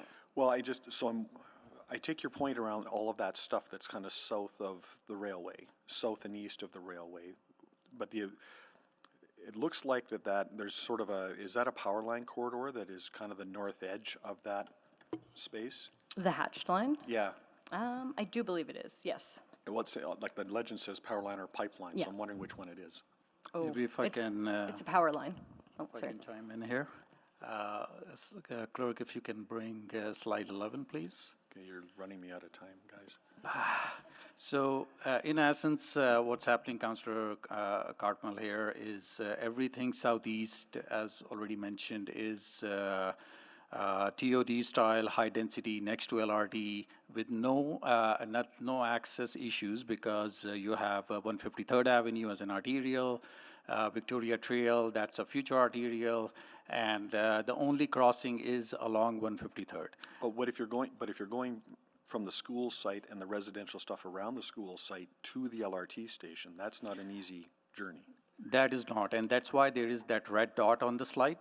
And that is the only pedestrian crossing that is identified in the plan, in the current plan, and in the proposed plan, with a lot of constraints that is subject to CN approvals. So there is, in foreseeable future, no connection available between those two sides of the plan. No roadway connection. No roadway connection, no pedestrian connection, other than that red dot. That's about it, And which is also. What is that red dot? The red dot is, the plan identifies that as a pedestrian bridge, which itself has a lot of, I would say, challenges in construction. Absolutely. I'm probably out of time. Hey, Councillor Knack. Okay, thank you. Thank you. Councillor Knack, can you take the chair, please? I've got the chair. Thank you. Yeah, thanks so much. Just a few questions. So maybe coming back to the idea of 15-minute community, you know, one thing that stood out to me in the report is the language around meaningful connections or integrations with surrounding land uses to really fulfill the spirit of 15-minute communities. And I'm just wondering, yeah, some additional thoughts on, while technically, you know, if we draw that line, it might be within 15 minutes, but what would our expectations be for a truly integrated 15-minute community? What would we want to be seeing? I think the idea of the 15-minute community really isn't about getting to something at the 15-minute mark.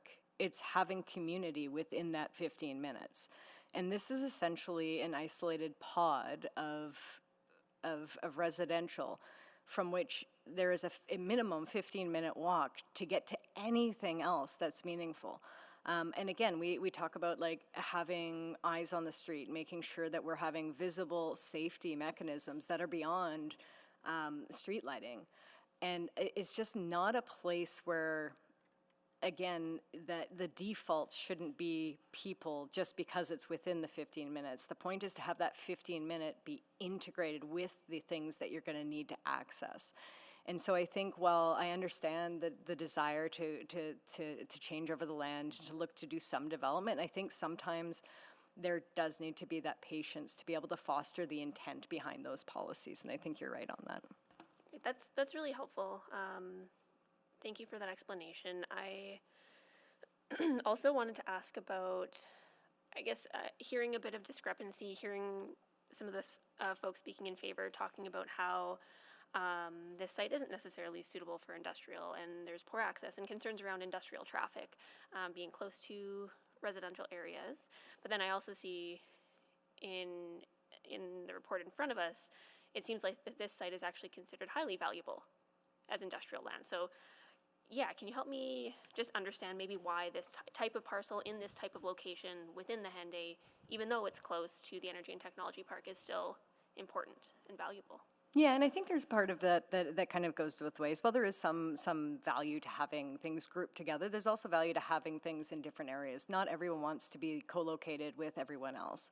And I think there is some level of patience that's required with this. We are now seeing applications that we know are coming forward for that triangular piece just to the east of this as well. And so I think that, you know, as development kind of catches up to that corner, we'll start to see more of that. And I think, again, when we consider the industrial action plan, we're looking at those larger parcels as well as being particularly valuable, and this is one of those. We already saw through the previous public hearing with Rampart, that was another very large parcel that was being removed out of the inventory. And so I think that while we do have more, and they are in different areas, that there are different groups that will access different kinds of services and needs within that. And in terms of this versus the EETP, if you want to talk level of servicing and the readiness of those, this is much, well, it's still expensive to service this land, and it is not necessarily easily done. It is far easier done than a lot of what is being planned in the EETP. It's much closer in temporal proximity. Okay, that's really helpful context. And just on the triangular parcel, recognizing that there is an application in process, it sounds Forthcoming. Like, or forthcoming. Yeah, we've had some pre-application discussions with them. Gotcha. My assumption would be that is a signal that there is interest in the area. Is that a fair assumption? And is it fair to assume that, that positions the parcel we're talking about today in a more favorable light, knowing that there is interest in adjacent parcels? It may, but there's so many factors that are playing into the complexity of that. I think that there is interest in the area, and I think like even just the attempts that we've seen over the years with the A1 site and with some other applications, there are often levels of interest, but the market pricing and the interest have to co-occur, and sometimes it just takes a little bit of time. But I do see that as a valuable, signal. And that combined with the fact that the LRT and the development in Gorman is coming on. I believe Gorman was approved in 2021, so it is relatively new, and that area is spurring quite quickly. Great. Thank you so much. And I'll take the chair back. I'll return to the chair. Thank you. Councillor Stevenson. Thank you very much. I appreciate the further discussion around sort of, what being connected means and the quality of that connection, so appreciate that. Did just want to understand, and apologies if I missed this earlier, just the concern raised about industrial traffic on local roads or residential roads. Is there any context you could provide on that? Councillor, if you are referring to the truck routes conversation, so there are three main categories. One is the dangerous goods route, which is like Manning, Anthony Hinder Drive. Then we have arterials, a lot of them, that have truck accommodation for 24 hours. And then there are arterials that have truck accommodation for limited hours. So 153rd Avenue, which is the most relevant to this area, connects Anthony Hinder to Manning, which both are the truck routes, and 153rd itself is only it does not allow dangerous goods. It is for 24-hour permit for the trucks, regular truck traffic. And sorry, just from getting from the northern parcel that we're discussing down to 153rd Avenue, would that be along 34th Street and or Fort Road? That is correct. It is along 34th Street, which was in the original plan slated as an industrial collector. Okay. Yes, it does passes by a school and a park site. That also got acknowledged at the NSP level that appropriate buffers will be required, keeping in mind the constraints such as sea and rail lines and utility lines all in that area. Okay, and is there any opportunity, I don't know if it's a road, like 158th Avenue connects into Manning Drive. Can trucks go there? Like they wouldn't have to go all the way down to 153rd? 158th Avenue has only right-in, right-out access, and it is primarily slated for that commercial routing, more for serving that commercial pocket. For trucks, it will be appropriate to use, or that's the as per the actual plan, to use 34th Street. Okay, so worst case scenario, 34th Street would be the route, but again, accommodation has been made for the buffering from the school. And I think just to that other point around the loss of that southern industrial space for the park, the residential and the park and the school site, again, the logic there is just that it is more integrated, more closely linked to the future transit? That's correct. It was certainly something that was considered in the planning phase of Gorman. And again, it is a limited size in terms of where there was available land base. But I think that the purpose and the plan was for that industrial or the existing, it's relatively light industrial, to change over. Yeah. And then I think talking about the overall viability, the need for infrastructure, my understanding is that we are looking at at ways for the city to support upgrades of industrial areas in terms of some of that servicing. So does that also help weigh into, you know, the potential future viability of that area? Recognizing that there are some barriers, we are also actively working to reduce some of those barriers. I know the industrial team looks into any opportunity that they have. Okay, great. No further questions at this time. Thanks. Would you like to move a second round? Happy to. Second. Please vote on a second round.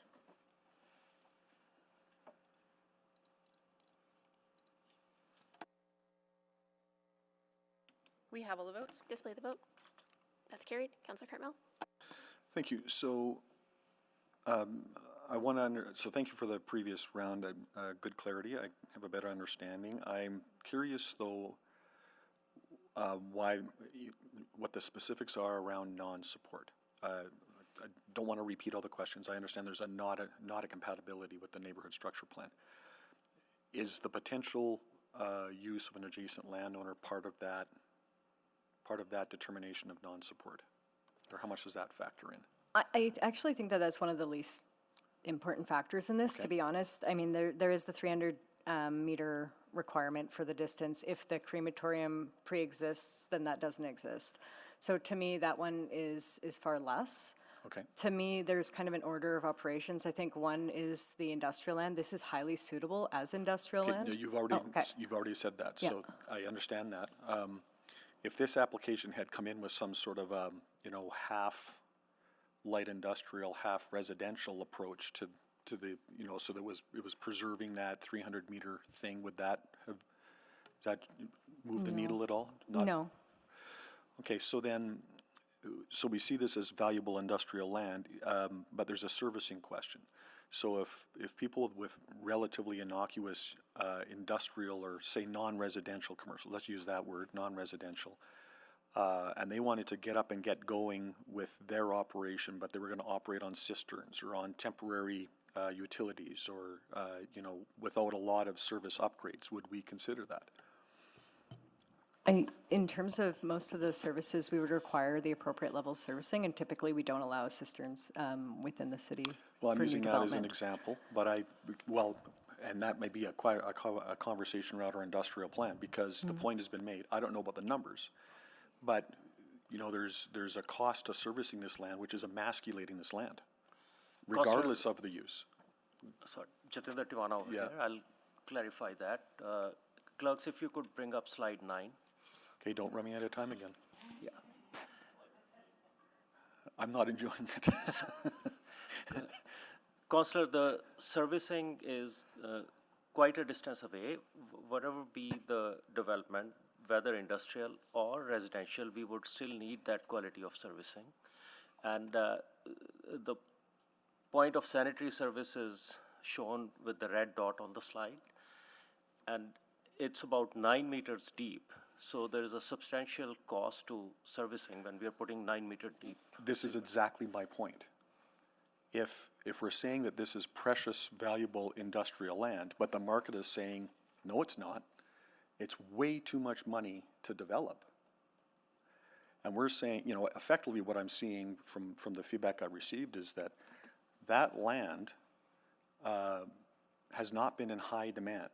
And we can talk about sort of the high level industrial land is in demand, but I'm not sure that these pockets are, because they're so hard to service, and we refuse to give even an inch on a very high level of permanent services.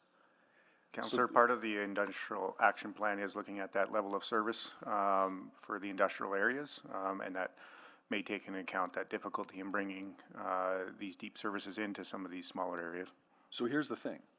Right? If there was somebody that effectively wanted to erect a couple of pre-engineered buildings on a freshwater cistern, a sanitary cistern, and overland drainage to get in, get going, get established, and start paying taxes, that's different. And we're talking about land use. But if we're saying land use has to be a fully built out, fully serviced, sidewalks, curbs, complete streets, industrial park before we'll let somebody go into it, that is a different consideration, because we have somebody in the room that's willing to spend money and develop the land and service it. And I think, Councillor, if I may, I think I understand and hear your point regarding the cost of servicing, but one of the things that I would like to just bring us back to the application at hand is this application is for residential, and just because it may not be currently serviceable or viable as industrial doesn't make it a good place for people. And I think that's my takeaway in terms of this, is it isn't necessarily a good place to be putting people. Right, but that's not the question I'm asking. I'm asking about the servicing and the different costs and the different amounts of servicing. I think I made the point in my previous line of questions that somebody walking from this neighborhood would have to cross 3 railways to get to where they're going, and I'm on foot. Not sure that's a great place either. I take your point. Thank you. Thank you. Not seeing anyone else on the board. Anyone for new information?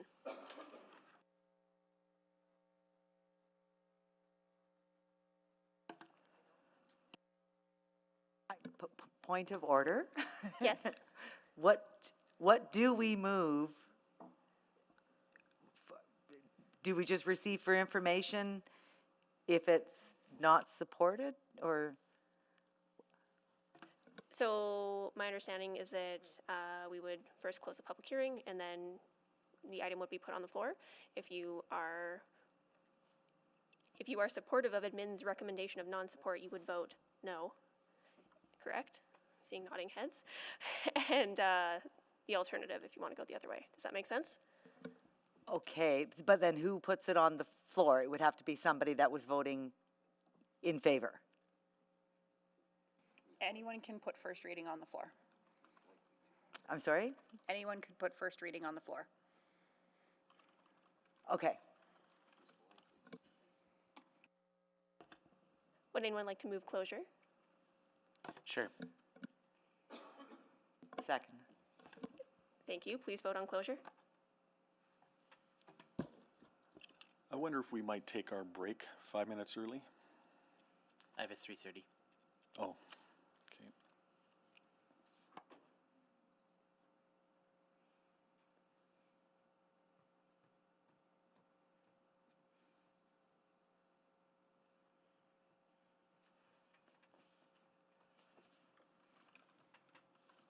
Councillor Cartman, we just need your vote on closing the, there we go. We have all the votes. Display the vote. That's carried. Someone like to move first reading? So moved. Second. Thank you. So we have first reading on the floor. Anyone to speak to this item? Councillor Wright? Thank you. Like I said at the start, this has been a tough one for me. I commend Irwin Creek Developments and Barrie Homes for sort of targeting the smaller builders in our area, or individual builders, and giving them an opportunity. And you've done some great projects outside of the city as well. But I just come back to what I've experienced in the Southeast, where there's been congestion and access concerns with some of the developments east of 17th Street.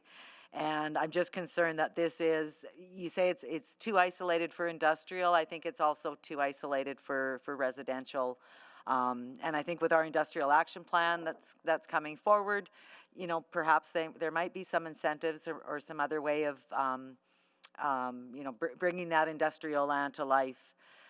Or even recreational facilities as well. Our city community services is also doing a survey out there to see what Edmontonians want as far as recreational sites as well. So I cannot support, I can't support it, and I support administration's recommendation on it. Thank you. Thank you. Councillor Tang? Yeah, very briefly, I'm inclined to agree with the recommendation in the report. I appreciate hearing about the project several months ago. I know at the time it sounded really interesting, didn't seem, a ton of barriers, but I think I was missing a lot of the context. And that's what what public hearing is really about, is to provide that full picture. I hear from a lot of the speakers in support around the housing crisis that we're facing, and no doubt it's comes up every rezoning application, comes up in our decision making every single day. We are also grappling with the challenge of erosion of industrial land and the need for non-residential, for us to strengthen that aspect of city building. Because of that, for a long time, we've really struggled, financially as a city, and these are some of the things that the city is trying to do. It doesn't preclude other priorities, and I think, fundamentally, I think I asked about those questions around community of communities, partly because I do have some, questions around, I think some of the arguments made, in terms of transit access, Gorman LRT, that's years away, and I don't think that necessarily makes it fully connected, as the proponents talked about. So I think for all those reasons, I think it would be very, very hard to develop a community but not provide the rest of the conditions for that community to thrive. And I think that's at the crux of, really what we're really struggling with. So with that, I will be voting no. Councillor Stevenson? Yeah, thank you very much. I just wanted to click on for a few brief moments to thank administration for this analysis. I think it's not an easy one, and always things to balance, as we heard, the housing crisis, but also our industrial and commercial needs for our community as well. They are equally important in creating viable communities. We can create housing for folks, but if they don't have access to jobs or employment to support them in their housing, staying in their housing, then we're not building a community that Edmontonians need. I think that the balance in this analysis was correctly struck, particularly in light of our industrial action plan. This isn't the ideal location for housing, and sometimes we can accept less than ideal. But at the same time, it's also, as presented, would erode our non-residential landmass, which we do desperately need. Having said that, I don't want to underappreciate the challenges posed by this site. I take to heart that it has been a challenging area to develop, and it's sites like these that I think we really need to turn our minds to in some of our future planning and investment work in the months and years ahead as we work to rebalance our city's land mass. So thank you. I will not be supporting this. Councillor Carmel? Yeah, thank you. I wanted to take a few minutes to think about this because I do have a couple more questions now, and I knew I would, and so I wish we would have had that opportunity, but we didn't. So I take administration's points, and Councillor Tang's comment effectively motivated me to step on, because I did only hear about this project in the last few days.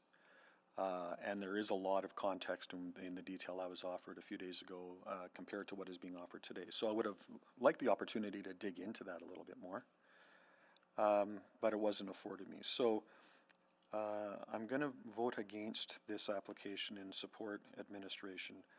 And I know there's not the opportunity for qualified yeses and nos here, but this piece of land is emblematic of a few pieces of land in the city that, on the one hand, are not great places for residential developments, but on the other hand, are not seeing very much interest at all because the cost to get them active as industrial land is so much money, because we have this 0 to perfect requirement to service these lands.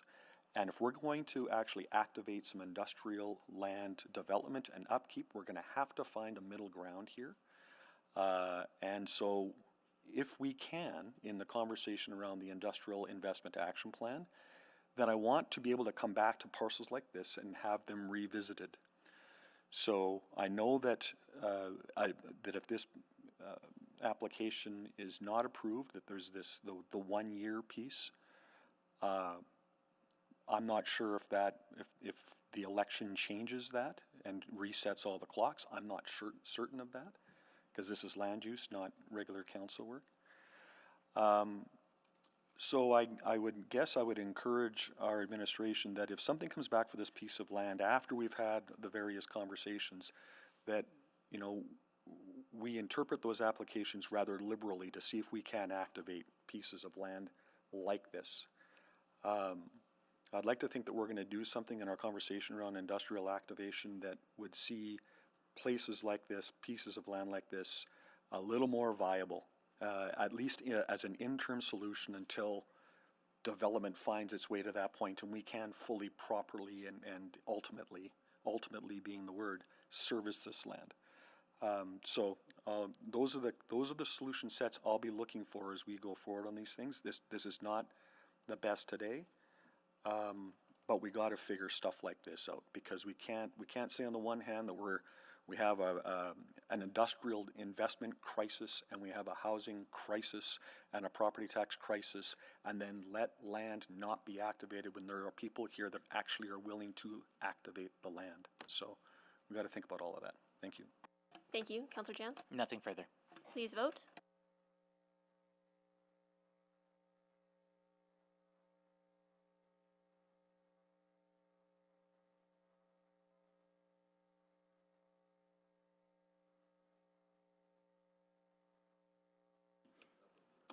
We have all the votes. Display the vote. That's defeated.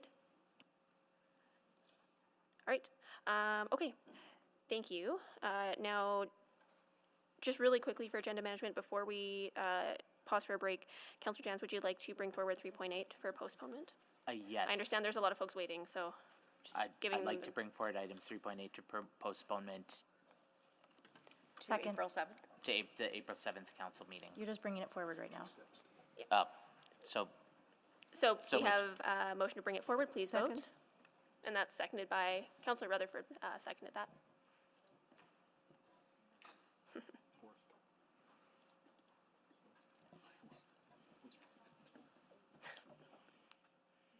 We have all the votes. Display the vote. That's carried. Councillor Jans, go ahead.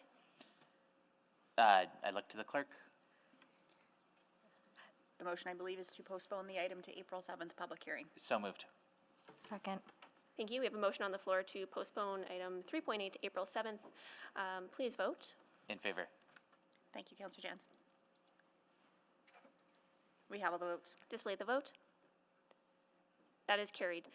So just for folks who are listening in, who might be here for that item, just recognizing how jam-packed our agenda is today, we didn't want to keep you waiting for the entire duration of the meeting, just so you have some certainty around your afternoon. So that'll be coming back on April 7th. Thank you so much. So we're going to pause for 15 minutes. We'll be back at 3:45. Thank you.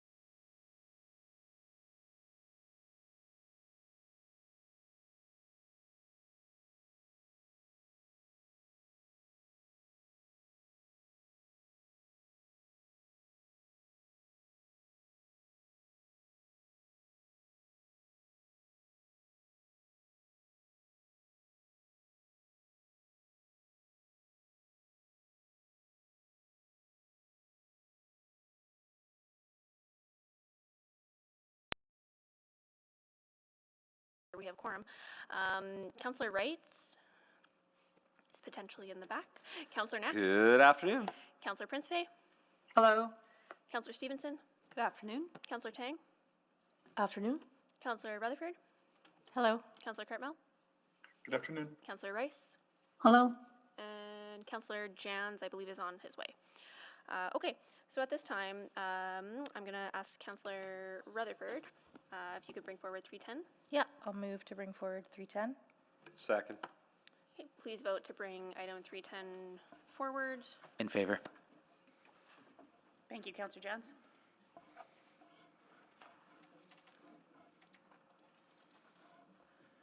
Did it come up for you, the vote? Yep. Okay, I'm a yes. It's not coming up for me. Thank you, Councillor Rutherford. We have all the votes. Display the vote, and just for clarity, that's 310 to allow for a range of small-scale housing up to 3 stories Kensington. I'm just seeing different wording on the screen. We'll clean that up, but yes, it was 310. Excellent. Thank you. That's carried. Councillor Rutherford. Yeah, I'll move to close the public hearing on this item. Second. Please vote for closure. Yes. Thank you, Councillor Jans.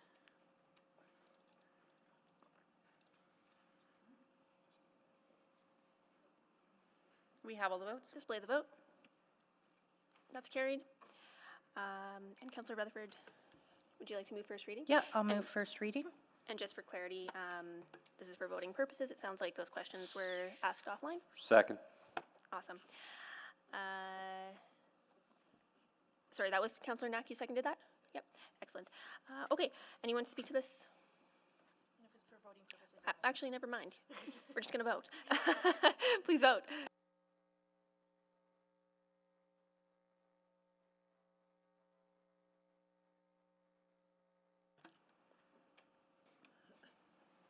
We have all the votes. Display the vote. That's carried. Yep, I'll move second reading on this item. Second. Please vote.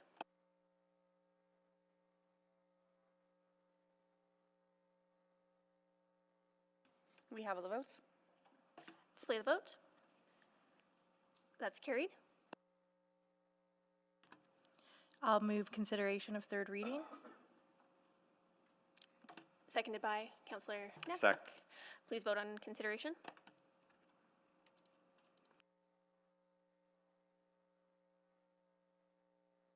We have all the votes. Display the vote. That's carried. And I'll move third and final reading on item or bylaw 21073. Second. Please vote.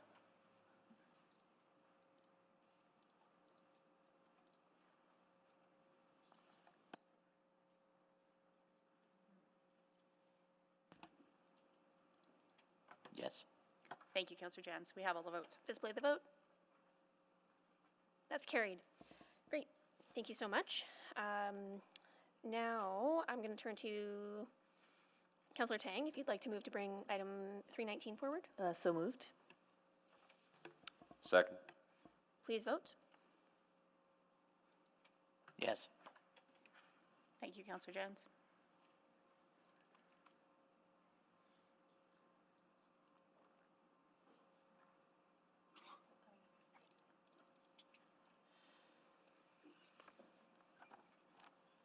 We have all the votes. Display the vote. That's carried. Okay, and I understand Councillor Tang, you selected this and have a few questions. Do you need a presentation from Midman? No, I just, I'd like to ask some questions to the proponent, to the speaker. Okay, great. Please go ahead. I think the speaker is joining us online.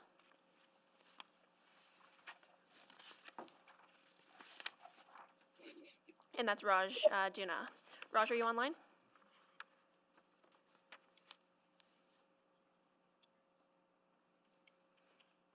Do we see if Raj is online? We don't see them, no. Oh, He was probably expecting it to be later in the agenda. I can ask administration. Perhaps you can answer some of them. Or-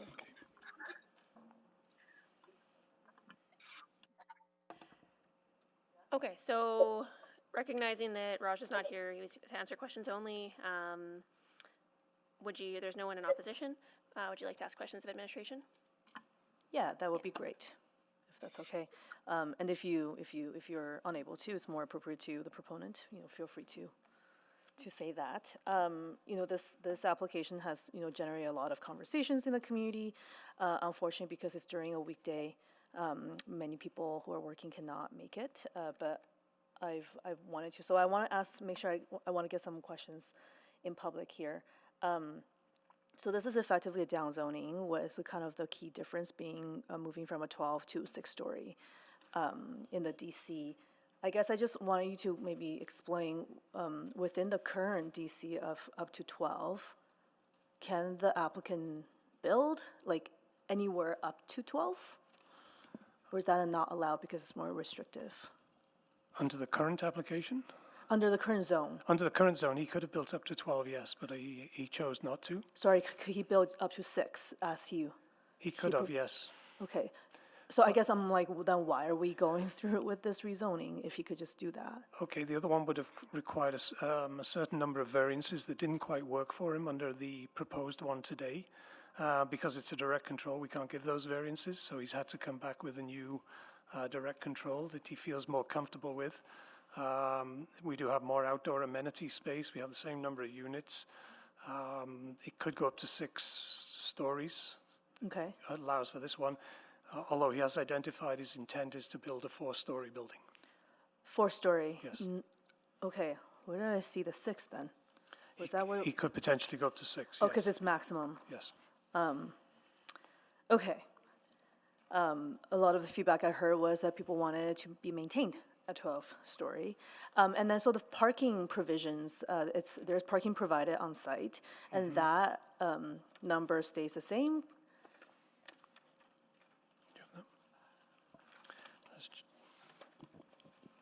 Councillor, I'm just checking, just give me a second here.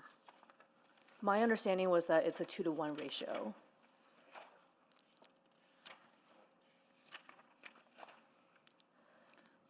So as part of updating the DC, we have taken out any explicit direction on parking to align with open option. Right, I understand that, but my understanding is that the applicant is intending to include that on site.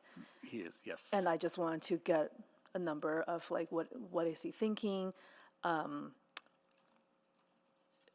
think based on, the 2017 rezoning, if it's the same there, and what's kind of the ratio and why that ratio? Yeah, unfortunately, that would be better asked of the applicant. Yeah. Is it possible to get him online, or can we reach out? And then I guess the other piece to this is, I just want to confirm the intention for ground floor commercial. That stays the same, and is there intended ground floor commercial? That's my understanding as well, yes. Okay. Yeah. And I think I recognize it's probably best for the applicant, but, and then I think this question around the community benefits of amenities. I mean, the question I would have asked for the applicant is what kind of conversations have they had with the community, because the report says is to upgrade Michael's Park playground, but that playground is done.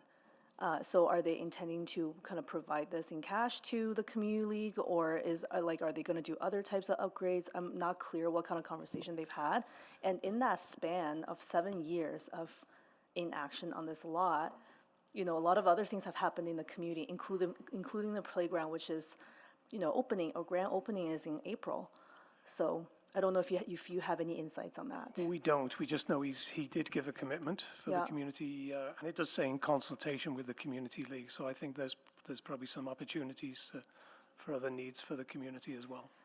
Yeah, my understanding is there's only been a few written communication. I just need some reassurance on that front from him. Councillor, in the bylaw, it does state that if it's not used for Michael Park, or Michael's Park, then it would be used for other off-site public amenities. Okay, Yeah. and then I think in this one, in this application, there is also sort of the additional on-site residential amenities. Do you have any insights as to what that is?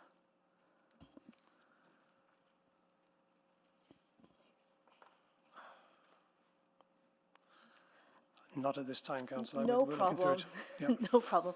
And of course, there's the development permit review application at the same time that's contingent on this rezoning, correct? Correct, and that is underway. Yeah, and I think a big concern in the community is sort of the lack of any action for over the last 7 years, and you've outlined some of the reasons why. You know, assuming this is approved, like, do you have a sense of when ground might be breaking? Or, you know, I think community also needs some confidence in that this is gonna go ahead, right? Yeah, we don't have the timing, but we do have some confidence given there is a development permit underway. And are there any other conditions that have changed compared to 7 years ago that is prompting this to move now? I think those questions might be better for the Yeah, applicants. I think there may be some other funding, yes. Councillor, yes. it's Travis here, Yes. up top. So the applicant is working with CMHC on some affordable housing financing, so it's not the regular program in which they look for market attainable, but it's actually subsidized units through the financing. So the applicant has been working through that process, and the different milestones of the rezoning and the development permit process are triggers to gain that financing. My conversations with the applicant, the intent is to develop as soon as possible as that financing comes in. Like 2025? Correct. Okay, my time is out. If he comes back online, please let me know. Thank you. Thank you. Councillor Cartmel? Thank you. My questions were similar.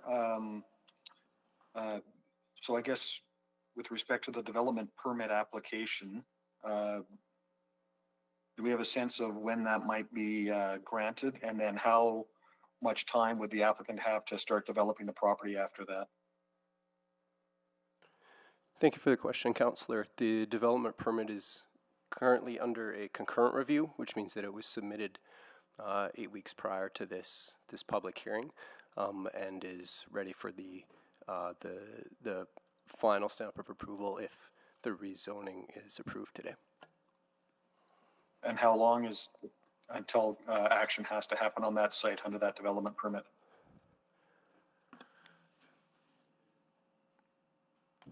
I believe that there's a 1 year time limit on the beginning of development before it would be rescinded. 1 year? Councillor, that was extended to 2 years in the zoning bylaw about 4 years ago. So the active development permit or the development permit will remain active for 2 years after approval. Okay, and but the rezoning, should it go through, remains there forever? Correct. Right. And then maybe Mr. Pollack, do you have any further information around the milestones of this other funding that's being applied for that might give us some insight as to when construction might proceed? So the big milestone is the public hearing and the granting, if approved by council, of the rezoning in the zone. That's the big signal for CMHC on that one, which will release the funding agreements, and then construction would begin once development permits and building permits were granted. Okay. Thank you. Those are all my questions. Thank you. Can you move a second round, Councillor Cartmel? Yes, I'll move the second round. Actually, hang on. If we're going to new information, we don't need one. Councillor Tang, you're on for new information. I know that the proponent is online now. Please go ahead. Okay, thank you. Hi, Raj, are you online? I am, Councillor. Okay, thanks for being here and for coming online. I know we moved this up a little bit. Can you just share a little bit about sort of intent with what you're hoping to accomplish with this? You know, I see the number of unit count has stayed the same, even though it's now a I hear you're intending a 4-story.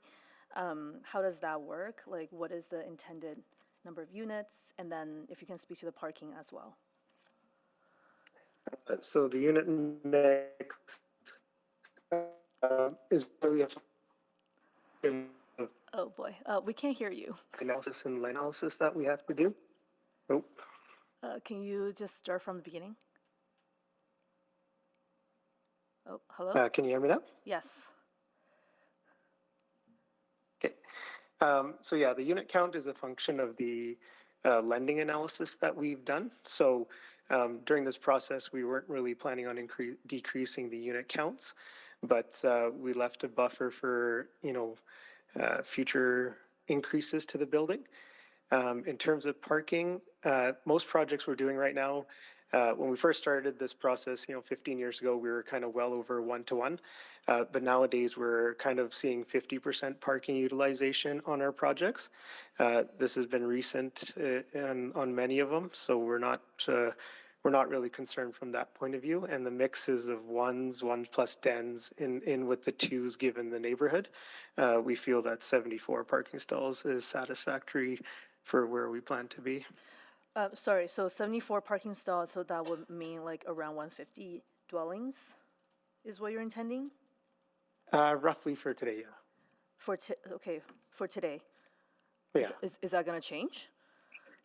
That's why we left the flexibility in the zoning, so that when we go back to CMAC to try to finalize this project and get it under construction, we didn't want to box ourselves into any particular situation, since zoning is a lengthy process and takes some time. So we didn't want to put ourselves in that position. Okay, and I wanted to confirm that you're still planning for commercial on the ground floor? Correct, yeah, I think as part of the zoning from our past zoning, we are actually able to increase commercial square footage a bit, which is something that was important to us, so that's increased. Okay. And we've also retained the community contribution at the same number, even if there is less units in the end. We've maintained that per the original zoning from several years ago. So on that community amenity contribution, what kind of conversations have you been having with the league around what other type of upgrades? Because the Michaels Park playground that was mentioned in the report is already done.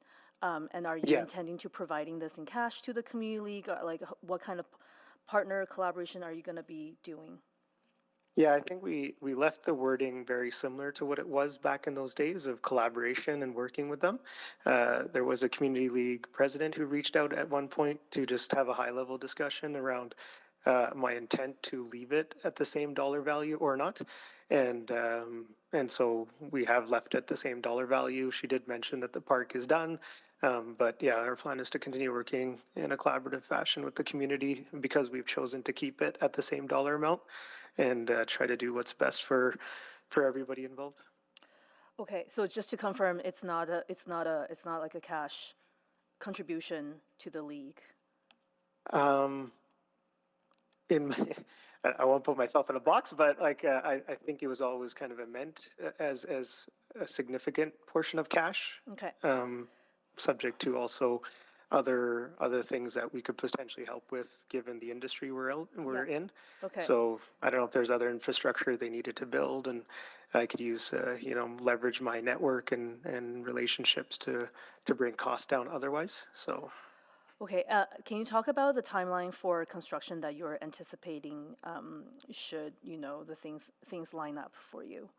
Can you commit to 2025? Yeah, jumping just when Travis was talking, but the plan is this is a CMAC milestone that I had to kind of hit, so that's kind of an important step today. If we are approved, that'll definitely kind of allow the file to proceed with the next steps, and from there, I don't want to talk in months, but our plan is to break ground this year, I guess, if I can say that. Okay. Great. And then finally, what is that on-site residential amenities mentioned in the report? What are you intending with that? So with the commercial space, we have a high probability and confidence that there'll be a daycare that will want to be a part of the commercial space. Okay. And so we left it a little bit open-ended, just not to box ourselves in with what daycare requirements might require. And I know they do require outdoor space. I don't have a daycare tenant in our portfolio today, but I know they require outdoor space as part of their criteria. Okay. So largely it's meant for that connection Okay. to make that a possibility. Okay, great. Thank you very much. You're welcome. Councillor Tang, just if I may clarify, just on that community amenity contribution piece, so it wouldn't be just a cash give over. It has to go towards a public amenity in the area, and that would be determined between administration and the owner in consultation with the community league. So just so you're absolutely clear how that would play out. Thank you. Appreciate that clarity. Excellent. Well, thank you for that. Not seeing further questions. Is there someone who would like to move? I can move Closure. closing of public hearing. Second. Please vote on closure of the public hearing.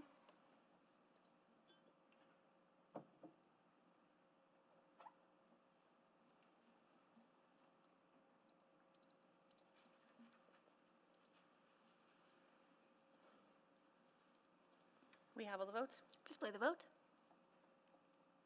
That's carried. Happy to move first reading of this bylaw. Seconded by Councillor Jans. Yep. Anyone to speak to this item? Councillor Tang? Yeah, thank you for the speaker for jumping online, to administration for working on this application. This is a site that has a lot of history. It was a very contentious rezoning 7 years ago, and since then the site has been vacant, and since I've been in this seat, it has been a constant topic of conversation in the community. What is going to happen to this land? Are we going to see anything? We've lost our favorite pub and local store, and it kind of being deprived a bit of that commercial amenities that make up a community of communities that the city plan envisions. And so, of course, when this rezoning came forward, there's a lot of questions and also a lot of anxiety about what does this mean, and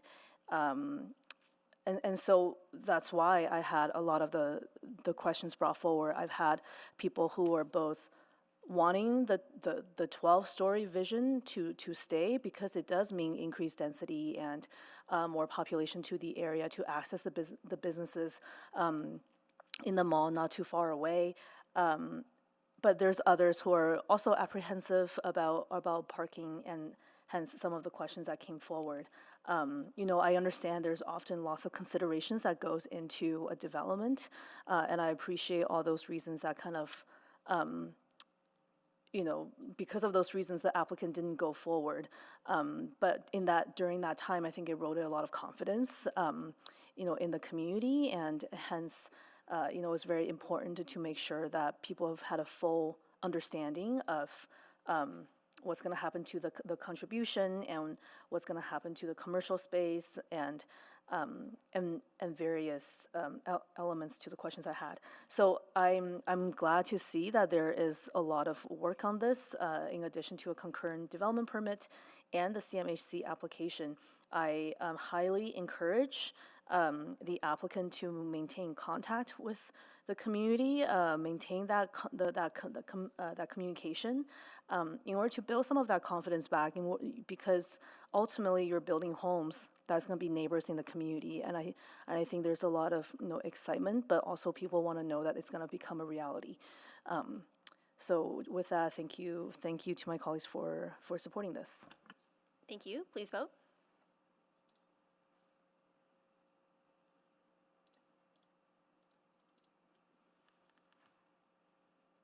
We have a vote. Display the vote. That's carried. Second reading, please. Seconded by Councillor Jans. Dude, I'm sorry. Please vote.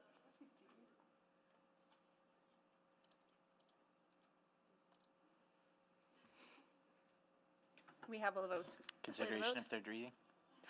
Second. Please vote on consideration.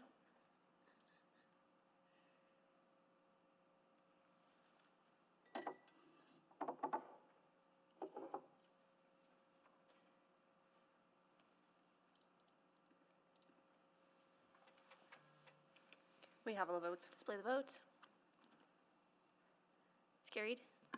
and a final reading of bylaw 2108A. Second. Please vote.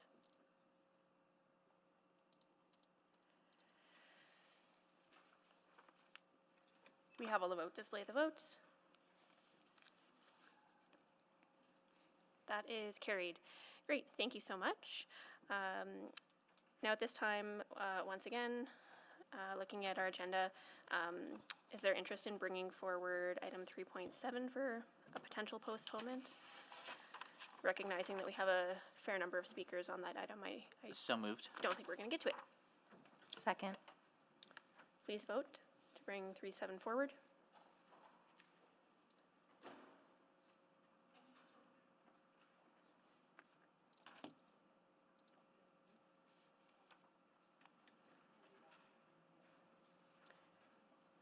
Councillor Jans? Yes? We have all the votes. Yes.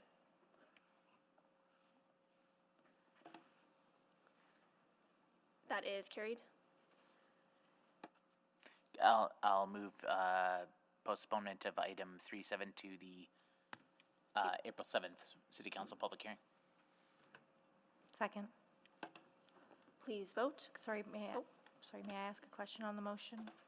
Go ahead. I'm just wondering if, we're postponing a lot of items with lots of speakers, and I don't know what's on that agenda already. Should we be proactively considering extending orders? Yep, we have some wording coming around Okay. extending orders for Okay. April 7th. Okay, thank you. No problem. Please vote. Yes. Thank you, Councillor Jans.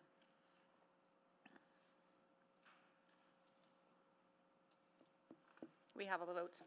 Display the vote. That is carried. Thank you. Okay, so we have a number of items remaining. Up next is 3.6 to allow for medium scale housing in Strathcona.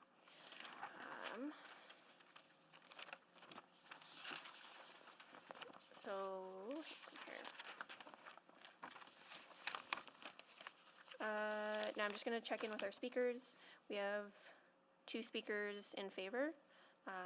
Aman Hamid, are you online or in person? Excellent, thank you. And you can feel free to come down. The clerk will help guide you to your seat. We also have Sohil Sharma for questions only. Okay. And I'm going to just check in opposition. We have Craig Grader. Craig, are you online? Not seeing Craig. So we'll try to get hold of Craig. But we'll turn it over to administration for a presentation before we hear from speakers. Please go ahead. Good afternoon. This application proposes to rezone a site in the Strathcona neighborhood from a direct control zone to the medium-scale residential zone, or RM, with a maximum height of 28 meters, or approximately 8 stories. Next slide, please. The site is located on 99th Street in the northern part of the neighborhood near the river valley. It is close to a bike lane on 100th Street and a shared pathway on Saskatchewan Drive. Frequent and local bus service is under a block away, serving both directions, with mass transit busing anticipated to operate on 99th Street as part of the future mass transit network. Next slide, please. Through engagement, 36 people were heard from, mostly in opposition, but several in support. Respondents, both in opposition and support, cited similar reasons for their position. Some saw the height and scale as too much for this location, and some felt it was an ideal location for it. Similarly, the potential low level of on-site parking was seen as both a positive and negative aspect of the potential development. There is a high level of consensus about worries that the proposed standard zone would have fewer design requirements and could lead to a less attractive building compared to the current DC zone. Most of the people who shared a mixed perspective or who overall indicated support for this rezoning still cited this concern. Other main concerns were related to the loss of the required commercial space, the impacts of this scale of development, including traffic congestions, particularly in the alley. Next slide, please. In the Scona District Plan, the site is located within the 99th Street secondary corridor. The district policy supports mid-rise development like this within secondary corridors along arterial roadways and collector roadways. 99th Street is an arterial roadway. The Scona District Plan also has policy to encourage commercial uses at ground level. Administration worked with the applicant to explore mixed-use zoning with a commercial frontage modifier, but the applicant ultimately wanted to ensure flexibility relative to commercial uses and have them optional. The RMH 28 zone has opportunities to incorporate commercial uses at the ground level, and the applicant has been strongly encouraged to pursue this, especially given the nature of the public feedback provided. Next slide, please. The proposed RMH 28 zone is a similarly equivalent standard zone to the current DC zone. The key differences are that 150 square meters of commercial space at ground level will no longer be a requirement. The massing of the building could be further east with a smaller required setback and no step back requirement. There are fewer architectural regulations that control the building's shape, and the current DC has uses such as bars, cannabis retail, and liquor stores that are not permitted in the proposed RM zone. Next slide, please. Shown here is the massing comparison of the current and proposed zones. Two potential options of the proposed zone are used, one where the minimum setbacks are adhered to and one that maximizes the height. Because of the limit on floor area ratio, the building cannot be built to both the maximum height and the minimum setbacks at the same time. At the time the DC zone was approved, policy for direction for this corridor was for lower intensity buildings, and a direct control zone was seen as necessary to ensure the compatibility of a larger building with the area and mitigate its impacts. With a new policy direction to intensify this corridor as a whole, the use of a direct control zone is no longer considered necessary. Although the DC does provide more surety for architecture and built form than the proposed standard zone, administration sees this as an appropriate trade-off to allow greater flexibility for development of the site and the corridor in alignment with the current policy direction. The Edmonton Design Committee will review the proposed building design at the development permit stage. Next slide, please. Administration supports this application. It will facilitate an increase in residential density near transit and active modes of transportation, and proposes an appropriate scale relative to the direction for secondary corridors in the Scona District Plan and District Policy. Thank you. Great, thank you. We'll now go to speakers in favor. Aman Hamid, you have 5 minutes. Please go ahead. Sure. Good afternoon, Deputy Mayor and Councillors. I'm here to present and support the rezoning application from DC2 to RMH 28. We believe that this proposal aligns with the City of Edmonton's planning policies and addressing the growing housing needs in our cities. Next slide. Recent mid-rise approvals. Since the inception of the new zoning bylaw, we have seen multiple approvals for mid-rise developments under the medium-scale residential zone. Notable recent rezonings include Blue Quill, which was rezoned to RMH 23 in October 2024. Forest Heights off of 101 Avenue, approved October 1st, 2024 for a 6-story apartment. In West Jasper Place, 95th Avenue and 153rd Street, pending approval to rezone 3 lots from DC2 to RMH 23 for a 6-story apartment. These approvals demonstrate Council's commitment to smart urban growth, transit-oriented development, and meeting Edmonton's pressing housing needs. Next slide, please.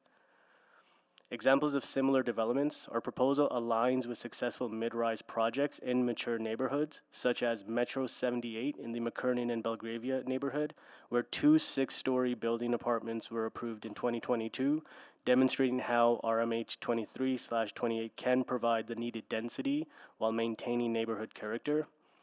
And the Tracks in Strathcona Ritchie, a 6-story rental apartment near White Avenue. Sorry, next slide. One more. There we go. Thank you. The Tracks were, 6-story rental apartment near White Avenue, opened in 2019, blending well with its surrounding and contributing to the community's vibrancy.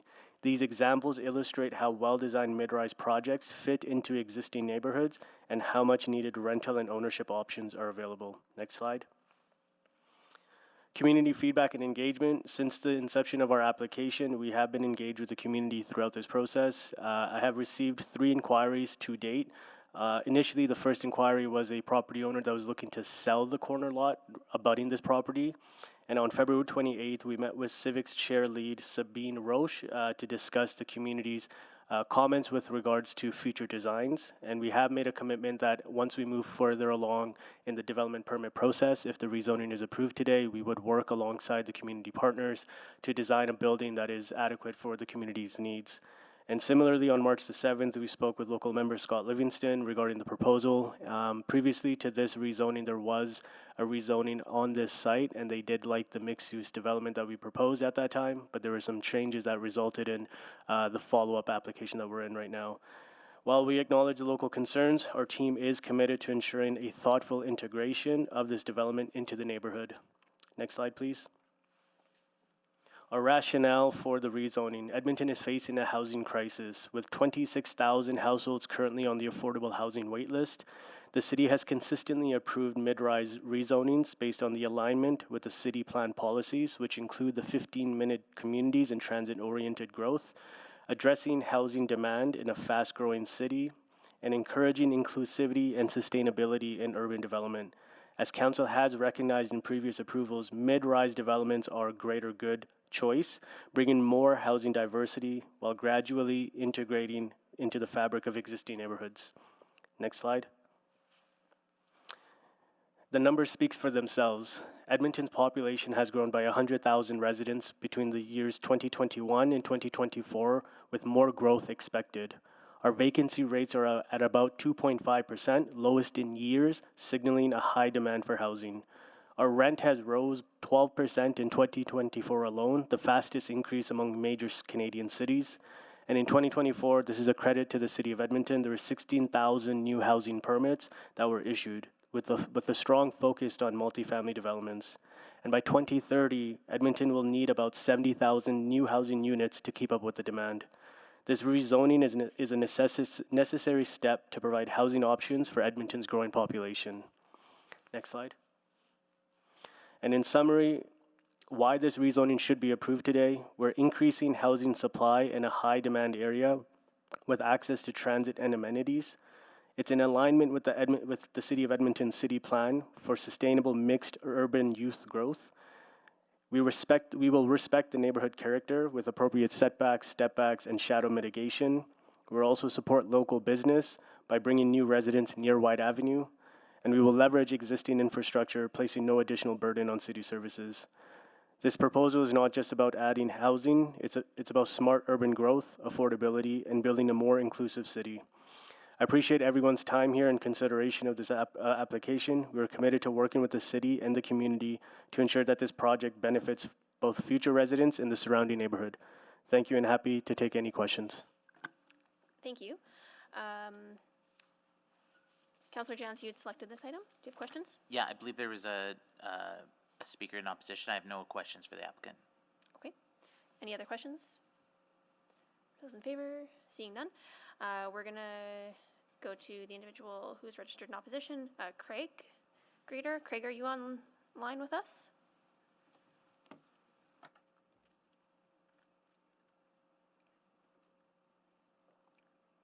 I believe they were trying to join virtually. We did make contact with them and let them know the item was proceeding, but I don't see them online. Okay.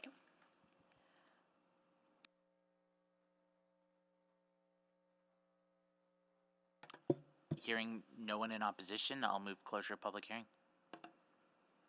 Do we want to go to questions of administration? I don't have any, but Any new information? I'll just go to legal just to make sure.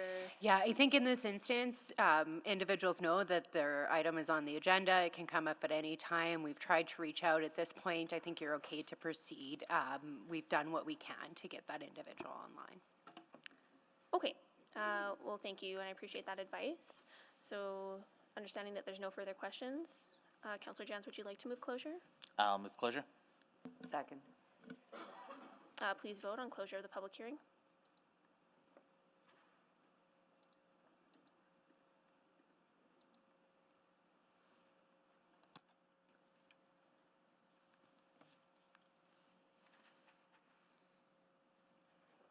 Councillor Rutherford?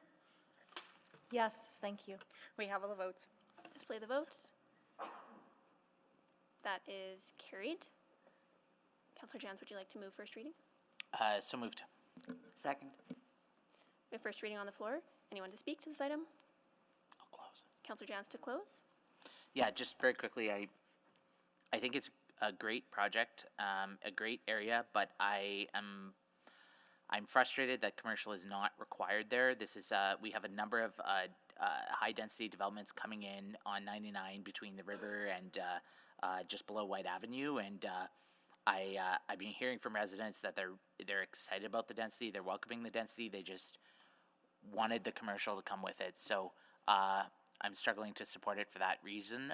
But other than that, I would encourage all of my colleagues to do so. But I'm hoping that my no vote sends a message to anyone else thinking of considering land use in the area that, you know, we really want to see more commercial here as well too, that we've added thousands and thousands of people, and yeah, we need some shops too. Thank you. Thank you. Please vote.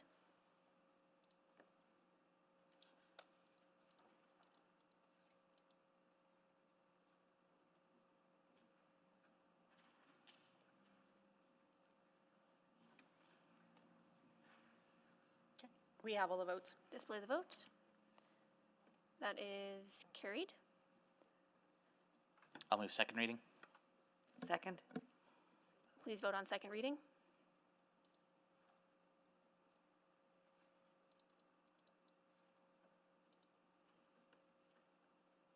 We have all the votes. Display the vote. That's carried. Councillor Jans? I'll move consideration of third reading. Second. Please vote for consideration.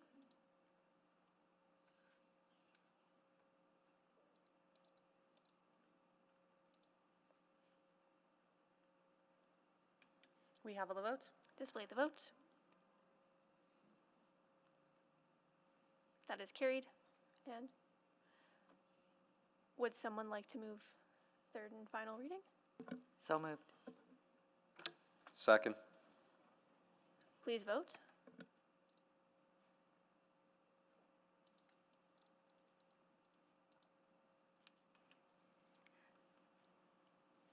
We have all the votes. Display the votes. That is carried. Thank you. Okay, so we're now going to be moving on to item 3.9. Excuse me. It appears item 3.5 has been skipped. Thank you. Sorry, and who, I didn't quite hear who that was, but I think you're referring to item 3.5. That was not Correct. selected for debate today, and it was carried. It was passed earlier in the day. Thank you. Thank you. Okay, so moving on to item 3.9, to allow for medium-scale housing Strathcona.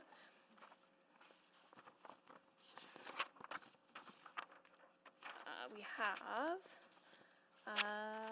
in favor, we have Ryan Eidick in person. You can head on down. And in opposition, we have Craig Grader. And we'll continue to check if Craig is online. But in the meantime, we're going to hear from administration.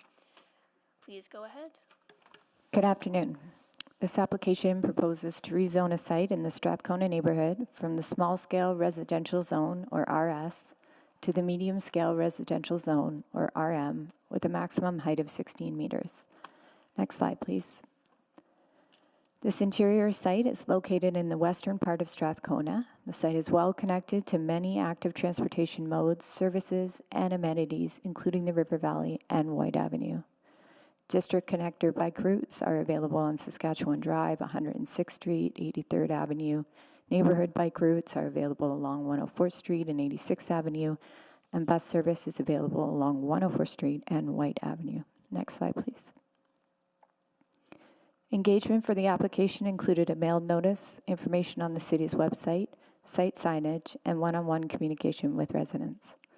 We heard from 3 respondents with concerns about the scale and massing of the proposed building in relation to the smaller site, as well as a new development being impactful to the surrounding bungalows and abutting McLean residents which is on the inventory of historic resources. Residents were also concerned about the possibility of commercial uses on site. Next slide, please. In the Scona District Plan, the site is located in the Gateway Boulevard Calgary Trail primary corridor. Low and mid-rise buildings are supportable throughout primary corridors. The RMH16 zone would facilitate low-rise, primarily residential development, which aligns with this direction. Next slide, please. The RMH16 zone is considered compatible with the mix of land uses in the immediate area, including existing small-scale residential buildings and a high-rise tower. The proposed zone would allow for a larger building overall, with more height and reduced front and rear setbacks. Given the relatively small size of the site, it is unlikely that the full height of 16 meters could be achieved. Because of the required side setbacks, see Model 3 on the slide, it is more likely that the development will be 12 meters in height with the reduced side setbacks as shown in Model 2. The proposed RM60H16 zone is considered compatible with the surrounding scale and mix of land uses. Next slide, please. Administration supports this application. It will facilitate an increase in residential density near transit and active modes of transportation. It proposes a scale that is compatible with the surrounding neighborhood, and it is aligned with the direction in the Scona District Plan and District Policy. Thank you. Thank you. We'll now go to, Ryan, you're here for questions only? Yes? Okay. Councillor Jans, you had selected this. Do you have any questions? Nope. Okay, and then we're going to go to the speaker in opposition, Craig. Is Craig with us now? I don't see them online and there is no response. Okay. Councillor Jans, did you have questions for administration? Nope. Okay, and we'll just, if there's anyone else has questions or new information. I'll move closure of the public hearing. Second. Okay, we have closure on the floor. Please vote.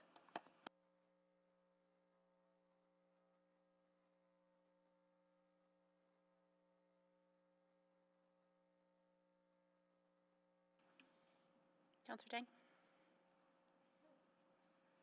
We have a vote. Display the vote. That's carried. I'll move consideration of first reading. Second. We have first reading on the floor. Anyone to speak to this item? Councillor Jans to close? Nope. Sorry. Oh. Councillor Knack, go ahead. Wow, that was quick. No, I actually wanted to speak to this because I appreciate we just had a very lengthy discussion about something very similar, and it might feel weird to then say, why am I supporting this versus the discussion I just had? And I think this is the importance of the public hearing process and the need to be able to dig into context and the need to be able to understand a lot of the important dynamics of it here, and even the surrounding land use, which is a particular important consideration I would flag on this particular property and where it's situated in terms of what's right across the street from it.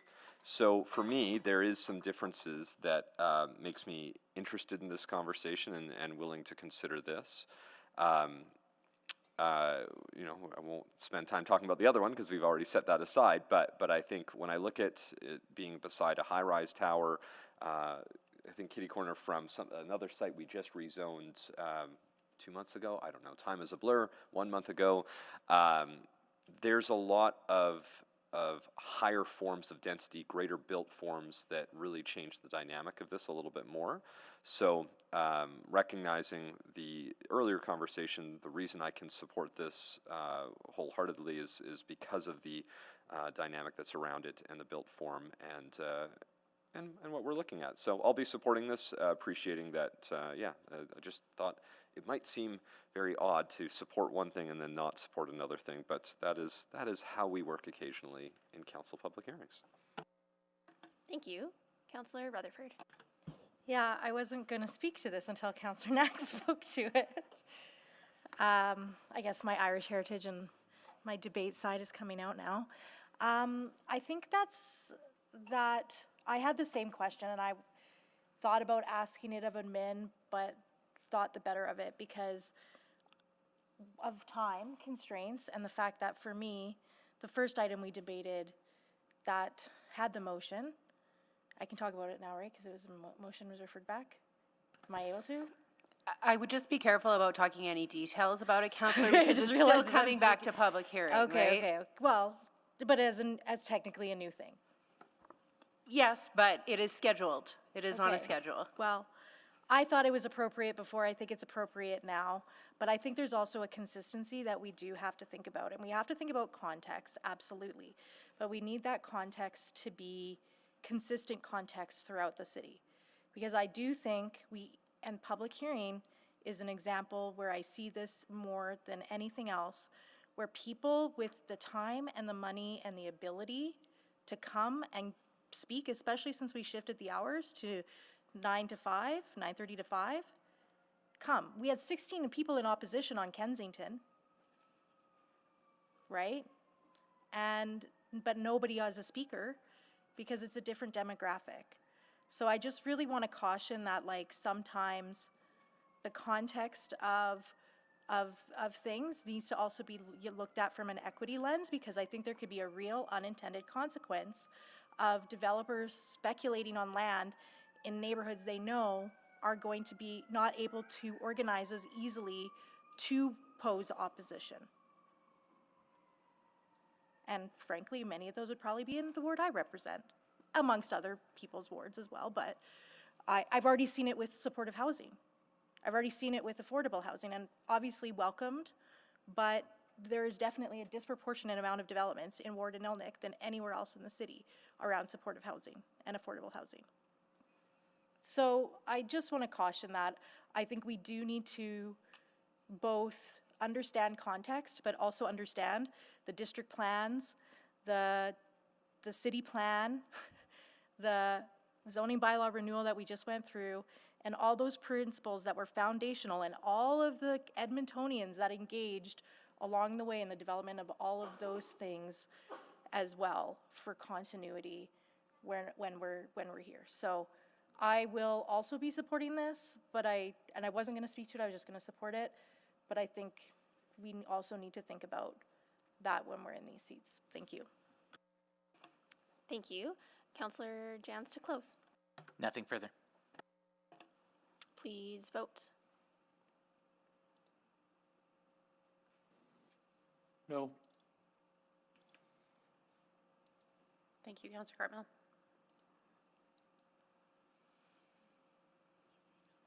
Councillor Rice, are you with us? Thank you. We have all the votes. Display the vote. That's carried. I'll move second reading. Second. Please vote on second reading. No. Thank you, Councillor Cartmell. We have all the votes. Display the vote. It's carried. I'll move consideration of third reading. Second. Please vote for consideration. Yes. Thank you, Councillor Cartmell. We have all the votes. Please display the vote. That is carried. I'll move third reading. Second. Please vote on third reading. No. Thank you, Councillor Cartmell. We have all the votes. Please display the vote. That is carried. Great, thank you. So, we postponed a number of items today. And maybe I'll just go to the city clerk just to make sure I'm not missing anything. But at this time, I think we have completed what we can today. But I do believe we should provide some clarity around the April 7th meeting, recognizing that we're going to have a lot to get through at that time, and we might want to schedule accordingly. That would be appreciated. Okay. Do we have some wording to that effect? We do. It would need to be a motion without customary notice. We need a member of council to move that another member can make a calendar I'll change move that motion. Councillor Stevenson can make move that we waive the rules on providing notice as set out in section 32 of the bylaw so that Councillor Stevens can make a motion without customary notice regarding changes to the council calendar. Second. Please vote. Yes. Thank you, Councillor Cartmell. We have all the votes. Please display the vote. That is carried. Thank you, and I'll move that we extend orders on Monday, April 7th, to have dinner from 5 to 6 p.m. and adjournment at 9 p.m.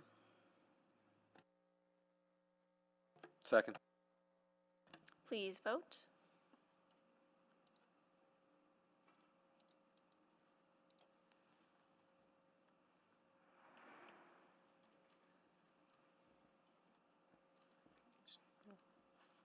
Councillor Cartmell, are you still with us?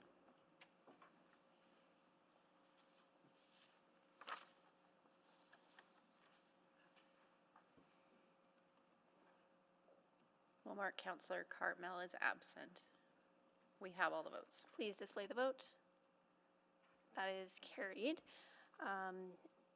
And just for clarity, just to make sure the folks who were expecting to be heard today will be able to reach out to them just to let them know that April 7th is when they'll be heard. We'll reach out to all the postponed item Excellent. speakers. Yeah. Perfect. Thank you so much. Okay. Notices of motion and motions without customary notice. I understand Councillor Jans. Thank you. I have two. I put them in the chat for the clerk. The first motion is that administration reallocate $100,000 from the priority growth area rezoning budget in development services to fund a study to undertake a traffic assessment of Belgravia neighborhood and identify potential short-term and long-term interventions, including budget requirements to optimize the road network and reduce shortcutting. I'm open to when we debate which meeting we debate that at. I think it'd be the next council, but I'll look to the clerk. Well, it can't be council this week because there's not enough notice, but we can put it for the next one, yes. Yeah, or potentially, I don't know if we can make a decision like that at urban planning committee because it's talk about money. That would most likely, let's do it at council.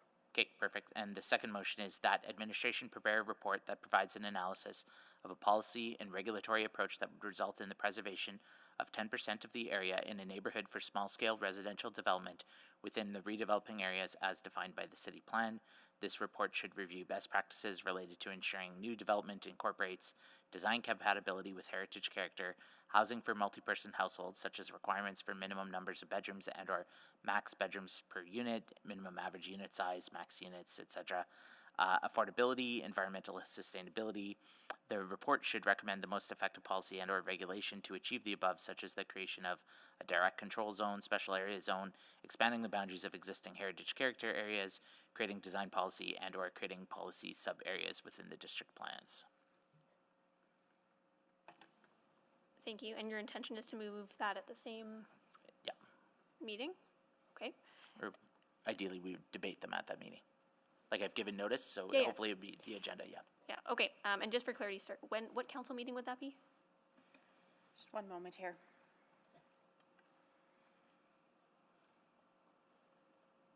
That would return to the April 8th, 9th council. Great. Okay, thank you. I'm not aware of anyone else that has notices of motion, which means we are adjourned. Thank you so much, everyone.